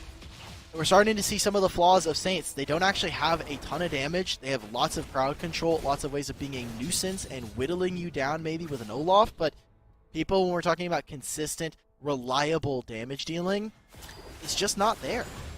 Yeah, how did they kill Osu on this Garen? They killed them in the last fight, but they used so many cooldowns for it, which is why they lost that fight. And Osu is just styling on this one. I feel like maybe trying to play around Crown Prince and the side lane with Fiora, but even then, it's like Crown Prince can't 1v1 the Garen, so as long as they send Garen to match, it's going to be a hard situation for Saint. Whoever breaks down the tanks, you don't have any good damage dealers in that case. Like, yeah, maybe you buy like 1,000+ Black Cleavers, but it's not going to deal with how much HP he actually has, and even Senna has a pretty rough time at going about it. So, see now, as the composition kind of plays out, Ziggs is going to have superior range and superior crowd control, or space control, thanks to his kit. Osu is just a menace, man. He's just running at people. He doesn't care. He's like, I'm dropping Ignite, I'm dropping bows, and I'm going to force you to run away. Yeah, not a fear in the world. As Nori is going to face check the Garen here, is going to be able to connect the root. This may be an opportunity, but with the Galio's heroic entrance coming in as well, Nori getting blown up by the Lee Sin, as Boom here is going to be able to activate that Zhonya's on the Lee Sin, going to be able to walk away, and Osu is just a menace here on that Garen, not really being able to take down Wants Camel, actually going a bit aggressive here as far as the rotate. Their team was not able to follow up, and Icy now with a massive two-person ultimate with the flash over, as that's going to be the Ziggs falling. Icy, can they get out with their life? Yes, it looks like they can, as Crown Prince flashing forward gets the lead, and that's the fight that Saints needed. And it may not be exactly the linchpin for this game, but Saints finally are able to punish Reflection. Osu going way too far and leaving his team in the dust. Looks like they're going to trade tier 1s here. Camel or Extirpate really wants to get this on the next wave, but they finally get another turret. They start to equalize the gold lead here. Saints, I don't think they're out of the water quite yet. They have a lot of work to do if they want to be able to win this game, but it starts there. It starts with a strong team fight. Yeah, and the turret in the mid lane is going to fall, which will open up some of the jungle if, you know, Reflection is able to take another fight win, or, you know, if Osu just wants to continually pressuring pretty hard. But the big thing I'm watching at this point is Crown Prince on the Fiora, just hit the 10k gold, going to be completing their third item soon, and has that teleport. So I'd expect to see the Fiora playing pretty aggressive in the side lane. Is actually in the bot side, a great flash coming out from the Lucian to save them from the Diana, but actually opting to go back in here as I see a teleport from Fiora coming in. You see, want to dive, Olaf's here as well. Oh, this is potentially a scary situation. No Garen here as Olaf going in onto the Lee Sin. This is a 4v5. Can Camel get the Lucian? The red buff, is it going to be enough? Carry on the Grog is flashing forward, not going to be able to get it. And Camel survives with about 1 HP. Him and Extirpate are best homies, both of each other dapping them up, saying, okay, well, both of us are going to live with less than 100 HP, and we're going to walk away. Dragon being started here in 10 seconds, though, is huge. Look at how some of the members are starting to recall. Galio getting a reset in. Extirpate coming back out onto the map. No flash. And it is another fight for Saints. They find another turret. They find another kill. Boom is not alive. This should just be their Drake. Yeah, they're going to opt for the fight, though, as the heroic entrance is going to come in, and it's massive. The 4-person stun into the 3-person taunt. Is it going to be enough? This is a 4v5. They do take down Camel. No smite from either side, as Boom with the teleport in, cleans up the Black Rhine, takes down the Fiora, takes down Nori on that Senna, and they're going to get the full team wipe. Boom with the triple. And that's it. I mean, Extirpate in that fight is unstopped, unmanaged, and unmitigated. And it leads now to Reflection picking up one of the best scaling Drakes in the game. As we see here, watch the backliners here for Reflection. I mean, Extirpate getting free damage on Nori, forces out his flash. Teleport here for Boom, and this kick just eviscerates Saints. They're unable to answer. Icy is tanky, but doesn't do enough damage to kill the rest of Reflection. And they're doing Baron in the picture-in-picture. Wow, Infernal as well as Baron. A massive swing for the side of Reflection here. This is what they needed. Their back is against the wall. This is their last chance to qualify for Major 2, for a chance to compete against enemy or Immortals. They need this game, and they need one more on top of it. And if you're the side of Reflection, you are bringing it this game, and it's looking like we are going to be going to a game 3. I mean, it's not over, but it definitely is Reflection's game to lose at this point. Yeah, they look really strong, obviously, and while they've done a pretty good job this game of maintaining their lead, the last two kind of fights may have put some motivation in their step to say, hey, let's close this one out cleanly, and they have a good team fight to boot. So with Baron now, I look for them to press on side lanes. Like, Lee Sin is not needed for an objective. Put him somewhere either in Fog of War in the jungle or pushing a minion wave. And with Ziggs Galio as your composition that stays in the middle lane, you can send Galio out with the hero's entrance to answer if they ever overload. Going right on to Ziggs though, KT. Yeah, KT taking a lot of damage, able to flash out and survive though, as that's a decent number of cooldowns as you see Boom trying to keep them around here. But KT forced to flash, able to survive though. A pretty big moment for them, and KT should be able to run back in, is going to have the heroic entrance, so could be that global presence again, and they're still going to have the Baron for a little bit more time, but I'd love to see them maybe be able to break down to tier 2. Really haven't actually been able to translate this to very much structures, and that's really what you were hoping to do with this. They are playing on 2 different lanes, sacrificing and foregoing the dragon lane. They want to try and make this play in mid lane, force them off of the turret, finally get that objective that we were looking for. Icy going in. Icy gonna do the Zhonya's. Great job being able to actually survive there. Nori as well on a sliver of HP as Ziggs going for the bomb. Oh my gosh, that Luden's almost jumping to Nori would have been big, but they are going to be able to secure the inhibitor. They heard me on the cast. I said, get more buildings, and they did. They got the mid tier 2 and they got an inhib. And it comes from them just immediately collapsing from the Baron lane. You saw that Boom win for a kick, kind of disrupted Icy and Nori, and at this point, Saints, they got to be feeling the pressure, right? Like, we are down a lot of gold, and we're obviously in the losing spot for this game. Like, if we take a step back from this series, yes, we are in game 2. So if Reflection do end up winning this, then obviously Saints will have to play in that last game, potentially come back and secure their spot. But either way, if you're Reflection, this could be kind of, we were talking about the motivation for the last series. If Reflection find a win here, that could start a victory run for them. Oh, most definitely. And I mean, banning the Morgana, banning the Jax seemed very critical to the composition and style that Saint seems to like. I mean, I know we've harped on the Olaf pick. I know Black Camel does play Lee Sin, so, you know, maybe if the Jax is banned again, they'll look to prioritize that a bit higher. But with Baron and Elder spawning in the next 30 seconds, we're going to get another team fight in this one, and it is all going to come down to this. Whichever team wins this next team fight, it's definitely going to be looking to win the game. Yep.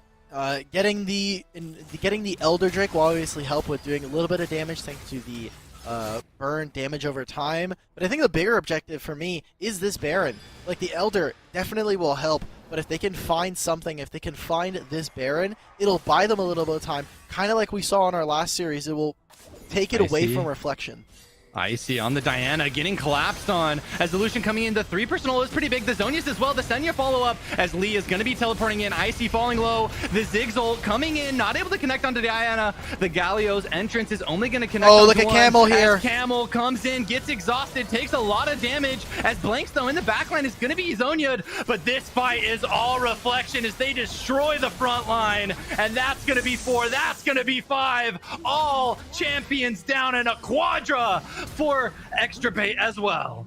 Oh, there it is. For Reflection, they said game 1, reports of our deaths were greatly exaggerated. They're going to take game 2 here, and it was looking clean from them for the most part. Yes, Saints did put up a little bit of a fight, but each and every time, almost every single fight was just Reflection stalling them out, waiting, and their backline was just doing so much more than what Saints had gotten for themselves in the draft.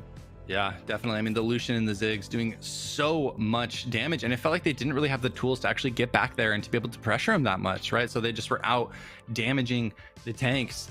And start to finish, I mean, Reflection, there were moments of life for Saints, but it felt like Reflection, you know, had a really good hold on the game. It started out with Osu on the Garen doing so much, but I feel like it ended with Extra Bait on the Lucian doing massive damage, and just team fight after team fight, they couldn't touch him. Yeah, we got to start thinking about our star player here.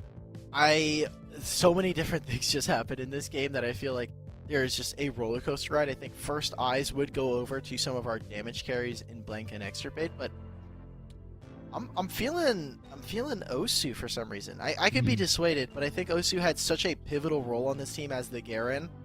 It's hard to see in those team fights when we're talking about how flashy Extra Bait and Blanks can be. But being Garen in this team means you're going straight for Nori, you're going straight into the backline, disrupting Diana as well. And we got to see that in a ton of the fights. Yeah, for me, it's between Extra Pay and Osu, but I'm gonna, you know, after your compelling arguments, and really the main thing for me, Osu solidified that early game. Osu had multiple kills, multiple situations where they got the early team ahead. So I think Osu should be the star player in that game. And there, I mean, the first one just smack. Thank you very much. I'll take that first blood. But oh, there, Carry barely missing the Gragas slam. That would have been an earlier kill and probably would have saved Camel's life if they were able to connect it. But here, Osu, great rotate, and boom, that's the moment I'm talking about. Osu in the right spot at the right time, just allowing their team to get these early game advantages and just being such a nuisance as the game went on.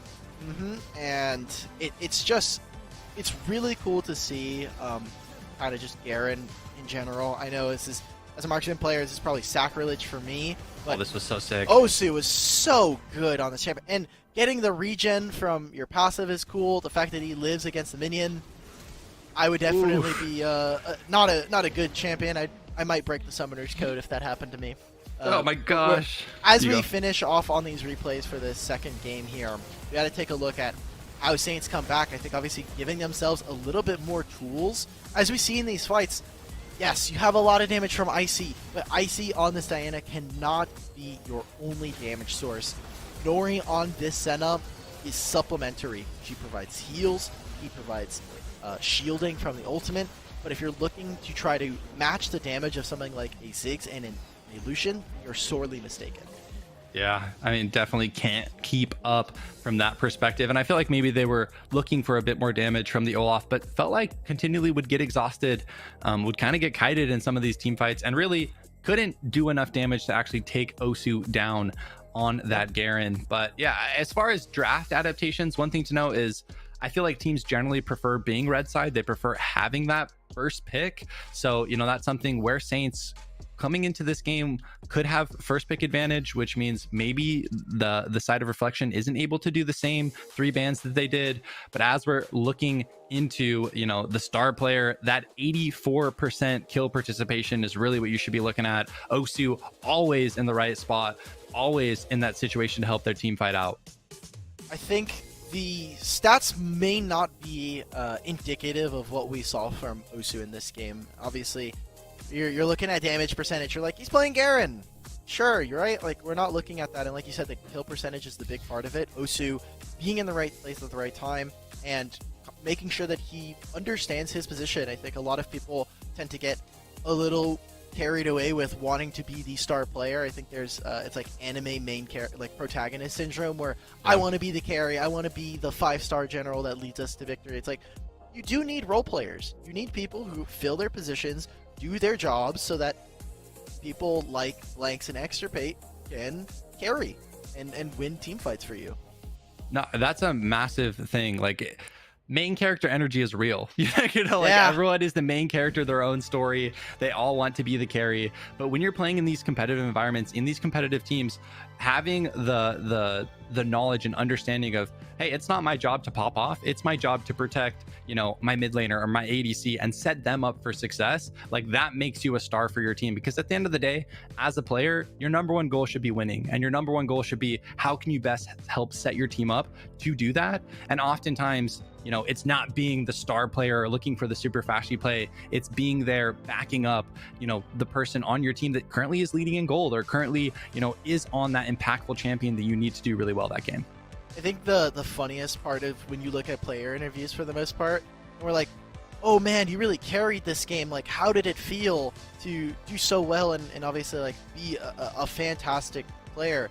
The first thing the carry player will say is, well, actually, I kind of just did like whatever. I wasn't like super impactful. What really was awesome was my support, or like my jungler engaging. They had such smurf like finds in team fights. And you look at the opposite side, and the jungler or the support, they're like, no, my AD carry is just like 1v9. Like, it was disgusting. So it's a cool symbiotic relationship that carries and supports in general have as a duo. But I'm looking forward to what we get from this, because now, I mean, Saints are constantly going to Game 3, man, and they went to Game 3 versus Yon. They did it against Ailish. They did it against Cloud9 last week, and backs against the wall for both of them. I know we are like going back and forth with this like metaphor, but this is the last game in the best of 3 for the semifinal. Winner goes on to Major 2. They will still have to play a best of 5 finals to determine seeding, but it's everything or nothing at this point.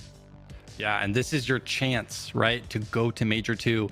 Talking to Nori, talking to Black Camel, they told me how much this would mean for them. This was, what they've been practicing for, what they, disbanded their last team and got this one together for. Playing in Major 2 would be big for them as confidence as players. They've been practicing hard for this, and I'm sure the side of Reflection feels similar. So this is really as a player, this is what it all comes down to. In the clutch moment, what are you able to do? What are you able to pull out? And I am so excited to see this go the distance, to see this go to game 3 with just the stakes at hand, because I feel like, you really get to see what players are made of. We've been talking about it. It's been a theme throughout the day of leave everything out on the Wild Rift. Do not go home with any regrets. And we'll have to see it here from the side of Saints and Reflection. Saints now on the blue side. They're going to first pick their Thresh. Jax made it through the bans yet again, so maybe we see that for Camel, as Corki seems to be priority here for Reflection. Yeah, as Ziggs for Reflection was something that they did not want to deal with. I mean, they had a lot of success with it in the last game, and understandably doesn't want to fight up against it. So Corki, a pretty strong early rotation champion to pick up, since you can flex it into the mid lane, into the bottom lane. And the Garen, I mean, Osu had such a strong performance. And the thing about this, you can run a Baron, you can run a mid, you can run a support. So I love the Garen priority here, and frankly, I feel like it should be higher in priority for our last series. Exactly. I think just in general, Garen should be a lot higher priority. Zed is the same thing, and so Saints picking up the Varus. The prodigal son makes a return. I'm so happy. He finally comes back to us here in the last game of the semifinals. And so now for Saints, build out a robust front line. And Lucian in this series has been on the winning team each time. So will Crownpence finally put another W in the category, or a Reflection going to play upset for it? Who knows? I mean, if they put Osu... No! Oh. No! The stats are here. It doesn't matter. Caster narratives, caster bias, actual analysis of the game. We can just use really dumb stats now. Mm-hmm. Olaf, 0% win rate in the series. Lucian, 100% win rate. We already know who wins. If you want channel points, you know where to put them. Yeah, it's true. I mean, everything the man said was facts. All right, math doesn't lie is what they say. But yeah, the Lucian's an interesting pick. I mean, potentially if they run the Garen mid again, Osu, maybe IC plays this in the mid lane. Maybe that's the matchup that they're picking the Lucian up for, is that they want to have it match up against that Garen. But yeah, the Lucian priority in this series is very, very fascinating. But for Reflection, they say, Camel, no Jax for you. I'm surprised they made it to the second ban phase, but we're just going to get rid of that. So now, what other junglers, right? Like, Lee Sin is the one that I was looking at. Reflection targeted as well, getting rid of that. So now, Camel, what is your back pocket? A ton of junglers already taken off the table here. We haven't quite seen a Fiora from them. It's really just been kind of more of a boom champion. And I want to see more robust frontliners. Like, Renekton is available. You could play Galio mid into whatever, but you're playing it into Garen most likely. Not a big fan of that one. So you need someone to stand in front. And Reflection, good call here, grabbing the Gragas away. Yeah, so much beef for the side of Reflection. Talking to Camel before this, weekend, he mentioned his favorite champion to play is Darius. Not generally seen in the jungle. I think we saw it once today, but it's gonna be a Riven most likely. It's gonna be the Riven jungle. Someone that can play a little bit more of a flexible role. They have a lot of damage. Don't have a lot of people who stand in front. I mean, even Thresh is not that tanky. He's good at peeling with the lantern, the flay, the hooks. All of this stuff is really good at providing space for Nori, but it's not exactly a very robust frontline, as they're just going full damage. They see the tanks here. I think it's a risky call from Saints to go with this kind of lineup. Me smork, me do damage. You know what I'm saying? That's what I feel like. Saints we go face. Game 3, we go face. Who needs HP when we just kill their HP? Smile. But yeah, seriously, they are lacking a lot of frontline presence. And when you're looking at Reflection, I mean, you got a lot. Oh, wow. I think we need the button. We need to grab the button. I'm gonna grab the button. This is a dog toy, but it's the draft diff button for this game. I'm just gonna go ahead and slam it. So you're saying Reflection for the points is the way to go for channel points for the viewers? At this point, like, they've got 0% Olaf, they got 100% win rate Lucian. There's a Orianna in my game at this point. Like, anything's possible. I predicted for Saints to win, which obviously means we're going to see Reflection in the finals potentially. To solidify the low win rate for... Okay, so it is going to be the Garen Lucian matchup, though. So, but one thing to know, as an Orianna one trick, right? Like, this is the champion that I really I think in competitive was the one that people knew me for. It was the one that I was best on. Like, this is a champion that scales so hard into the late game, especially into the fragile carries for the side of Saint. Once this Orianna gets 2 items, 3 items, they're going to start chunking down the health bars for Saints. So that's something where Saints is on a bit of a timer, but here we go. Game number 3. It's a best of 1 at this point. It all comes down to this. Your major 2 chance is on the line. Who is going to be able to take it? Is it going to be Reflection? Is it going to be Saint? Either way, us, the broadcasters, production, and the viewers at home, we're all the big winners as we are getting this intense best of 3. And it's not even, we still got a best of 5 after this, so it's going to be a long night already, I can tell. We've got a bunch of games still left in the tank here.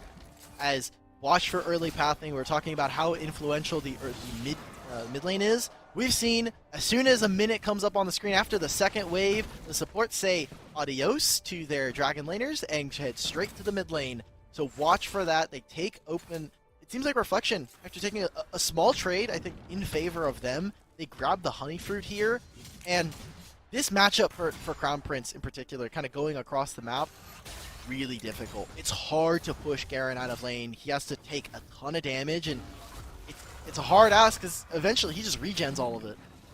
Yeah, and with Olaf opting to just do some extra camps, that means that the side of Saint is going to have the rotation advantage. KT on the Gragas, still level 1, is going to rotate over. So with this, Saint does have the scuttle priority on the bot side. Potentially could look for a double scuttle as Olaf is now just doing their blue. Yep. You saw that Olaf, he was like, I don't have vision of the jungle. I don't know exactly what's happening. And since they'll now see Crown Prince start up this scuttle, I like how he's leaning it over to Camel so he can just pick it up. Thanks for the leash, buddy. Might not ever pay that off. Usually when I leash, I say, you better come gank my lane, but here we are. Yeah, that's a lot of resources going over to Camel, though. I mean, the Olaf does just get the full clear, basically, so is going to get a decent amount of gold in their own right. But Camel, I would expect to see around this first objective, around 4 minutes when the Rift and Dragon spawn, should be pretty powerful, as they do have level 5. Could look for the Garen here. Extra Pay is going to get stunned here. Camel, are they going to be able to have enough damage to flash forward? The smite, it's not going to be enough. And if they go for the dive, Boom is here to potentially shut them down. Good use of the Garen's second ability there. Gives them a little bit more resistance, gives them the shield. They're going to get right on out. Oh! Olaf? Boom? I don't know about this one, coach. Yeah, this is a 2v1 as Camel will be able to get the turnaround stun, but that's Ragnarok used, that's Flash used, a lot of summoners, a lot of ultimate abilities used in this Baron lane. And now, I mean, Extirpate gets first say on the recall, because the wave was in favor of Saints, but the fact that that just happened and Boom was able to clear that out and fight for that, it means that, at least in general, Extirpate had his choice. He said, I could either push the wave or go for a recall here. Channeled the recall in case there was a return gank, but now kind of does a faux recall. It allows for now Camel to catch this wave, and now Reflection, you'll see their support is now moving into the river, trying to ascertain a little bit of vision priority, and after Boom finishes these camps, he can recall and move right into that bottom side of the jungle. Yeah, and 3 minutes, 20 seconds. Objective spawning in 40. Corkage package is going to be up as well. So all eyes for me is going to be on Blanks. What's their back timing like? Are they going to be able to get that? Are they going to be able to set up an advantageous first objective? Because this is game 3. This is major 2 qualification on the line. Whoever wins this first objective is most likely going to be in the driver's seat to potentially punch their ticket to the second major. It's looking strong here as Baron laners need to start moving down. You see this wave, Extirpate's going to have to catch this. This means this is going to be about a 5-second window where Saints will have a numbers advantage. Both of the objectives are spawning. Look at them. They want to take control of mid. As soon as this happens, drop in the fog. They're already starting up this dragon. Scuttle actually, I think, got stolen by the Gragas there. I think that's pretty big from KT. I mean, assuming since Riven and Thresh were there, that KT was able to just throw a barrel in, steal it, as this looks like Rift is going to be started up by the Olaf, by the Garen, and this looks like an objective trade from both these teams. But this means that the side of Reflection could look for that top tower with this Rift Herald, or maybe they just have enough damage without it. And for the side of Saints, they're just going to opt to potentially try to dive, but it's so hard to drive Blanks as the Corky with package. Like, I don't think you can kill him. Yeah, I think the objective here is not necessarily to kill him, but just take this turret. They know that with Rift Herald in the Baron lane that they're not going to get first turret, but look at where that gold allocation is going. It's going to Garen, which means a much more tanky front line alongside the Gragas and Olaf. They're going right onto Crown Prince. Good barrel comes out. Silence. He's dead. Ooh, that's a good barrier. They're going to be able to survive, but with the Rift walking in, actually Icy here doing a lot of damage to the flash forward, and that's going to be first blood going over to Icy. And that's going to be a 1-for-1 tower trade. Oh, the Varus ultimate coming out here. Thresh not able to actually connect the hook as Osu here is going to be forced to flash. Oh, can he live? Be able to walk over.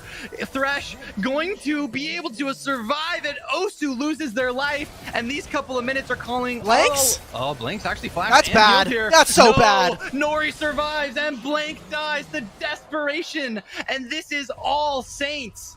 Oh, it was so good to start. Yes, they did lose one member, but they got so many plates in top lane. They got 5 out of the 6 from those turrets standing.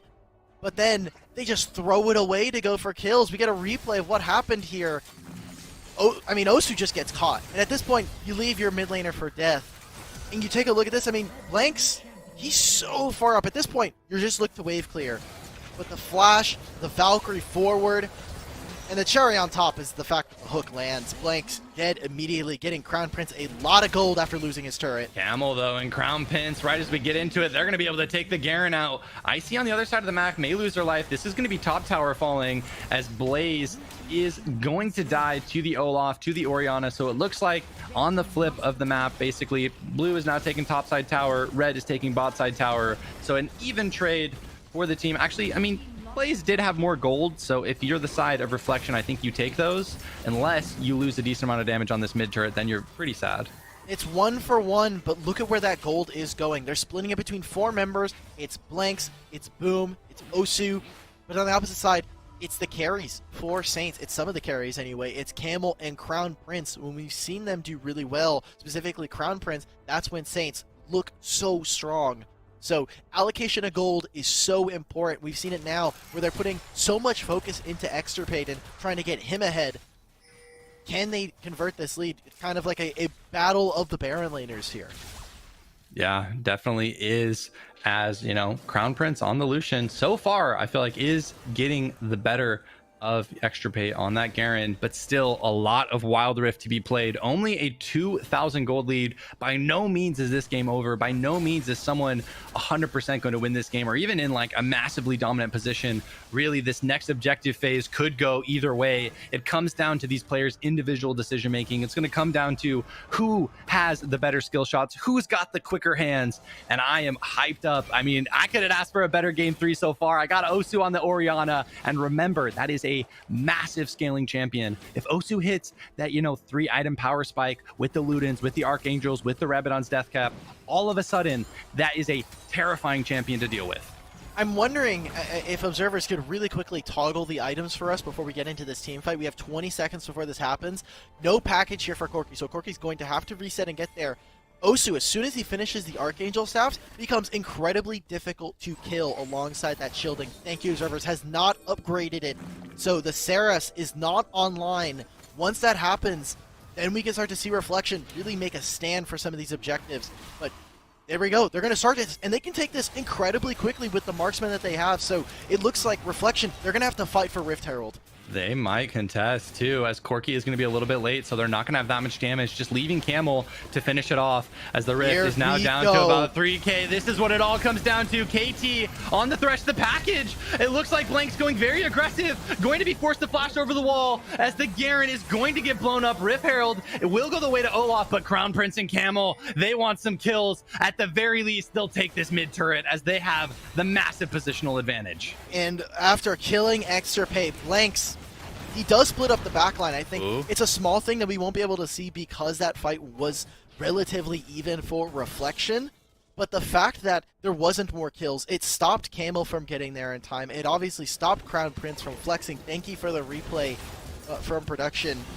Look at where, I mean, the Riven is nowhere near this fight.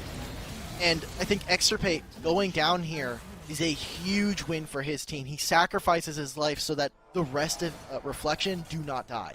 Well, and the fact that they didn't lose mid turret is massive as well. I mean, 2 of their champions had to recall, and a massive, play from Boone, popping that Ragnarok to save the health on the mid turret. That is a worth trade every day of the week. Because I was worried if you lose your mid turret there, it's not a good trade to get that rift. But the way that it ended up going, I think they've got to be pretty happy with it. And the gold is still relatively equal. Actually, Boom on the Olaf has more than the Riven. So, going to be a scary champion to watch as the game continues to go. So now let's take stock. We do have a few minutes before, and obviously the objectives come up. Reflection did get the Rift Herald, so watch where they put it. Mid lane is nowhere near going down, so they're going to need a little bit more time to kind of ruminate and take this down. I think the smart play here is put this into the Dragon lane. You want to cause a really long lane, especially since Baron is more than likely going to be our win condition for this game. Set it up so they will always have to kind of respawn on the opposite side of the map, force them to take teleport instead of some other boot enchant, and obviously give Extirpate a really long lane to play with as the Garen. Definitely. As you see Camel on the Riven starting to play side lane as well. I mean, that's just Riven's very strong in the side lanes, but Ori going to be starting to walk towards middle here. I believe has 2 items completed, so now just needs to get that death cap, and once that's done, the Ori Ana is officially online. You'll start to see these balls doing so much more damage. We'll start to really be chunking out the health bars of the likes of Lucian, the likes of the Varus. The side of Saint, they really want this mid turret. Yeah, it is just a battle for this mid turret. Thankfully for Saints, their turret is very healthy, like we had already set up. Boom should just pop the Ragnarok. That's also the explosive cask, so a kind of engage tool. They could look for a dive under this turret. I think it's a bit risky, especially since at any point Blanks can just go reset. He's going to wait for this package to come back up. Camel gonna get face checked by the Orianna, activating the ult as well, as Osu here is going to take a lot of damage. Camel not gonna be able to get it, turret, but that allows them to get the mid turret, as Camel here may lose their life though, forced to flash out though, but they're able to get the turret off the back. Oh my, Nori, what? Going so aggressive, that's the flash down. Nori going to use their own Zonias, as Icy here coming in on the side, doing a lot of damage. A massive save from Carry. Exterminate is trying to flash forward, not gonna be able to get it, as that's 2, and Icy with the flash. It's all coming up. Saint, they get 3 kills, they get 2 turrets, and that's a massive swing. That should not have been a win for them, but individual members stepping up huge for Saints. 20 seconds before the Drake spawns, you have to feel that the game has swung. That right there was the last moment where Reflection felt like the game was even. What a huge play from Nori, and dangerous it was. The Zonia's enchant coming in clutch for Saints. If that 80 carry goes down, they're in a numbers advantage, and they can move to start to either take the Dragon or take the upcoming Baron here. What a huge, again, I mean, I know we've been saying it, but wow, what a find there from Nori. It shouldn't mean all that much as everybody's up, but that is a summoner spell now. Disadvantage for Saints. It was gold, yes, they got 2 turrets, but what can they make from it? Yeah, Operation Saving Nori was success. That Thresh Lantern was massive. But I think it's detrimental, though, because now Nori doesn't have Flash, Icy doesn't have Flash, Camel the same. They're missing summoner spells, and look at how they have to answer on side lanes. They might just give this drag, though. I mean, you see Icy in the top side. I don't hate this. You have the gold advantage. You can just wait for your summoners. Camel, though, maybe going to go a bit aggressive. I don't think they want to give this up. But yeah, with the Rift in the bot lane, if Saints end up losing this fight, it will be a very big loss. Actually, package going in. Blanks here. Blanks? Just what? gifting their life as KT has no mana. Camel on the Riven, falling very low. Going to be able to kite out, as that's 3. Fallen for Reflection. Crown Prince chasing down this Garen. Wants the kill, wants the game, wants to secure themselves a place in Major number 2. Carry with the flash. Hook is able to get the full 5-team wipe, and that's an inhibitor, and that's a potential game-winning push. I think they've done it, Alk Battery. I don't know if they have the minion wave. I don't think Icy is tanky enough. They're just going to take the inhibitor. They do not have enough of these minions. Now it is, what do they want? It looks like they're going to go for the Dragon first, maybe reset, set up for Baron. But like you said, it's a Hail Mary play at that point. Blanks gifting over the game out there. I mean, good catch from the side of Saints. If they would have lost that fight, like you had set up, they lose out on the Baron tier 2. Their turret goes down. That Rift Shield crashes, and we see Reflection go for Baron and close out this game. But I don't know if it was a mistap. I don't know if it was whatever it was. That is Saints purchasing a ticket straight to the Major 2. Yeah, as Lucian, you mentioned 100% win rate in this series so far, and Crown Prince having a 5-0-6, a clinic on that champion, doing so much damage in these team fights. And this is now a very difficult situation for the side of Reflection. Ori still hasn't finished that death cap, is getting so close, needs to get one more needlessly large rod, which I love the name of, by the way. It makes me laugh every time. But like, Orianna is close to having achieved their scale. Remember, that's a champion that will chunk out the Brand, will chunk out the Lucian, will chunk out the Varus, but they need a little bit more time. They need to scale just a little bit longer. As Camel, Osu, is scared, does not flash. They need to get in range as well. If you're this Orianna, you cannot play the poke war versus Varus. You will lose every single time. Even in that last fight, landed a 3-man ultimate. The shockwave was massive, but obviously the game, the fight was already over. Damage had already been done to Reflection. So we need to see it again. Repeat performance. Find multi-man shockwaves. Set up your team. I mean, this Orianna-Olaf combo is a deadly duo. We haven't quite seen them sync up together. So now, death cap complete. This is it. This is the last time that, or at least the last stand, if you're Reflection, if you want to stay in this series and you want to stay with your chances to Major 2. Yeah, this is what it all comes down to. This is where we get to see what these players are made of. But this is looking like Saints games to win, as Camel gonna opt to split push in the top side. Blanks holding that package, wants to save it for this upcoming Elder Dragon fight, as that really is most likely going to be where the game is decided. Nori throwing the ultimate out, looking for a potential opportunity. No team to follow up. But it looks like Camel may be baiting in the top side, as Garen was showing bot. But yeah, they're just going to start up the Baron here. They're just going to start hitting it. They're going to force them to get the they do so much damage. Oh, Camel coming in. Baron down to about 3k. Can Boom get the steal? Get in the pit.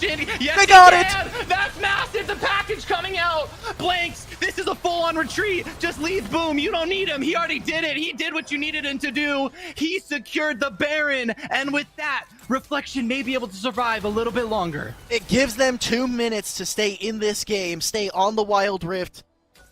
Camel, I like the aggressive tendencies. I like the idea of that play. Disrupt them. Use the... You obviously are playing Riven, so you will always be able to get over it. But getting outsmite in that situation stalls out the game. KT going in.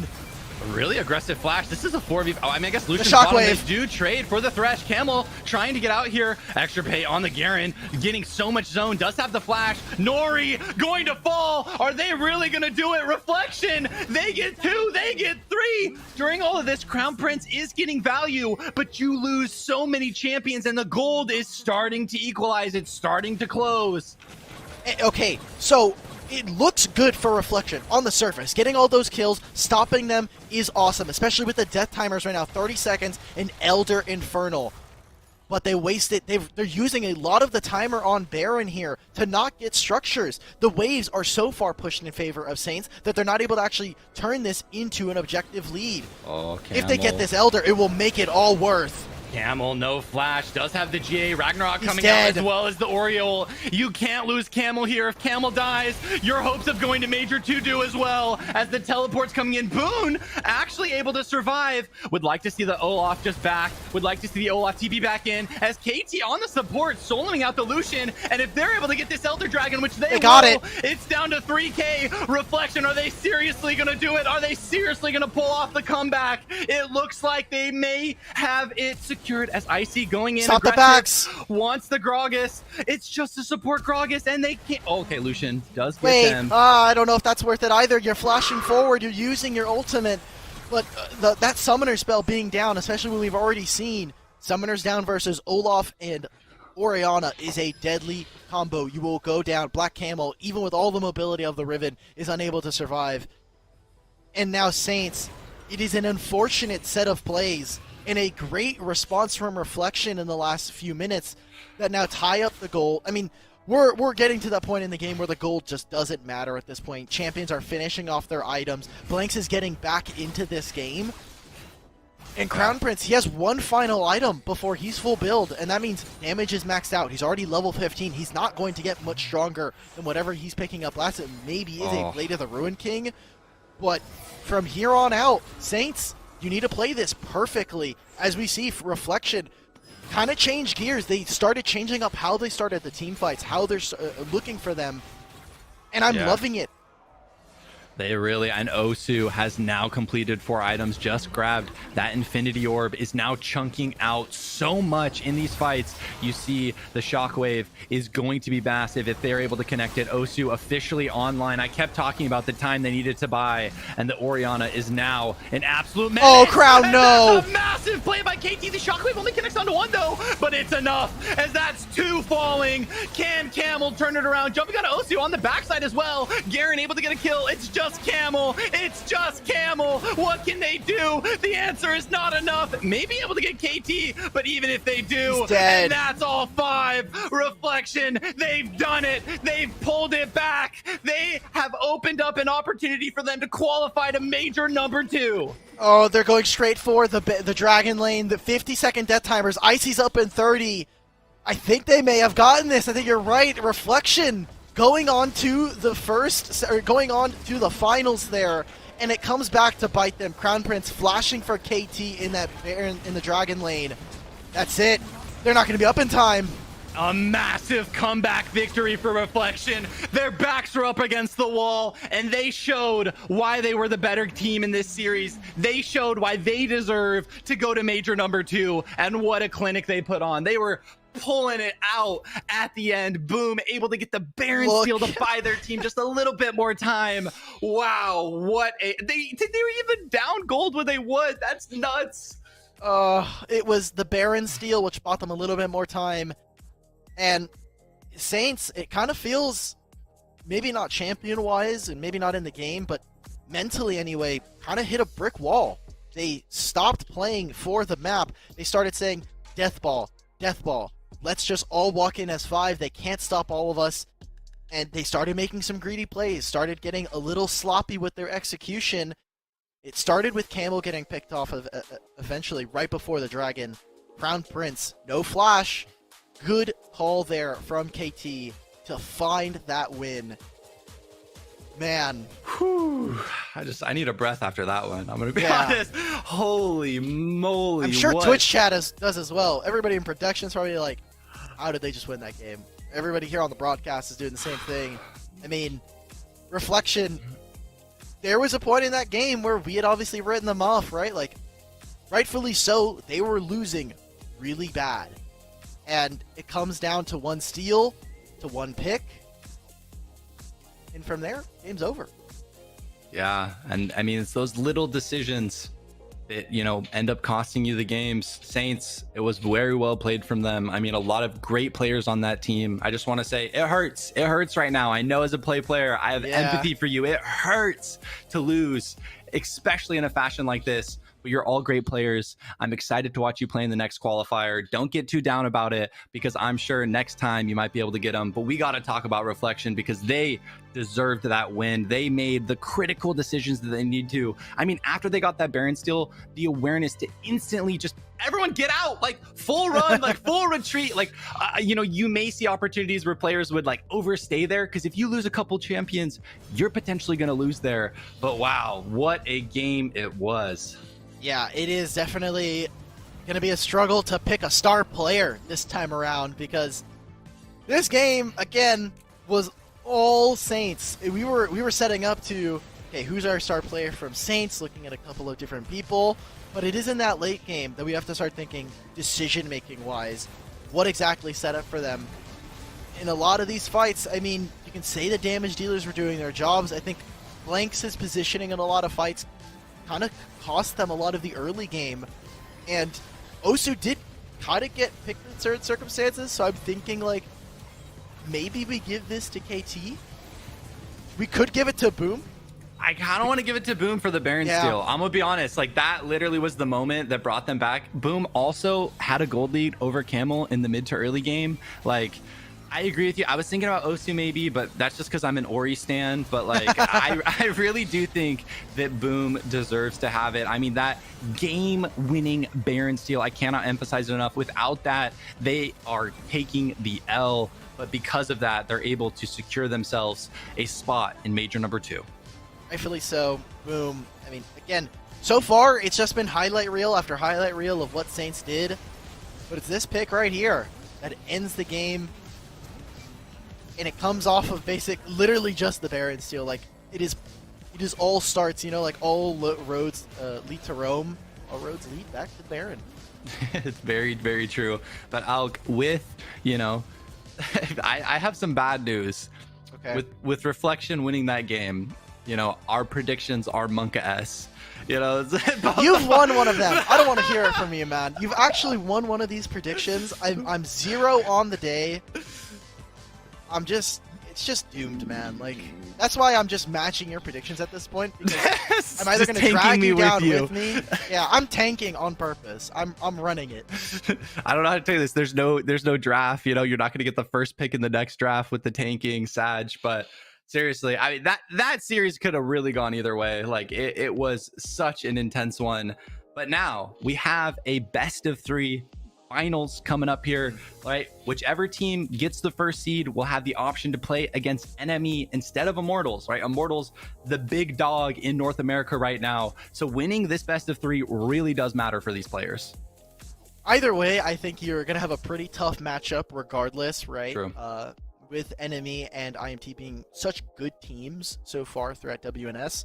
I think the really important thing for both of these teams as they head into this best of 3 grand final is starting to look at ways at approaching the game from different styles. Like, obviously, when we're talking about Reflection, that was a really, really good kind of set of plays from them, but they need to clean up that early game because these teams, specifically IMT, are going to take advantage of that. And if you come into a tournament thinking, well, we can't beat this team, but like, that's fine. Like, we're here to like play for beating like X and below. Yeah. I think you're coming in with the wrong mindset. You should be looking to how do we beat every single team in the tournament.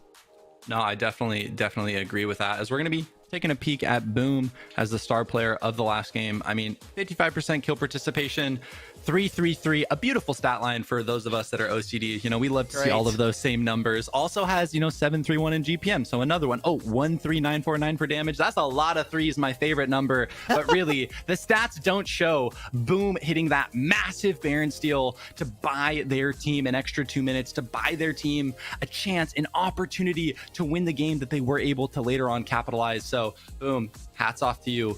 Great Olaf play. And now we get to take a look at our bracket to see how the teams got to this position. Suzaku GG versus Reflection as our grand final. These teams, they weren't even on the broadcast before. Like, we got a little bit of a Reflection game before, but Suzaku making it through, beating Demons, Eilish. We see Reflection doing the same with Saints and Family. They broke up our power rankings, and now they get to determine who our 7th and 8th seed are for Major 2.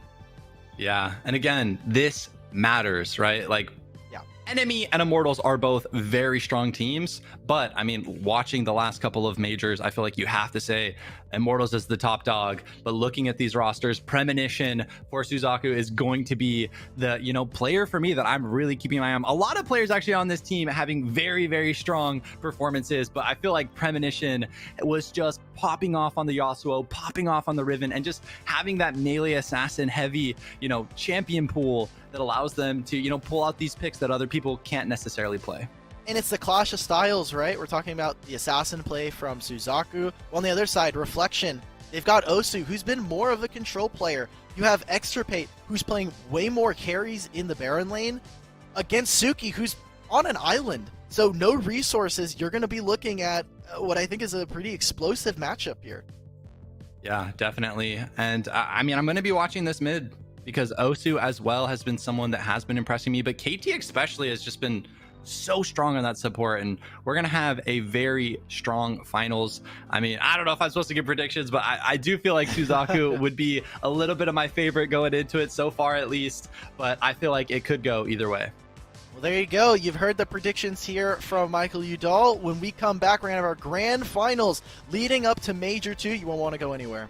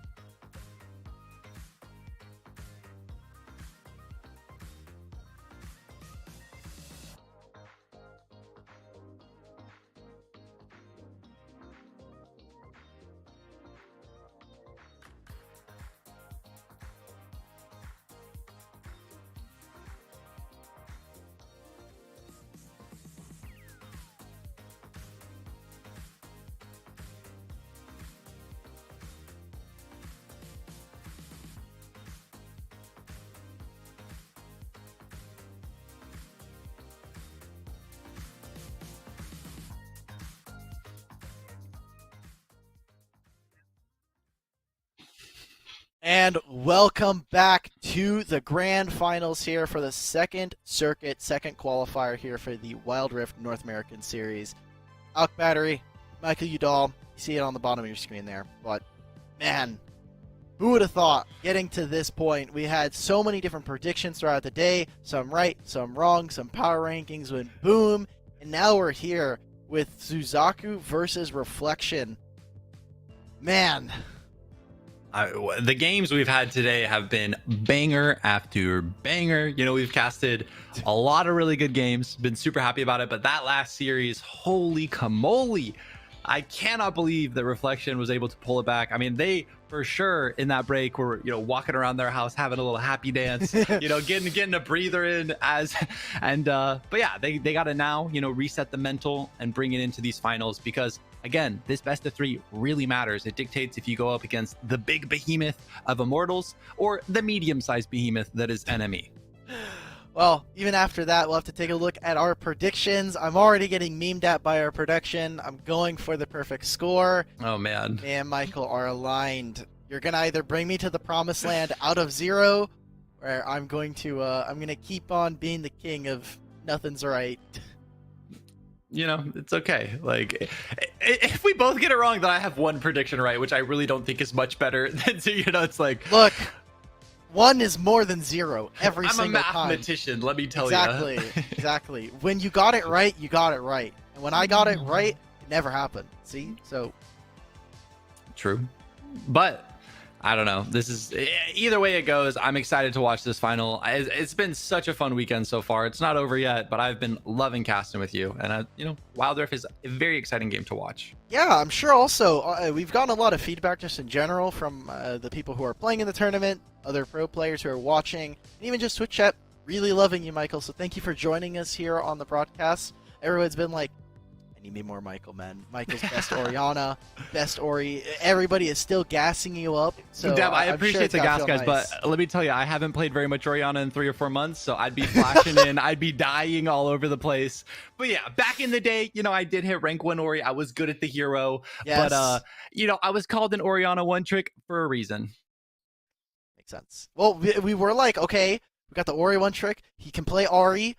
And then we were like, never mind. I don't want to see Ari anymore. Like, I was a huge, not gonna lie, I was a big Ari hater. I was like, I don't want to get to see this champion anymore. Dude, I styled on that champion in scrims. Oh my gosh, there was like this 1 week where I was balling, but it never really translated that well to actual tourneys. And sometimes that's how it be. I felt like I would get nervous. You know, I would lose that confidence that I'd play with in scrims. And as a player, that is definitely something that happens. You know, when the stakes get higher, all of a sudden you're not really as interested in making those big, potentially flashy plays like we saw earlier with Cosmic, you know, the charm into flash. If they don't connect that, they're insta-dead, right? And so in tournament, I'd be like, oh, I don't want to let my team down, so I'm not going to do those as flashy plays. But you have to play with confidence. You have to play to win. You can't play not to lose.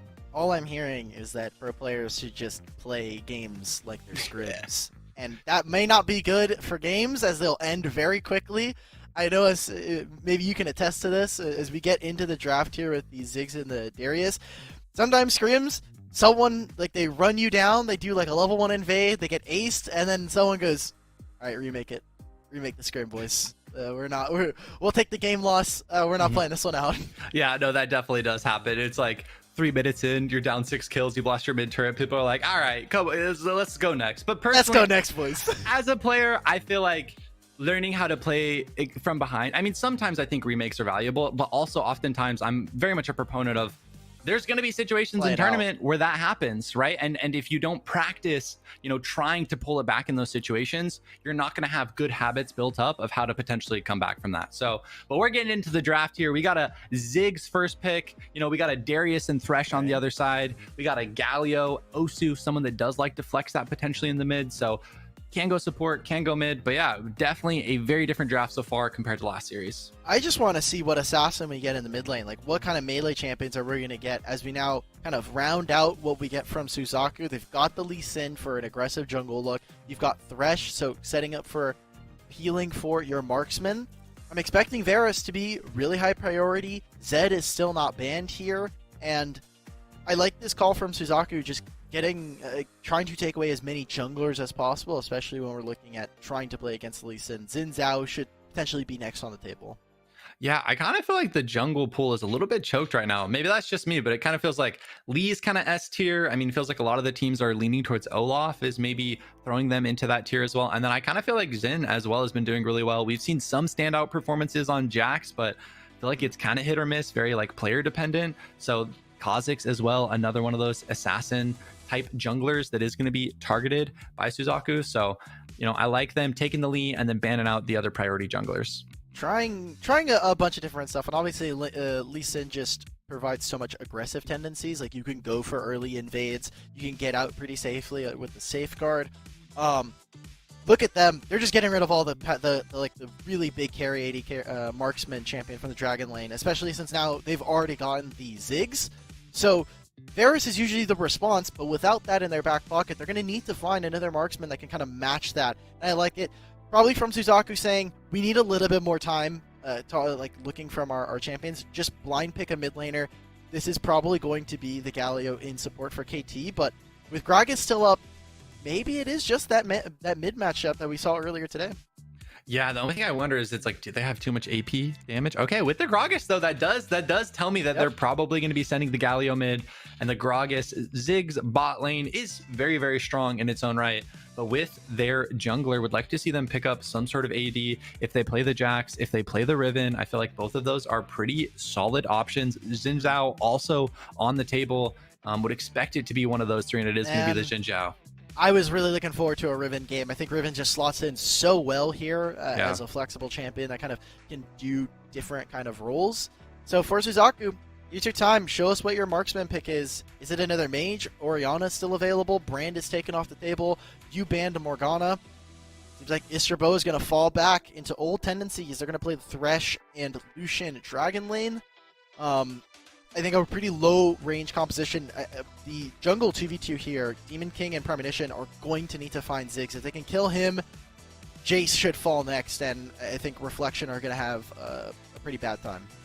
Yeah, definitely. I mean, but a lot of poke for the side of Reflection. So if they're able to keep that Ziggs alive, if they're able to keep that Jace alive, they have a lot of front to back damage. And with the peel of a Gragas, of a Galio, of Xin Zhao being able to pop their ultimate and really zoning a lot of that Lucian damage, I think they do have the tools to play a very strong front to back composition. But a lot of it is going to come down to these early lanes. Who gets out and ahead? Who is winning the side lanes? Because if we get in a situation where Suzaku is winning the side lanes, it all of a sudden becomes a very difficult, very scary game for Reflection. And we saw in the last game we got from Suzaku where they just leave Suki on an island. They don't develop a lot of resources for him, and Extirpate is 100% that kind of player that will take advantage of that if given the opportunity. But Jace versus Darius, it's a little bit difficult in the early game, in my opinion, especially once you have jungle kind of intervention going through. And what we've seen throughout the series so far, drop for mid priority, have your supports move mid, and go ahead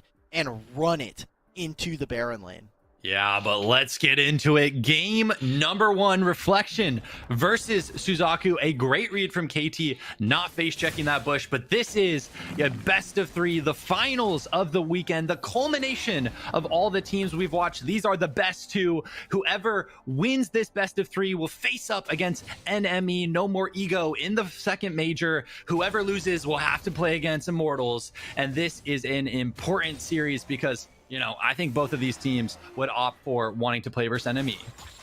Of course. Wait, you saying they do have to win? Obviously. Oh my God! What's happening? Blanks? Dragon lane. Blanks is dead. Okay, no, easy Cal. But that's a lot used. Heal and flash. Only heal used for Isabel. I assume that Stove was able to connect. Landed a hook. Yeah, that's the only thing that I can think of that would have caused that. But yeah, that is a massive bot lane win so far for Suzaku. I'm glad our first reaction to that was just start shrieking. We're just like, what's happening? Why is the Blanks almost dead? It barely lives now. Demon King here, setting up for Suki. If they can do this dive, it's huge. As Boom coming in though with the counter dive, it's massive. And this is going to be the Xin Zhao able to get to Osu as well coming in. The Akali going to be able to escape, but a really good read from Boom on this Xin, going to be able to get themselves 2 kills. And even KT dies, so a massive win there for Suzaku, or for the side of Reflection. The fact that that just happened is really, really good for them, obviously, like we had stated. And that was a a good time to go for that dive. So as we get a replay of this, look at this wave. It's a cannon minion. He gets one of them, but he's out of range for the rest of this. So after here is where it's a little bit dicey, and the fact that they're able to grab 2 kills makes up for the fact that Jace is going to be missing out on a little bit of experience in gold. Yeah, but during that top dive, Stove was able to get a kill onto KT, onto the Gragas. So definitely, so far into this early game, a bot lane diff in favor of Suzaku. And that's part of why we see them having a about 600 gold lead at this moment, is because of that bot lane pressure.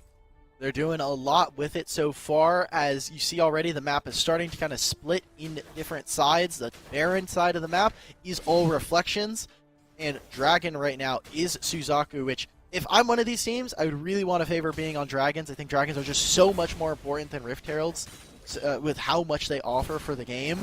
And this is a good hook.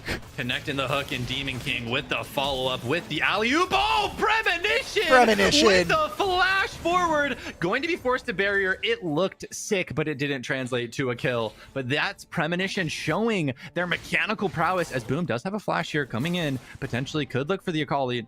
Not going to be able to do it, but yeah, Premonition, a player to watch in this upcoming series. The uptime of heal is like maybe 15 seconds. Right before the minions, that was the only time heal wasn't used, and it is just on cooldown now. Osu's even flashing, almost getting soloed by Istraboa in the Dragon Lane solo. So now 20 seconds. We're in a really weird situation where relatively low kill game for the most part, and there is a lot of summoner spells gone on both sides. Ooh, Stove connecting the hook. A good really ultimate. Good ult from the Jhin, though, is going to knock them back as KT will lose their life. But Boom will be able to escape here, as the Jace is actually going to go in here, going to give the stacks, but is okay with that because they have the backup, they have the support of the Xin Zhao, as Boom has been making so many plays for their team, has all 3 kills on that Xin Zhao. And you see Reflection, they recognize, look, Exabyte's going to recall, he can head straight for the Dragon.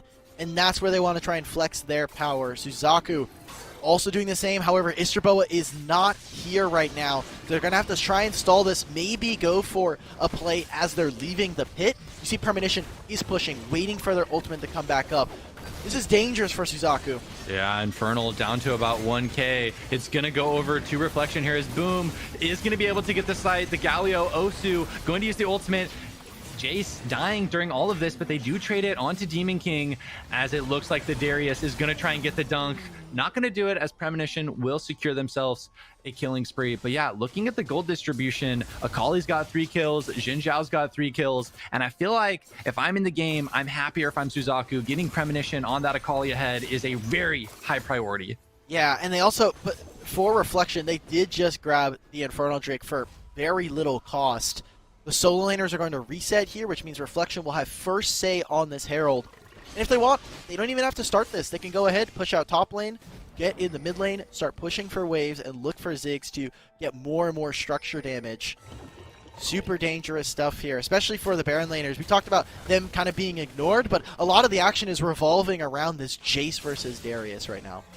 Yeah, and with the Galio rotating towards that Dragon lane, I mean, Akali also going to match them.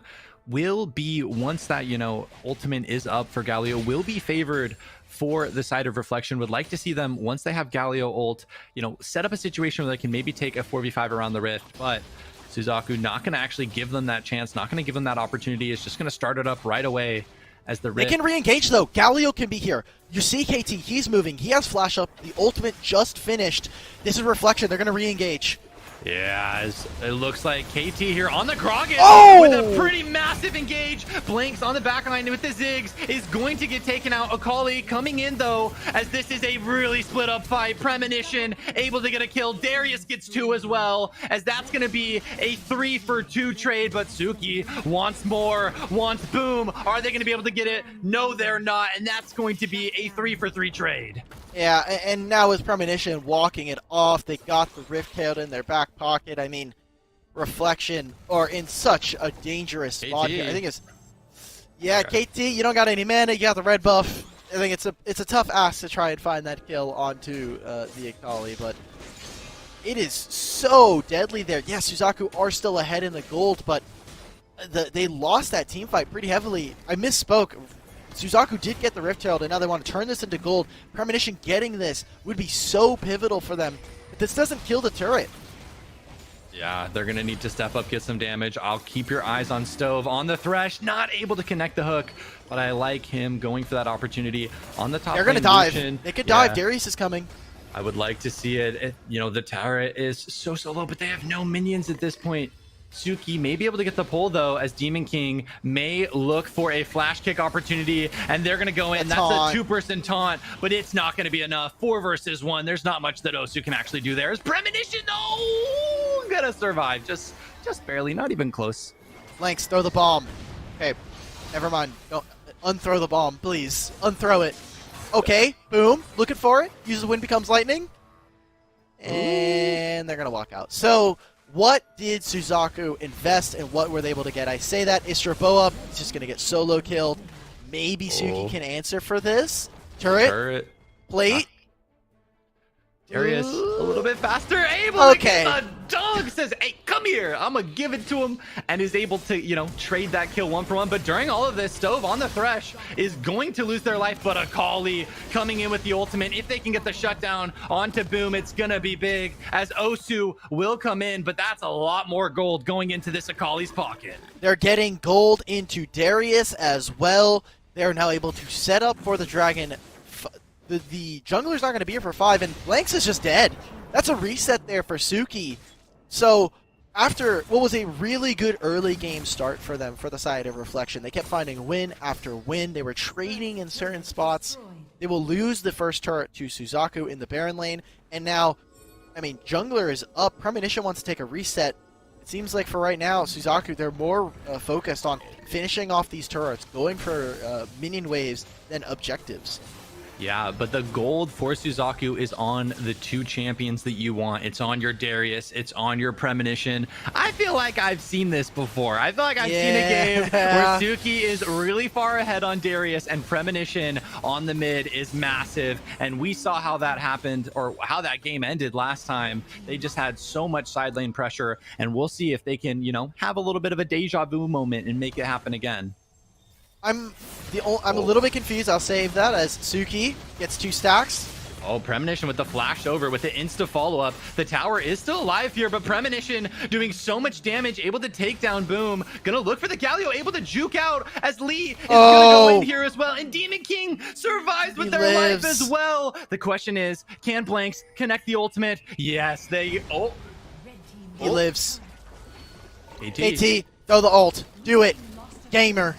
Right there, from the 3-point line. Isra gets a solo kill onto Blanks. Extirpate dies in the Baron lane, but they trade it for another turret here. It is just straight up Armageddon across the map, Michael. It is everywhere. We are looking for different skirmishes, different duels. And good luck to production if they even can get a replay of any of these. Salute to you. No, seriously, it's brawly all over the place, but 2 towers being taken out on the top side for the blue team for Reflection is pretty big. That is going to allow them to play in that red side jungle much safer, right? That no longer becomes a terrifying situation. But Premonition on the Akali is massive, is going to be one-shotting that Jace, is going to be one-shotting the Ziggs if they're able to get onto them. And this is going to be the Rift Herald going over to Suzaku, and not just the Rift Herald, they want kills as well. As Galio, Osu actually connecting a massive amount of damage here as Lee Sin's going to die. Osu turning the fight with that heroic divide, with that taunt, as Boom going forward, wants Stove on the Thresh. The Ziggs ult not going to be able to connect, but Suki is going to be the last one that's going to die, as that's going to be 2, but you get the Rift, and you know, you survive on a Premonition, which that shutdown gold is big. Sure, you need to be so careful about walking up in a mid here. If they just ever decide to ignite you, land a single bit of damage,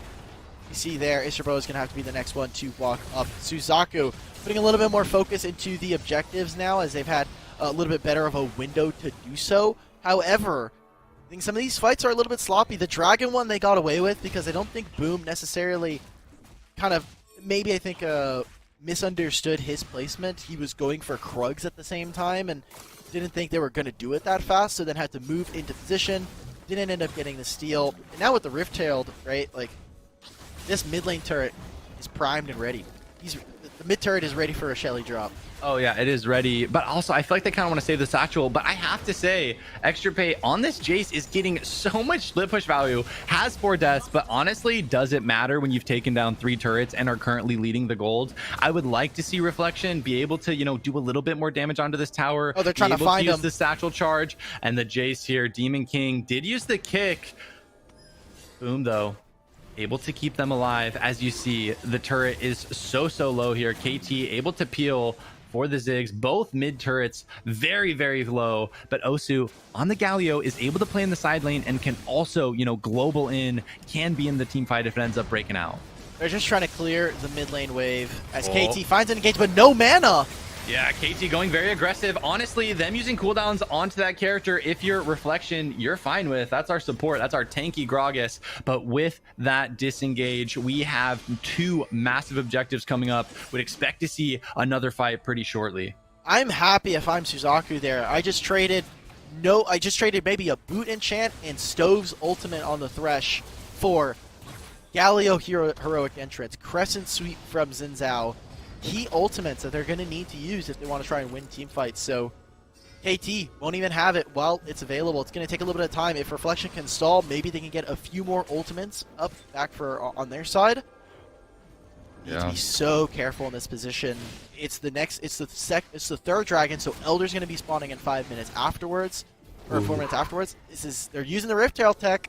I love this. I love throwing the Rift Herald in the mid lane and saying, hey, you have to defend this, and because of that, we're just going to start the dragon. We're going to get the advantage here. We're going to have the positional advantage, but they blew that Rift up as KT going in, actually zoning really well onto the Akali. Stove being able to pull Boom in. The Jace getting big poke damage as Boom here on the Jhin, trying to kite Extra Play, going in onto the Lucian, wants to kill, and Akali in the background. That's the wrong one. Able to get the reset, as that's going to be 3 falling. Extra Pay on the Jace doing so much damage in that fight, and that's 4 falling in favor of Reflection.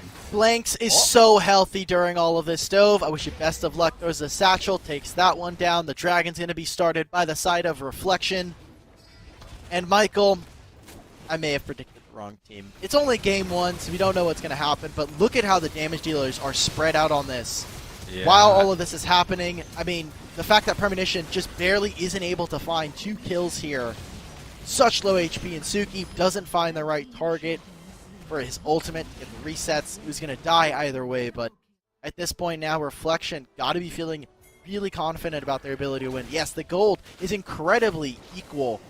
But, I mean, you look at this now, and they're going to start cresting into a territory where Extra Pay, who's hard carrying this game, is going to be untenable.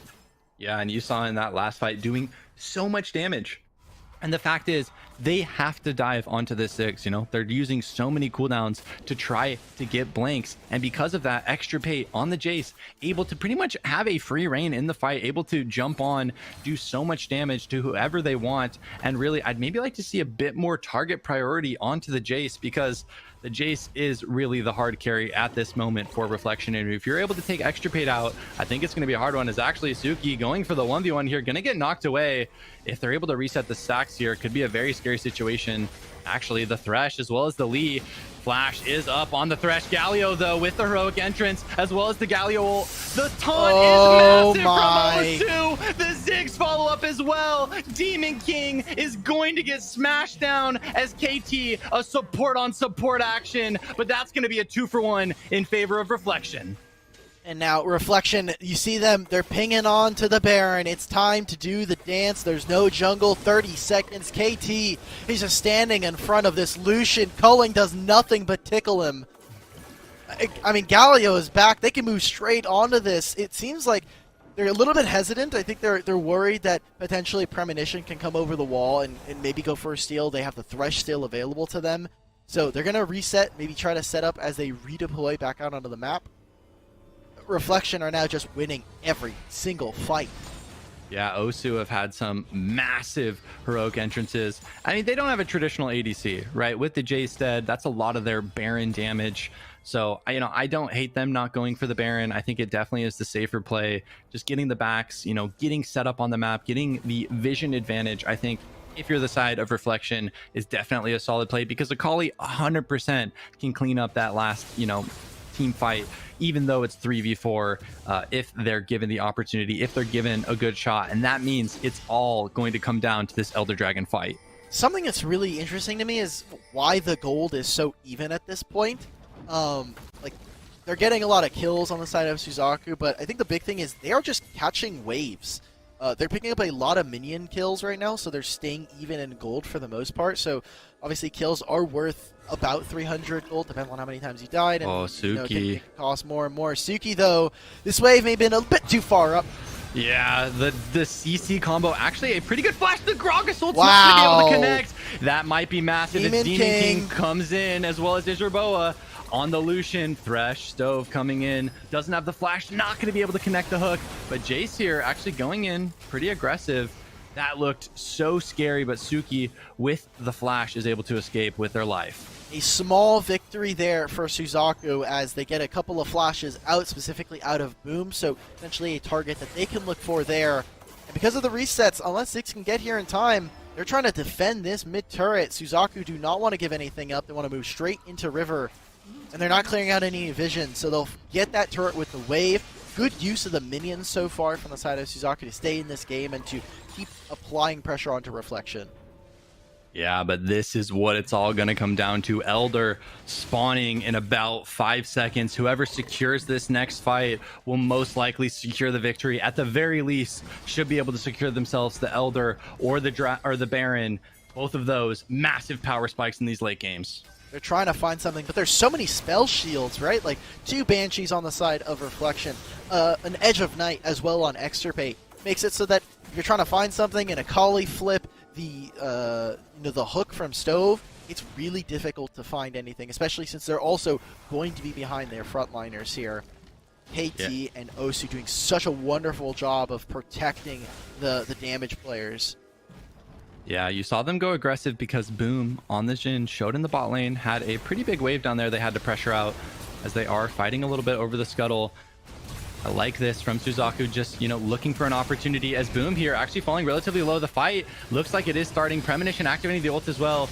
Zuki going in with a pretty big pull here. Stove with the follow-up. Osu actually gets their ult stops, as it looks like Izurboa is going to survive on the Lucian. Akali loses their life as well, though. Suki with the reset. Can they turn this around? They get one, but it's not going to be enough, as that is a 3-for-1 trade. If they heal up, they can just look to get the objective. They should just be looking to steal Demon King, play on flanks, and that's it. Boom is going to be able to escape with their life, as KT is unstoppable on that support Gragas. And with this, Demon King has to make a last dish effort. We saw in the last series, Reflection was able to get that game-winning Baron steal, but can Demon King make it happen? KT says, bro, get out of my face. There's no world I'm gonna let this happen. And this should be the Elder going over to Reflection. Demon still looking to bounce around, but they're going to die. Oh. This was good for some part of this was good for Suzaku until Premonition kickflipped his way into death. It was not good at that point, obviously, where he goes to use the Shuriken flip and gets straight up taunted. KT body slams him, so good prioritization from the side of Reflection to win a huge fight, get the Elder, and now they are in prime position to get the Baron and close out this game. Demon King is still dead for 20, so watch as they set this up. You have Extirpate pushing on the Baron lane, pushing this wave out. The entire time that fight was going on, Suzaku got another turret. So again, gold globally is staying even, but they're just not maintaining relevant leads. They're not finding picks. They're just way too tanky for Premonition. Oh, Premonition getting knocked out here, actually. That looks like a dead Akali. Does have flash, but it's not going to be enough. And with that, I think Reflection should be able to get the Baron. It's going to be a desperation steal for Demon King on this lead in, as KT already starting to zone. He's trying to keep him out, body block him constantly. They're looking for engage. A massive Zigzult with the Galio ultimate follow-up. Suki in the backline on the Darius, gonna flash over the wall, just delaying their death. But this is not gonna be a situation where Darius can pull it out, as Lucian gonna be 1v1ing against the Jace. Maybe if they can win this, going to trade 1-for-1. We'll take those, but still, with the 4-person Baron, with the Elder, this looks like it's gonna be all Reflection. This game is just so difficult now. If it wasn't already, the team fight wins have been eking more and more in favor of Reflection, and with this Baron buff, it'll tip the scales in their favor, absolute. The thing that we can praise Suzaku for is their wave management. It's kept them in this game for so long. I think a lot of other teams and a lot of other situations would have just kind of dropped their waves, gone for it, and been much further down than what Suzaku are at this point. It's been because of that they were able to pick up so much gold on the relevant carries. That they're even, I mean, look at the scoreline. Most of this gold is just between jungle and Baron lane. I'm going to ignore the support gold because support gold doesn't matter. I'm sorry to everybody who plays support, but you operate on 0. Oh. Boom. Almost taking out Demon King, falling very low. I don't know. KT's a whole item up. KT's kind of been balling this game, if I'm going to be 100%. I think it might be on an unstoppable streak at the moment, as Galio on the top side is going to be getting chased out a little bit. Suki going to look for the pull here.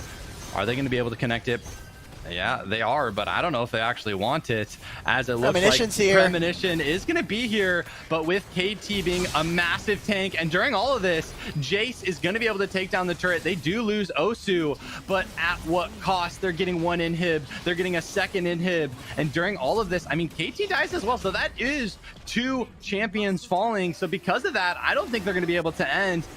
If they can get more kills, if they can keep snowballing, if they can keep chaining these picks, as Isarboa actually falling so low, Extra Gate on the Jace, able to get a kill, and Stove, the next in their sights, is gonna fall. Can Premonition, can Demon King make the miracle save? I don't think they can, as Premonition here, that's all 3 inhibs falling, that is Demon King falling, and now Premonition on the Akali escapes. But that is a GG, that is game number 1 going over to Reflection. Both caster predictions were wrong, as Reflection shows up with the momentum after beating Saints, and they're up 1-0 in this best of 3 finals. I don't want to sound like I'm a bandwagon or anything, but I was going to vote Reflection in my caster prediction. However, I knew that you were going to vote Suzaku, so I was like, do I throw the Hail Mary? And I chickened out. That's my bad. See, if I have one regret from this this qualifier, it's going to be the fact that I didn't vote Reflection. But who knows? Suzaku could still win. I'm not going to give up on the boys quite yet, as they had a pretty solid early game, right? Like, Premonition was doing okay, I think. Again, it is just that Galio matchup that we keep seeing. I think KT obviously was performing excellently in trying to peel for his backline. It just allows for players like Extirpate and Blanks to fire away. Yeah, definitely. I mean, watching that last series, it looked so scary. Suzaku, I mean, Premonition was massive in the early to mid game, but I have to say, Extirpate on that Jace getting not only top tier 1, not only top tier 2, also got bottom tier 1, was split pushing out of their mind. That's what we call rat jamming, all right?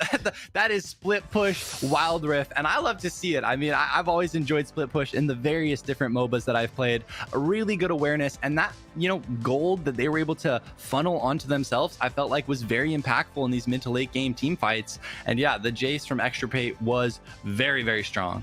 Let's just give it to him then. Give him the star player. Extirpate doing a lot of work on that Jace, was a key member alongside Blanks and putting down all of the damage that they needed. I like how teams are utilizing Xin Zhao as a pseudo frontline, because he will get into the face of his enemies, and then also the Crescent Sweep just makes it kind of difficult for a few seconds. It buys time for the team to do so, and Extirpate started this game with a pretty disastrous top lane. Got ganked, they dove him, and he was looking a little bit worrisome, but the way that he uses space in this team, at least in this game anyways, awesome. Dude, sheesh. Osu absolutely smurfed that team. But as I was rewatching it, the 4-person, you know, Heroic's entrance into the 3-person taunt, into the massive, first ability doing so much damage. Like, that looked so bad until, the Galio came in and completely turned it around. But, as you said, it was a very hard early game for Extirpate, and they were able to still pull it out. And I feel like this was the fight that really showed the power of that Jace, as they were able to solo off the Lucian, were able to kill, come back and take out the Lee Sin as well. And that just, zoning so much damage was pretty big. And I thought this was going to be a disastrous fight for them, with Osu having their ult stop. This right here, just like watch, Premonition goes in and dies. He just gets knocked up from 2 different members, and from there the fight kind of just falls apart, right? Like, we're talking about how this team kind of operates as a whole. A lot of this is based on, can Premonition be relevant? I think that's been a theme for a lot of teams so far, is how good is your mid laner? Are they able to find different picks? Marksmen have been excellent so far, the Dragon lanes anyway, but if you don't have a mid lane, or if your mid lane is not able to have an impact on the game, makes it very tough for you to come back. Yeah, I mean, especially because the champions that we see in the mid lane are often so impactful, have the ability. I mean, so many of the assassins run through there. I mean, Galio actually someone that has a lot of team fight presence, especially once they do get some of those items, do so much damage, provide so much crowd control. But there it's going to be Extirpate with the 69% kill participation, 24% of the damage, a solid 845 gold per minute. But really, these stats don't show the split push pressure, the map pressure that Extirpate was able to throw down, because without getting those 3 towers, I feel like their team would have gotten snowballed because they were losing kills all over the map. The structure damage that Extirpate was putting down, I would have thought he was playing Fiora, right? Like, not a champion that we tend to see, but putting a lot of pressure on the side lanes is really good, and obviously kept them at least relevant when it came to that gold. I think the amount of time that it bought for them, right? Because when you take down these structures, you make the lane a little bit longer, a bit of a longer time for the minions to die, and it starts to build up. You can start to push out waves and then move for objectives, force the opponent to answer for them. And the fact that not only were they able to win this game off of really solid team fighting from all the members here on the side of Reflection, but split pushing requires your team to not die. Yeah. Please do not die while I'm on a side lane. I need resources devoted to me so that I can split push, because if I'm on a side lane, if I'm in that Baron lane by myself and I don't see the enemy team, and if I get ganked, we just lost a member for free, because there's no objectives usually up at that time.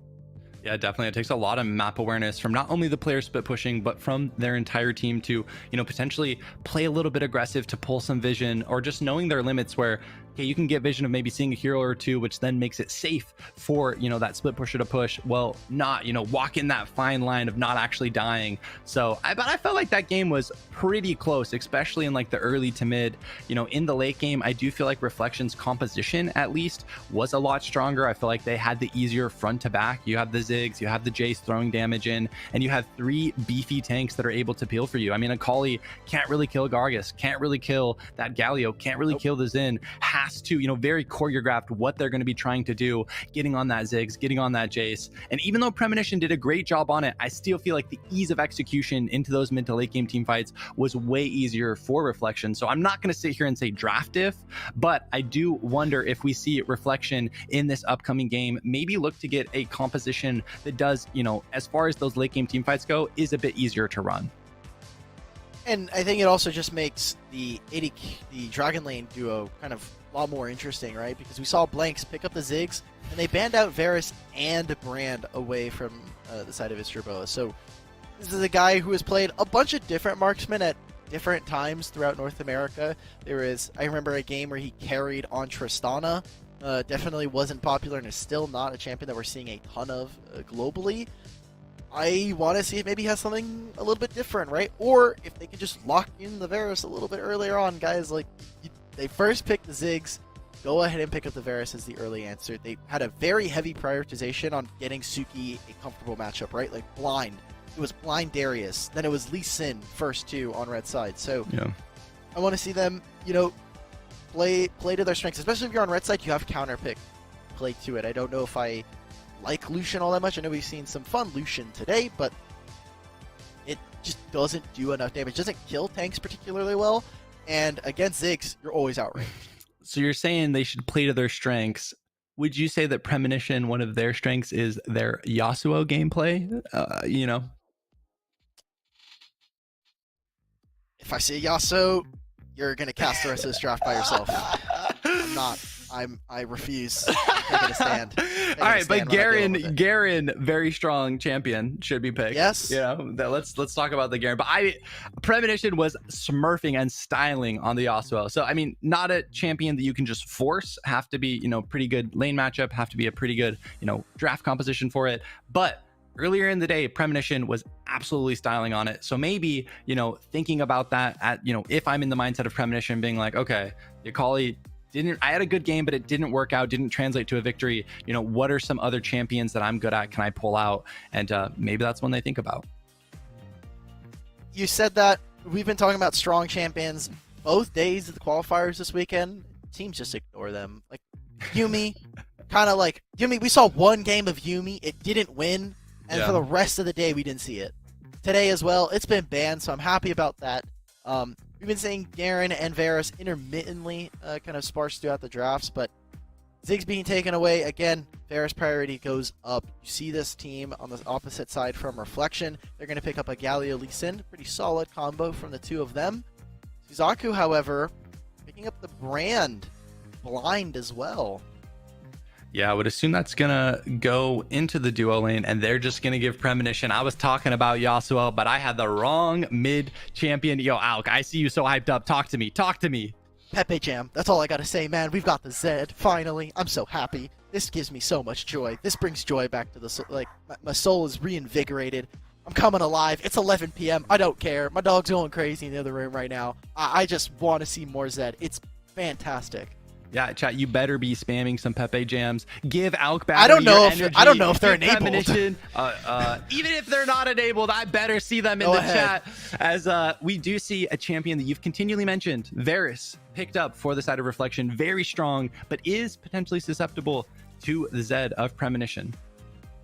Yep, Varus as well. I think this is typically when we were talking about like building out a Varus composition, the way that you tackle it is. You just build a bunch of assassins. You bypass that beefy frontline that we've been talking about, and then all of a sudden, with no Varus, the composition falls apart. When we're talking about Varus, he needs a kind of a damage buddy that will help clean up the kills that he set up. Well, Varus gone means that the damage buddy is now left kind of in an awkward situation. I can't kill anybody by myself, and the assassins have already gotten rid of my carry. So now what do I do? Yeah, very true. As we are going to be getting into this next ban phase, going to be Xin Zhao as well as Set taken away for Reflection. Don't want to deal with either of those two tanky champions. I mean, for the side of Suzaku, you definitely need to add some beef, need to add some tanky champions to what you have. Thresh provides a lot of engage, but not the tankiest champion, has some good disengage, but you need someone else that can, kind of come in and do that, as we see Diana and Jace as the bans for Reflection. I mean, Osu continually has ran this Galio mid. I don't know if it's the best matchup into Zed, so we'll probably see something else. But also, I know that I am a one trick where I'm always like, oh, give me Ari. But we did watch Osu play Ari, I believe, in one of the games earlier. That's a new champ.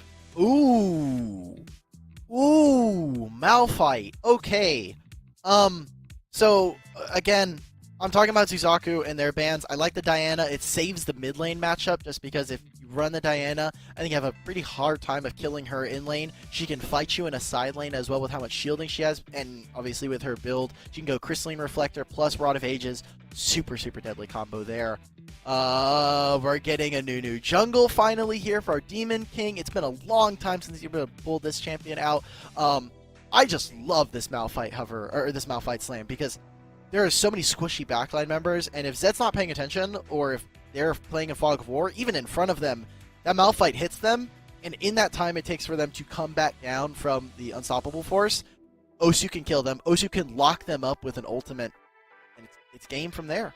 Yeah, I said that Suzaku needed some beef, and they got it. All right, they got a Nunu. We're going to be snowballing over the map, and we also got the Renekton. So they've got two very tanky frontliners, and also two champions that can engage, can go ham with that Zed, but also have decent peel back to potentially help save the brand, as it's going to be a Camille rounding out the composition for Reflection, the last pick for them. That's going to be most likely. Is this Malphite mid? I was going to say Galio mid, maybe Malphite support, but I'm not sure. Yeah, I guess it could be. Malphite has a pretty hard time of dying thanks to the shield that he gets on his second ability. He has free honey fruit basically in the lane, so he can spam abilities with his first, the seismic shard that he throws. Could be there. It is Malphite mid. Okay, cool. Completely nullifying the mid matchup. Good luck, Zed, trying to kill the armor beast. I was gonna say, no matter what lane you put this Malphite in, I think he has a solid matchup there.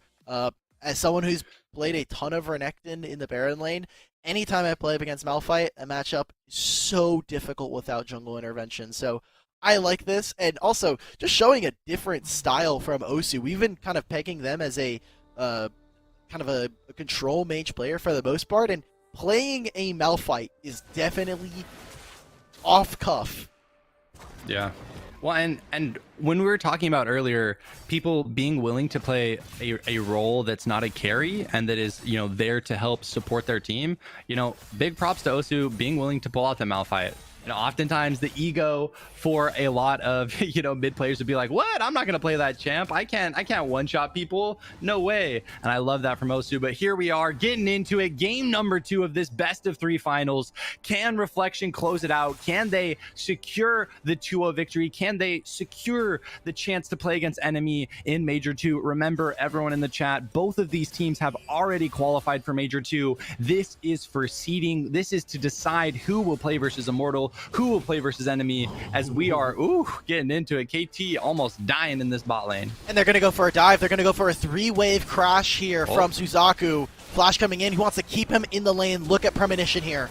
Ooh, the flash though from KT to secure the first blood. Premonition as well coming in. Blanks able to escape, and I think if you're the side of Reflection, you're happy with that. You take the 1-for-1. Osu's going to try and trade this, but I think it was a little bit sloppy from the side of Suzaku. They could have gone both of them there if their target prioritization was just a touch better. But still, getting 1-for-1 and getting first blood in your back pocket, gotta feel good. We can see how they prep this. I like how aggressive a lot of them are playing Stove. He does not want him to recall. King is going to go up here. Good play from KT as well to try and get something on the return. Yeah, that's a pretty sick mechanical flash to be able to connect that stun right into the opposing support. But because of that, bot dive will allow Reflection to get the double scuttle, considering, Demon King did show in bottom. And this may actually be Suki falling low here. The taunt not going to connect. Flash. A great flash coming out from Suki to save their life. Haven't got to touch about it, and we may not be able to. As you see the pings here, Thresh missing from the bottom lane. He got seen on a ward on 2 now here. So Malphite has to kind of back up out of the lane. Demon King's here to give a little bit of reprieve to Suki. But we didn't get to talk about it because of what just happened with the early dive. But Osu went Ignite and Electrocute, which is obviously a lot of lane presence there. Oh. So I like the change. They're going for a dive again. Look at this, pushing in another wave. You see the pings come out. Suzaku looking for something, but will get seen on the scuttle. Yeah, they have the ward, so they are going to see the Zed, going to be able to play passive. But, I mean, this is kind of like what we talked about, the lane mashup. Premonition can't really do anything into Osu, so continually trying to impact these side lanes, just recognizing I can't 1v1 this Malphite, I can't kill them, so I'm going to try and make something happen on the other side of the map. As 1 minute from now, the first 2 objectives will be spawning, the Rift as well as the Dragon, and that's when I would expect to see, this team fight action happen. And Malphite ult is a massive cooldown in these team fights, a large AoE CC that potentially could have a big impact on and if Reflection's able to win it. Personally, I hate this Malphite build because he's going full AP, which means we're gonna see Mage Mountain come down. It's laser targeted at this point. He has Luden's, or he has the Lost Chapter and the Blasting Wand. So see hero, kill hero. As soon as they get hit it with the Malphite ultimate, they're erased from the Rift.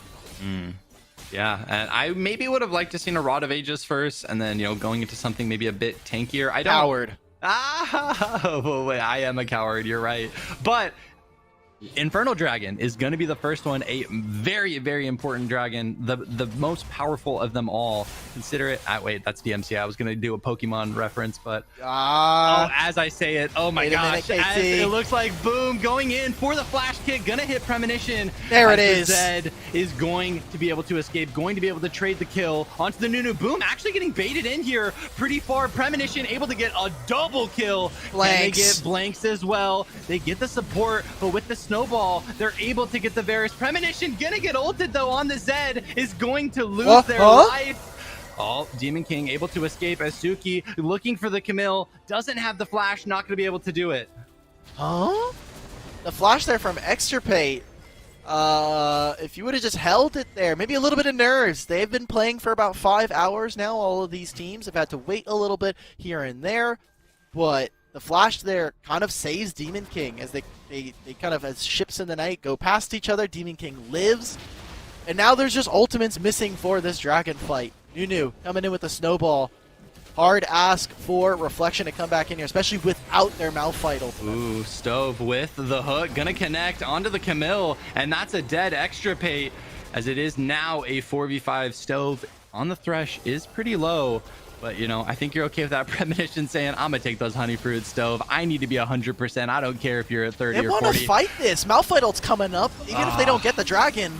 I don't know how I feel about it, though, as it looks like they're instantly going to take out Osu. They're instantly going to take out the Lee Sin. And now it is looking disastrous for Reflection, as Infernal Dragon, as well as a couple of kills, will go the way of Suzaku. They don't even try to contest for Rift Herald here, so Reflection, after kind of setting up pretty good map state in the last game, finally kind of get taken down. We get to see a bit of a recall here. I mean, they're just taking the dragon. I'm just flabbergasted at this point. Why are we going for this fight? There's a Rift Herald. Seems like ultimate greed. Someone on this team is calling for it. Yeah. Just no way. Just give it, right? Like, yeah. You're down one champion. It's not really worth fighting. And now you're way further down as Premonition balling out. Maybe the solo Bolo takes down blanks on the Varus. And now is able to just split push, able to pressure this tower. If they don't send anyone down, this is going to be Zed securing a lot of gold into their pocket. And they're not doing anything across the map. I think Reflection, I don't know if it's like paralysis from what's just happened. Their draft is a little bit weird, so obviously you do have to play it a touch differently. But Suzaku are just winning now. I mean, sending Varus to match Zed is never a good idea, especially without Zhonya's enchant. They're going for it. KT. Yeah, this is a potential 4v5 though, as Varus is going to come in. Osu going to lose their life on the Malphite. KT going to flash forward, not able to connect their first skill, but that is a 4v5, and they're going to translate that into a 5 team wipe. Zed's not even there, and they kill everyone. They get an ace, a pure outplay from the side of Suzaku, and this is a massive victory for them. Michael, I think we're going to Game 3, Gamer. This looks like a Game 3 for sure. It's smelling like a Game 3 in this house. I'm glad we got some spicy picks, right? Like, oh, we got Varus back in the meta. We've got Zed here, and there's a Malphite mid for some reason. This is basically the Yasuo of tanks. We're going to see this. I mean, there's an Osu ult onto Istroboa, which I like, but just doesn't do quite enough damage. Malphite is one of those champions where if you're behind and you're going the AP variant, you really need to find like super impactful ultimates, and if you're ahead, then obviously the champion looks like a god. It's a one-shot, it's a nuke at that point. But look at this, he's got Ludens, he's 0-2, he's down 3,000 gold to Premonition, who got a full solo turret to themselves in the Dragon Lane. Yeah, got a turret and a half. Well, you know, as the Zed, you're so happy there. You're like, team, by the way, I'm not rotating, and then everyone on the opposing team dies, and you get the Rift Herald, and you're like, oh, okay, yeah, I'll literally take it, I guess. Anytime I'm playing with Rafa and Smacks, it's the first thing I say. I'm like, guys, I'm not rotating. I'm getting Swift. As Blank's gonna be forced to flash out. Extirpate on the Camille, gonna be taken down, but on the screen, KT is gonna fall. Premonition going to take down Blanks, and Renekton just got a double kill, a 1v2. Suki, what? Let's go. The no resources king. You're playing weak side, it doesn't matter. I've got Renekton. I'm gonna win the 1v2. excellent stuff coming out from Suzaku as they win this one. They keep on winning, and it just kind of feels like Reflection may have just fallen on their face with this one. This draft goes nowhere. This game goes nowhere. And everything is just all Suzaku GG. I feel like they've awoken the beast. You know, like Suzaku game 1 to Suzaku game 2 is looking so different as they are almost 11k up. We're 9 minutes into the game and they have taken every single outer turret. They have 2 tier 2s solo. They have an Infernal Dragon and they have a 12 or 11k gold lead. They are, if they lose this, I will have never seen a comeback as great as this one, as Stove is going to get KT. The flash does come out. That is a Zed ult used. So maybe they can look for the team fight here. You need a massive ult from Osu. And the question is, can the Malphite make it happen? That's a kick onto Stove. It's an ult. That is going to be, Isherboa going to get taunted up after. Oh, the taunt actually a little bit early, and that's the Malphite falling. And now Blaze is able to escape to victory as Isherboa is going to walk in, going to finish off the damage. But Boom saying, yo, I'm gonna steal the Ocean Drake, or the Ocean Drake. They don't see me. Oh, he got it. Okay, well, that's good. He's just gonna get killed here. Like Zonia's Hourglass and Shan. Demon King's here. It's a formality. Extirpate. Good job finding that pick onto Stove. But at this point, I want to ask chat as we see Boom slowly go down. This turret all is going to be next. You as well, Michael. I got any flippers? Any flippers who were thinking Reflection were going to win this series? You can join us. We've got tickets. Join us on the dark or light side. Join us on the dark side. Join us on the side Suzaku, as this game number 2 is a stomp so far. 25 kills to 4 in ace. I know we're maybe not supposed to say that, but like that's what this game is. That is. There's still a third game, right? But like this game is all Suzaku. Maybe they got their champs. I mean, it just feels like they're firing on all cylinders. Suki got a 2v1 versus the jungler and the Baron of the opposing team. Like, at this point, I feel like if I'm in the comms of Reflection, it's like, all right, guys, we can potentially win this. There's like a 1% chance. But more importantly, how do we adapt for game number 3? Because Reflection is up 15k gold 11 minutes into the game. I was going to say, usually when I look at this kind of situation, I'm saying to the team, okay, guys, we're going to use this as, you know, like, we're waiting for game 2. Let's start thinking about game 3 in this case.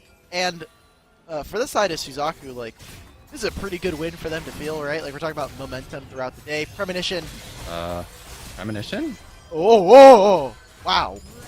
Oh, he missed times at the red buff. Let's go. Let's go. That almost looked disastrous, sick. Though, for Premonition. Lee Sin is dead for some reason. I don't know what happened. Yeah, I missed it on the other side. He's just there. Okay, there's his body. We're trying to defend the tower, Sag. As Malphite gonna be the next to pop the Zonias and then most likely fall to the Nunu Snowball. And at this point, they got one inhib. They're going for the second inhib. And this is all Suzaku. They may just end without the Baron. Like, they may just end the game. Right? Yeah, I see them TPing. They're TPing for Baron. I love this. This is them calling the Jeej, if I'm going to be a 100%, as the noodle comes out. And that is game number 2, going the way of Suzaku. Stop with the flash into the fountain, into an insta-death. And that is our series equalized. It is a 1-1. It is now a best of 1 to decide who faces up against Immortals, who faces up against enemy in major number 2. And that game was all Suzaku, 30 kills to 4, and sheesh, they look dominant. Took one dive that went wrong, boom. Game's over at that point. It literally was, they went on wave 3, crashed it, killed KT, and then after that, just repeated dives. Malphite could not match the pressure of Premonition. There's not much I could say about this game. Analytically, emotionally, mentally, it was a pretty one-sided game. And now we have to award a star player for a game that existed. That was a game.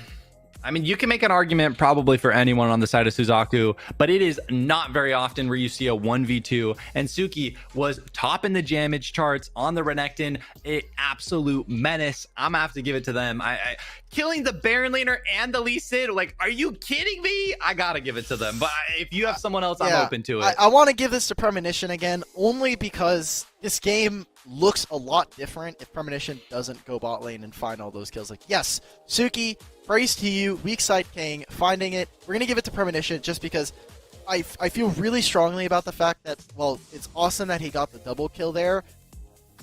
He wasn't actually a part of the team for the most part. That's true. And once the game started kind of snowballing, we see Premonition moving into side lane, finding more and more kills, and just being a force of nature essentially on the map. Like, if you're looking at KDs, this game kind of looks like a mess. You're like, oh my god, Istanbul is 9-0 and 10, but they were forcing on him so many times. You saw Osu and KT try to find Istanbul on the brand. Every single time it kind of just didn't work. You're going to see the highlight reel as to what happened here. I mean, this game, I literally have nothing to say. Like, there's just, this was a mess. I will be honest. This was not clean Wild Rift. This was just like one team playing and the other team like just taking a break.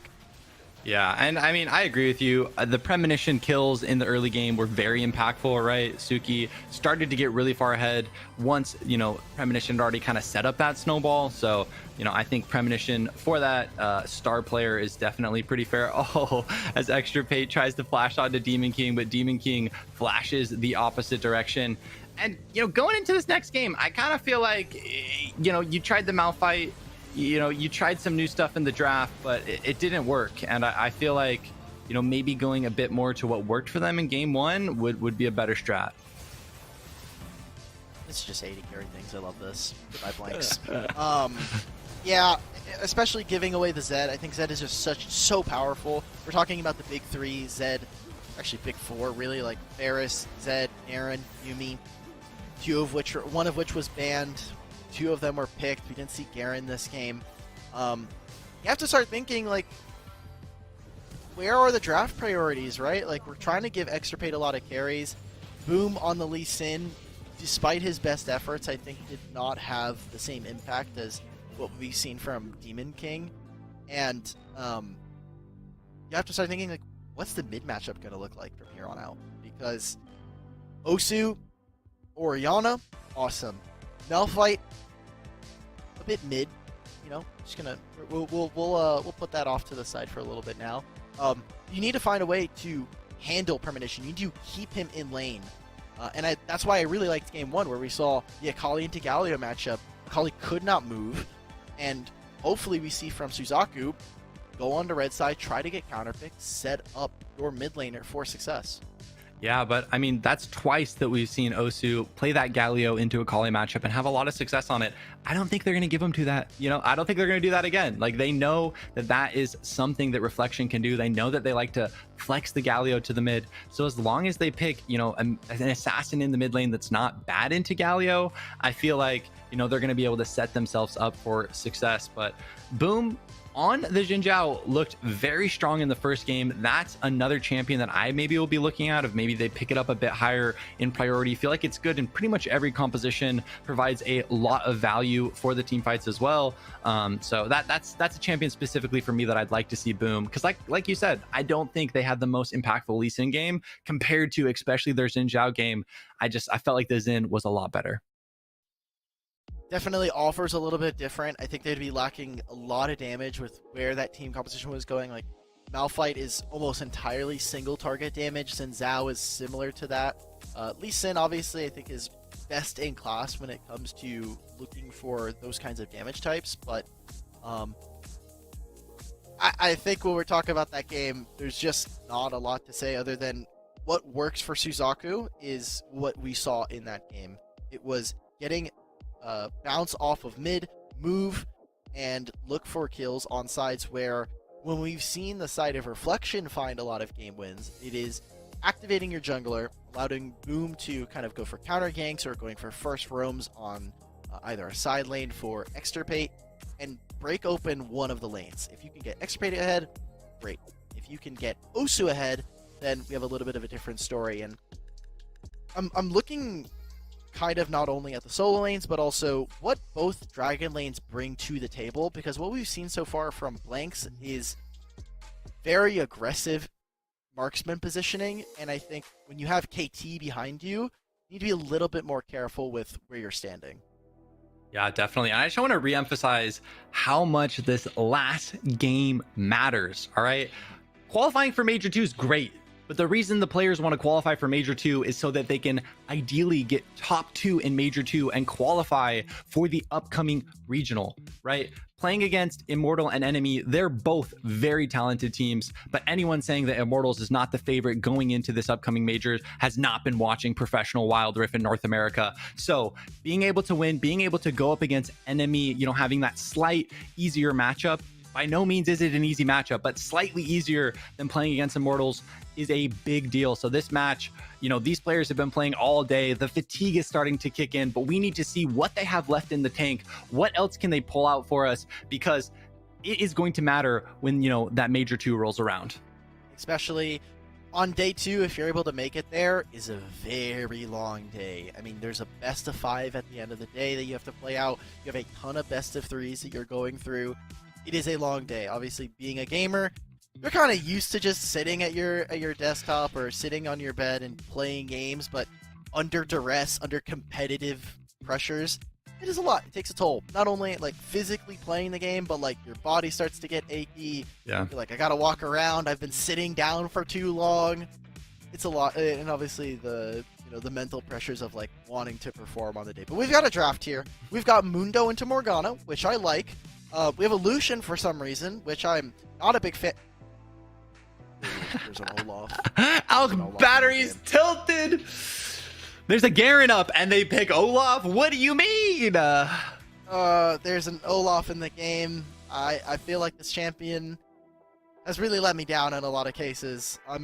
It's just not the same early game vehicle that a lot of people try to use it as. And when Olaf wins, Olaf smashes. When Olaf loses, just goes out with a whimper. He's not really a Ragnarok. He's not really rolling either. He's just standing there T-posing on you. So sitting with a Morgana, a little bit of crossover of no crowd control available to the enemy team, but Galio as well. I want to see big damage dealers from the side of Reflection to follow up on a lot of the tools that they have already. Yeah, definitely agree. They're lacking some damage. One thing to note about the Olaf, last time we saw Boom play this champion was against Saints. They did have that massive Baron steal. We did award them as the star player of that game. So even though we harp on, you know, the champion we both think is being prioritized a bit too high. Boom, we wanted to see them on a champion they feel more comfortable on, and I definitely think Olaf is that. But on the other side, for Suzaku, we got a Jax coming out. I mean, I feel like this champion can be so impactful on the map, can do so much. You know, if they're left alone for 5 seconds on the tower, it's dead. So I'll be curious to see what Demon King can do with that. Potentially, we could see it go into the Baron, but most likely will end up being in the jungle role. It's weird too, because I think Reflection have the same idea as you, where they don't know where this Jax is going. Especially with the Mundo here, it kind of disincentivizes Thresh being picked up by Reflection. So a lot of different answers that they can go for. I wonder what kind of flexibility they're coming into this game with, because we've seen Jax in the jungle primarily. There's a few Baron lane matchups that are fine, but I think Jax Blind is not it. Yeah. Oh, we're playing Lucian! We're playing Lucian Baron lane. Oh my god. I don't know how I feel about a Mundo Vayne lane either. I mean, I don't. Is this? Yeah, I don't know. Their comp is Omega scaling. Okay, if we get to 20 minutes, Suzaku looks terrifying. All right, but the question is, can we get there? And I don't know if I'm sold on it so far. Definitely a little bit weird. And I mean, Vayne just takes so many resources, though. Vayne, like a couple of other champions, you put gold into her and she will win you games. But I just don't know if I really want to have Vayne, especially with some of the hits that she took on the patch, removing some of the healing on her silver bolts, which, coming from PC, I did not know that was something on this champion. I'm gonna say that, and you know, I'll be honest with everybody in chat. We've got a connection here. We're growing something of a relationship. Buy them dinner first, Alk Battery, you know, before you tell Hey, chat look, you're in they've a been here. relationship with them. They just spent 10 hours with me. That's basically like, that's way more than dinner. Most That's times true. it's just like an hour, and then, you know, It's like at least you're a couple gamer. dates. Exactly. Yeah, we've been here. Me and Twitch chat, we've got something here. But Reflection finishing out their job with a couple of assassins. They have pretty low damage numbers from what we're looking at here, but it is all about blowing up the Lucian, getting rid of the Vayne. But in the backline, you still have to deal with a Jax and a Renekton there, so a little worried for Reflection. Is it Lucian mid versus the Akali and Renekton top, or is it Renekton mid and Lucian top? That's because I think Lucian versus Akali is not okay. It is going to be the premonition on the Lucian, so it is going to be the Lucian running mid. I don't love this matchup. I mean, Osu, I feel like maybe the early couple levels could be scary for the Akali, but once start to get level 5, you have so much kill threat onto that Lucian. The important thing about this matchup is not only pushing the wave, but landing that poke onto Akali. The piercing light placement is going to be pretty important for Premonition. Otherwise, like you said, you get level 5, you have a lot of kill threat there. But Lucian can actually fight Akali, even in a 1v1. It gets a little bit dicey, but because they are mid lane, they have a lot more access to items, a lot more access to gold, so could see something a little bit spicy there. But here we are, final game of the grand finals. This is all for seeding. First place will take 7th seed in Major 2 next weekend. Loser will take the 8th seed as well. But, I mean, it's just pick or choose, right? Like, we're getting really fun games, some experimental drafts, and at least we're getting fun matchups. It's not like we're watching like Orianna versus like Corki. Yeah. I would actually just fall asleep if that was happening. But hey, appreciate all of you at home watching these games with us. It has been a fun day, but this is it. As Alk Battery said, this is the last game of the night, the last game of the weekend. But don't worry, we're going to have more Wild Rift action for you as Major 2 is going to be right around the corner. But this is it. This is the last game for the seeding. Who is going to take it? Is it going to be Suzaku? Is it going to be Reflection? We are going to find out, but make sure you get your chat predictions in. Make sure, let us know which team you'd like to see, win this one. But Scuffles should be spawning soon. And yeah, it's going to be a doozy. Yeah, and now for Reflection, we'll have to see how they utilize their bot lane, as for now, Estrabo will be able to crash a few waves early on, but after the first recall, Blanks should have complete control of this, and once we see the Dragon Lane duo start to rotate back into mid lane, you have to start thinking of level 5 for Reflection. They have 2 people who can play on side lanes with the Akali and Camille, and Galio at any moment can just leave mid lane and walk in and help with the hero's entrance. Osu missed the cannon, and as a fellow mid laner, I am sagging for them. I am crying for them. -1. That's a -30. But seriously, that's a big sag. Losing that cannon might mean they may not make their first item tining for the 4-minute objective, but this is a hard early game, right? This is where Lucian really shines in this matchup. Once Akali hits level 5, it becomes a completely different lane matchup, because at that point, Akali can all in, can one-shot the Lucian, and it is actually 0 kills, but a 600 gold lead diff for Suzaku, assuming some of that's from the mid lane, but maybe another lane winning pretty decisively as well. It's a lot of this is coming from mid lane where, I mean, Premonition is zoning off of farm. Yes, Osu is in experience range, but not able to pick this up. So be really careful about stepping over. If he steps over the halfway mark, watch for KT to flash. Try to trade summoners here with Premonition. There's no one else in the area either. Jax just recalled. Mundo is in the lane, so they have to know where they are. He may have gotten seen depending on which path he took, but helping out his mid laner, wants to just try and get this wave in. Yeah, and I think that's good comms from the side of Suzaku. You saw Premonition respecting the fact that Galio was off the map, would expect Stove or Ijerboa on the Vayne to basically call that in comms of, hey, we haven't seen Galio for a minute, so maybe be careful in the other side lanes, as they are going to be contesting the Raptor camp, just kind of being a nuisance into this Olaf, trying to slow down his clear a little bit, as 40 seconds from now, we're going to get the first 2 objectives, we're going to get the first team fight of the game, and whoever ends up winning that one will be in the driver's seat for this game number 3. One of the cool things that kind of tells us who's going to be really important in this matchup is some of the rune choices here. I think specifically Blank's taking the Font of Life. It just means that you are playing more for helping out and empowering your team. The healing, if they can focus on whoever has the Font of Life passive on them at that time, marked by Morgana, then you are going to be chilling. You're going to be set up for success. They want to try and get this Mundo passive off. Not able to do anything. They really have zero kill threat in this bot lane, so I don't exactly know what they're looking for. I know they're trying to get this wave in under the turret, maybe go for a reset, but already Rift Herald being started by Demon King. Yeah, and one thing to know, I actually think Cloud Drake here for the side of Suzaku is really massive. So they do opt to just go for the Rift, but I feel like with the champions that they have, you know, the likes of a Vayne, the likes of a Lucian, the likes of a Jax, you would love to have that movement speed buff, but they prioritize getting the bonus gold, they prioritize getting the Rift, and hopefully being able to channel that. Actually, as it looks like they may look to fight this, Vayne doing a lot of damage into Blanks. Are they going to be able to get the kill here? Forcing the flash. Oh, is Vayne going to be forced? I don't know about that. Yeah, going to be forced to try and run away. This is definitely not the fight you want to take, as it was a massive, 2v5 advantage, but just buying space, baby. Look at the mid lane. Jax is the carry. Are they going to be able to finish that first turret with the Rift? I believe yes, they will. Yes. And they're already invading the jungle as well. So Lucian, as well as the Jax, getting a lot of gold off that sequence. Exactly. And now they need to make it count for Suzaku, as they're going to lose this. And gold goes on to Boom. Like, they're splitting it with their Galio, but same thing here for Suzaku. Wanting to put a ton of gold into Demon King and Premonition, while Reflection are going for their jungles, kind of putting a lot of gold in his back pocket. So Mr. Boa, you just can't step up there. You had vision of them.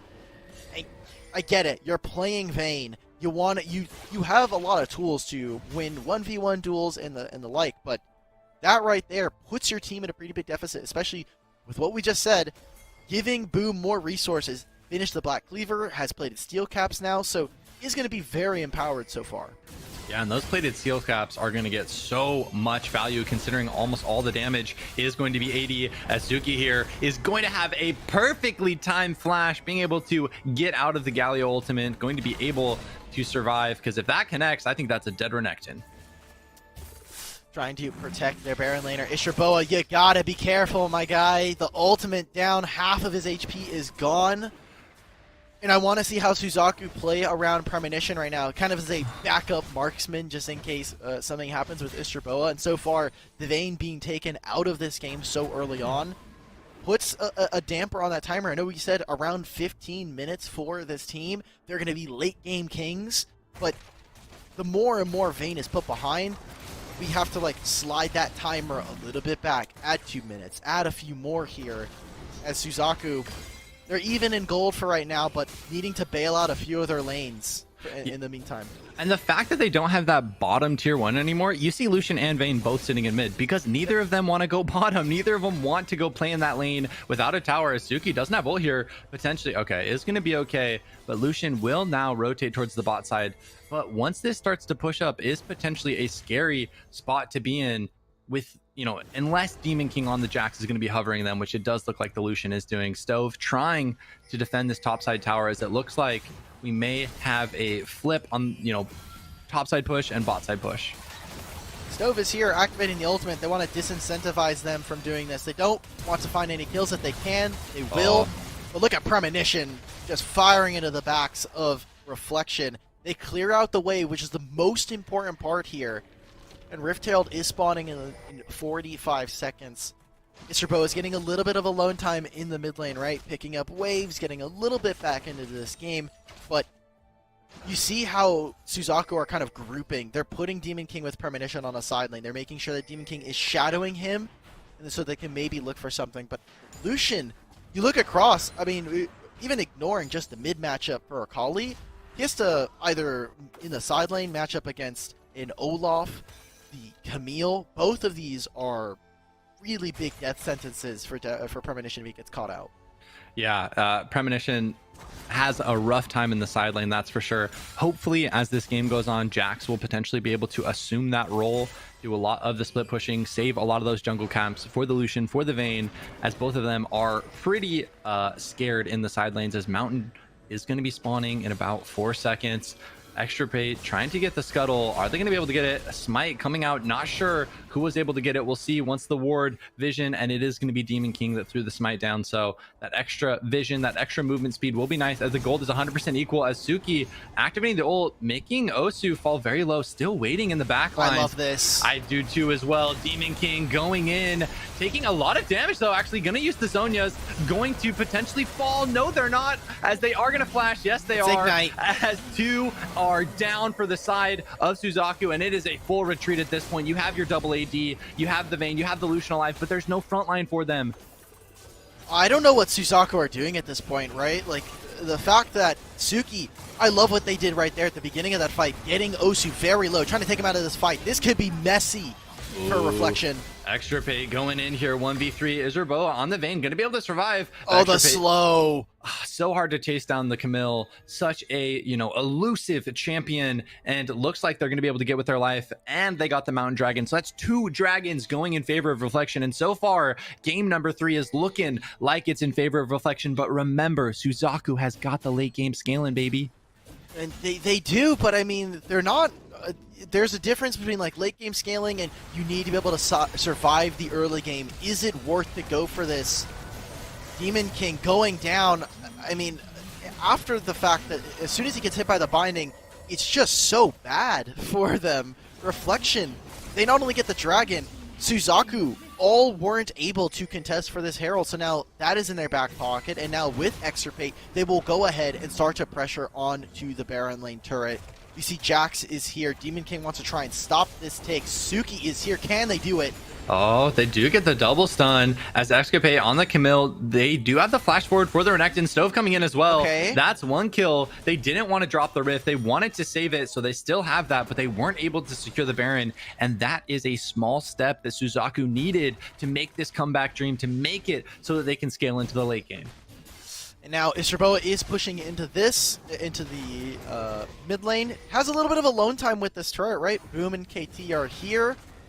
You see Blanks is going to start moving in, but the whole time, like, Premonition can't actually show in the bot lane. He doesn't know where Akali is. Akali was just pushing out the dragon lane, so it takes the blue buff, waits for the lane to come to him. Suzaku are finding themselves in a bit of a tricky situation. You said that, they've got a lot of late game scaling, but they have to divvy up resources between 3 different champions who want all of that. You have Premonition, you have the Jax, and the Vayne. All of them want gold, they want all of the resources. And if you split them amongst 3, all 3 of them are going to be weak.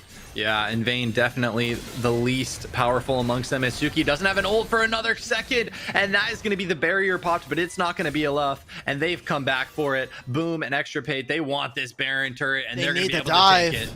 They want to go for this. If they can try and find this turret, it'll make it feel a little bit more worth from what's happening, but there's no minion wave here. It's a single minion with like 1 HP, so they're stalling out. Olaf has gotten here. Camille, in the meantime, alongside KT, are still just fighting for turrets. Oh, as it looks like Osu going in pretty aggressive in the 1v3. They did get the tier 2 in the top, but Osu, the 3v2, and they're able to get Jax. They get so much off this, as Blanks on the Morgana is now rotating in as well, and this is disastrous for the side of Suzaku. They just lost 2 turrets for nothing. There was no minion wave. I think they're getting a bit greedy, a bit desperate for these plays. As you see, Camille's waiting over the wall, has the hookshot available. Flash is there. Ultimate's about to come up. They've given Isherboa all of the mid farm, and hopefully he will be able to kind of claw back his way back into the game. But Suzaku, you can feel it on them as they make these plays. They're trying to do anything they can to get gold, feel relevant in the game. Just not working. Reflection are perfectly sidelining them every single time. Yeah, and it's so hard. They need to buy more time. They need to buy more space, but I don't know if they're going to be able to do it, as the next dragon, the Ocean, will be spawning in about 20 seconds. And that will be the next team fight we kind of see over. But if we see a decisive win for either of these teams, one thing to note about Suzaku, if they get 2, maybe 3 kills with a Lucian, with a Vayne, with a Jax, they burn objectives, as Extirpate actually forced a flash. And that's going to be the first one that they need. That is a crucial kill for the side of Suzaku.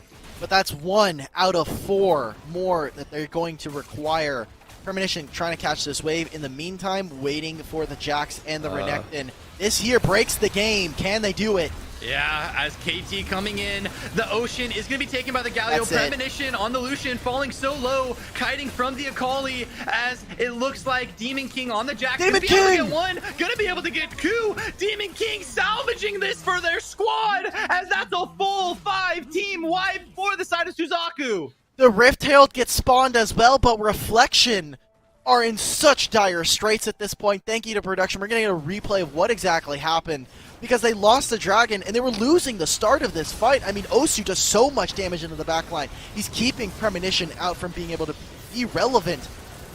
But without the Shuriken flip, and specifically in that backline, Suki alongside Demon King provides so much damage. They provide so much space. They're even doing Baron in the picture-in-picture as we come back to live. TPs are coming in. Boom. Not here. Blanks coming in soon. They've lost it. It is just 2 objectives. Yes, they lost the Drake play, but now Baron in the back pocket. Suzaku have bought time.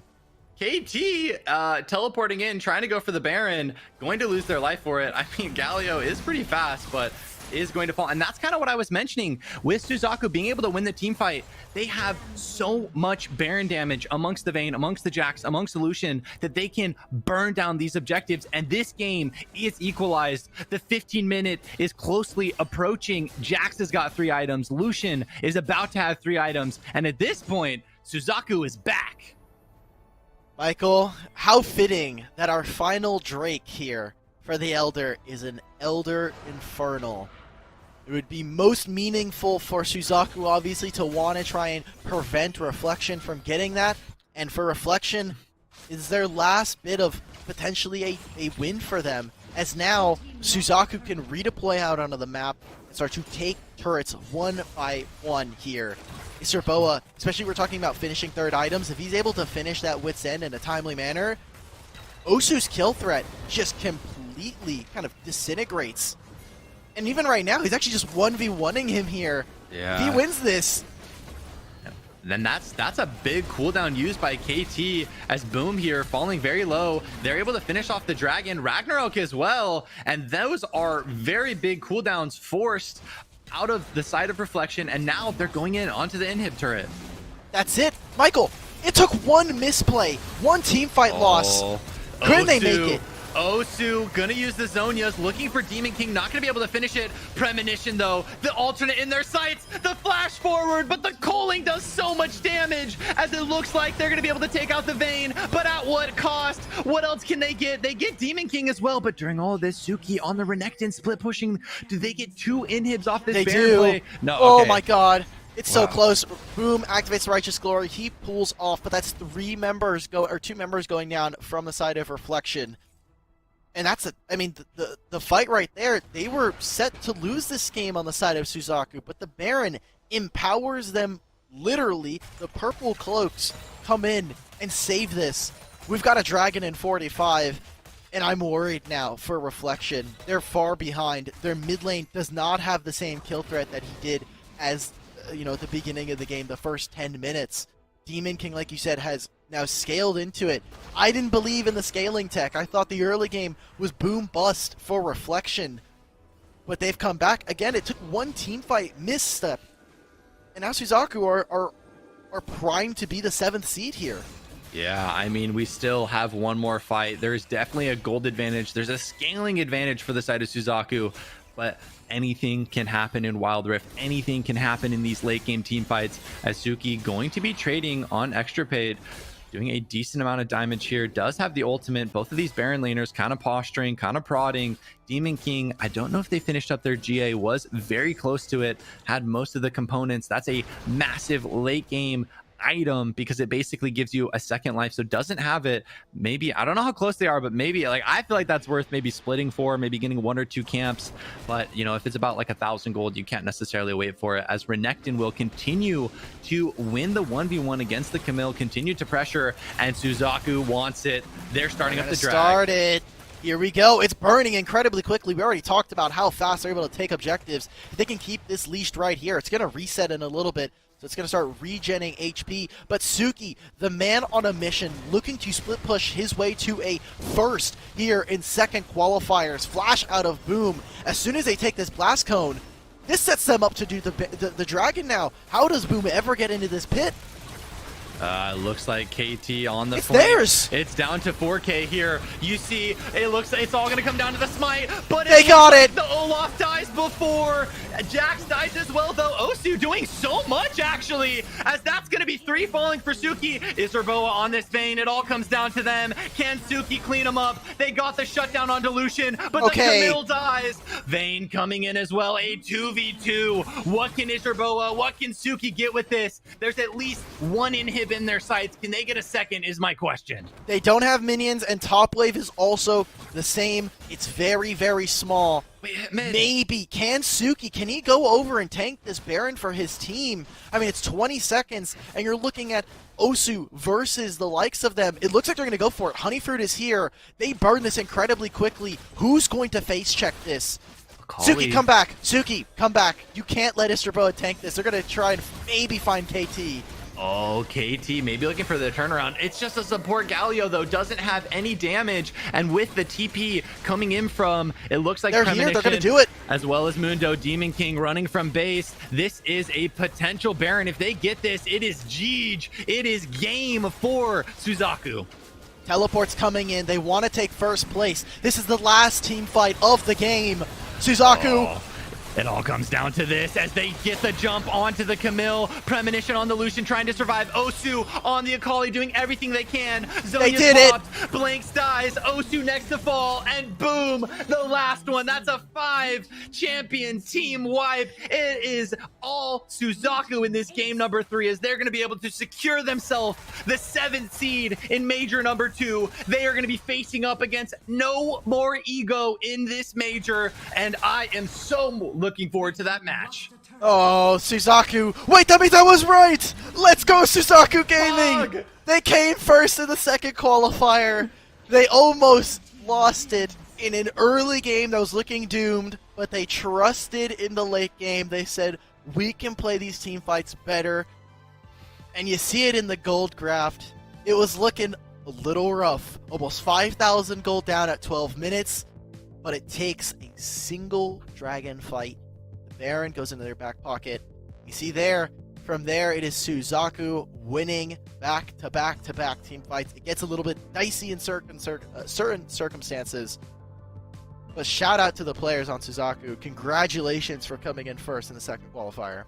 Yeah, congratulations to Suzaku, but also congratulations has to be said for Reflection as well, punching their ticket to Major 2. Both of these teams have to be happy with the fact that they're going to be playing in that major and also giving us such an exciting series. I mean, it's been a grueling day. As a player, they've been playing for 6-7 hours. Depends if they did warm-up scrims before. I mean, you walk away and your adrenaline just like flushes from your body and you feel the exhaustion. So big shout out to all the players that played. Thank you for some quality games, making our job on the broadcast so easy. But yeah, what a series, what a way to finish it off.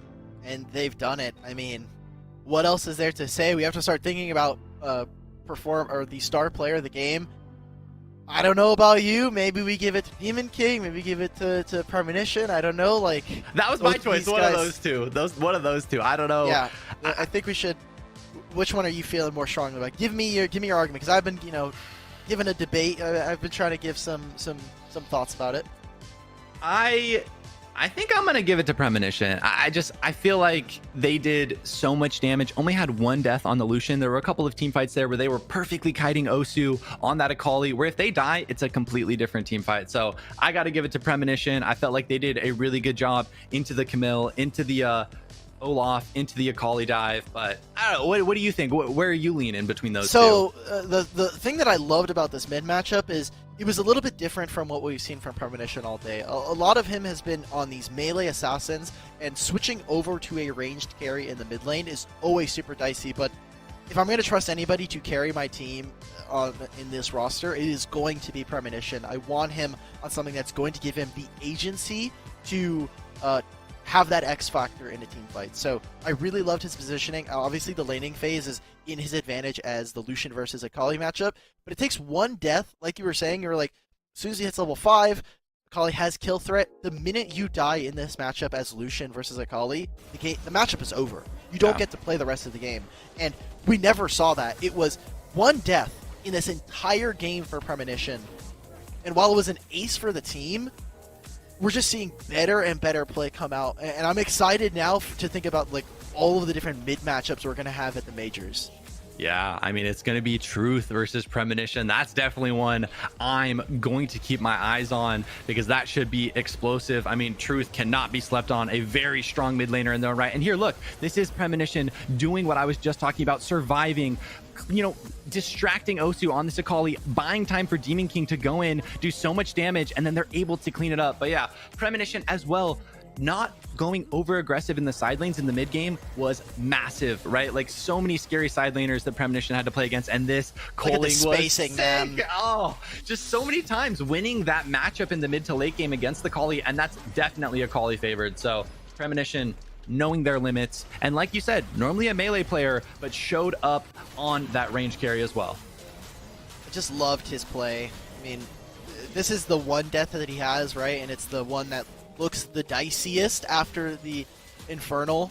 It is at the end of the game that he finally goes down. They teleport in. They try to save this play.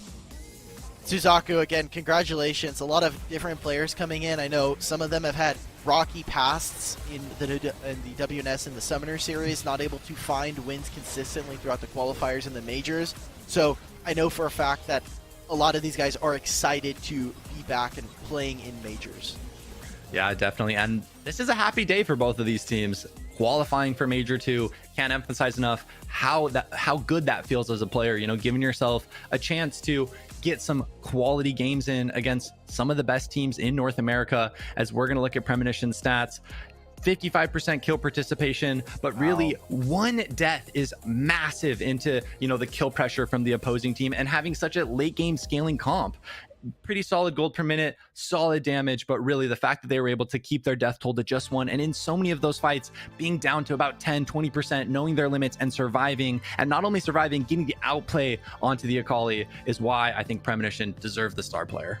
And it comes, you know, not just off of a solo performance, obviously Premonition performing really excellently, but as you know, as a pro player, it's a team. It's a team effort, right? Like, none of this happens if Demon King isn't able to find space and blow up Osu in that dragon fight towards the beginning of the game, right? If he's not able to buy space for his team, then this whole thing falls apart. Suzaku, I mean, shout out to the rest of the team. Suki, Demon King, Mr. Boa, and Stove, all performing when they needed to, peaking at least at the right time for this qualifier, and hopefully they can find another way to bring their level of gameplay up as we get into the major next week.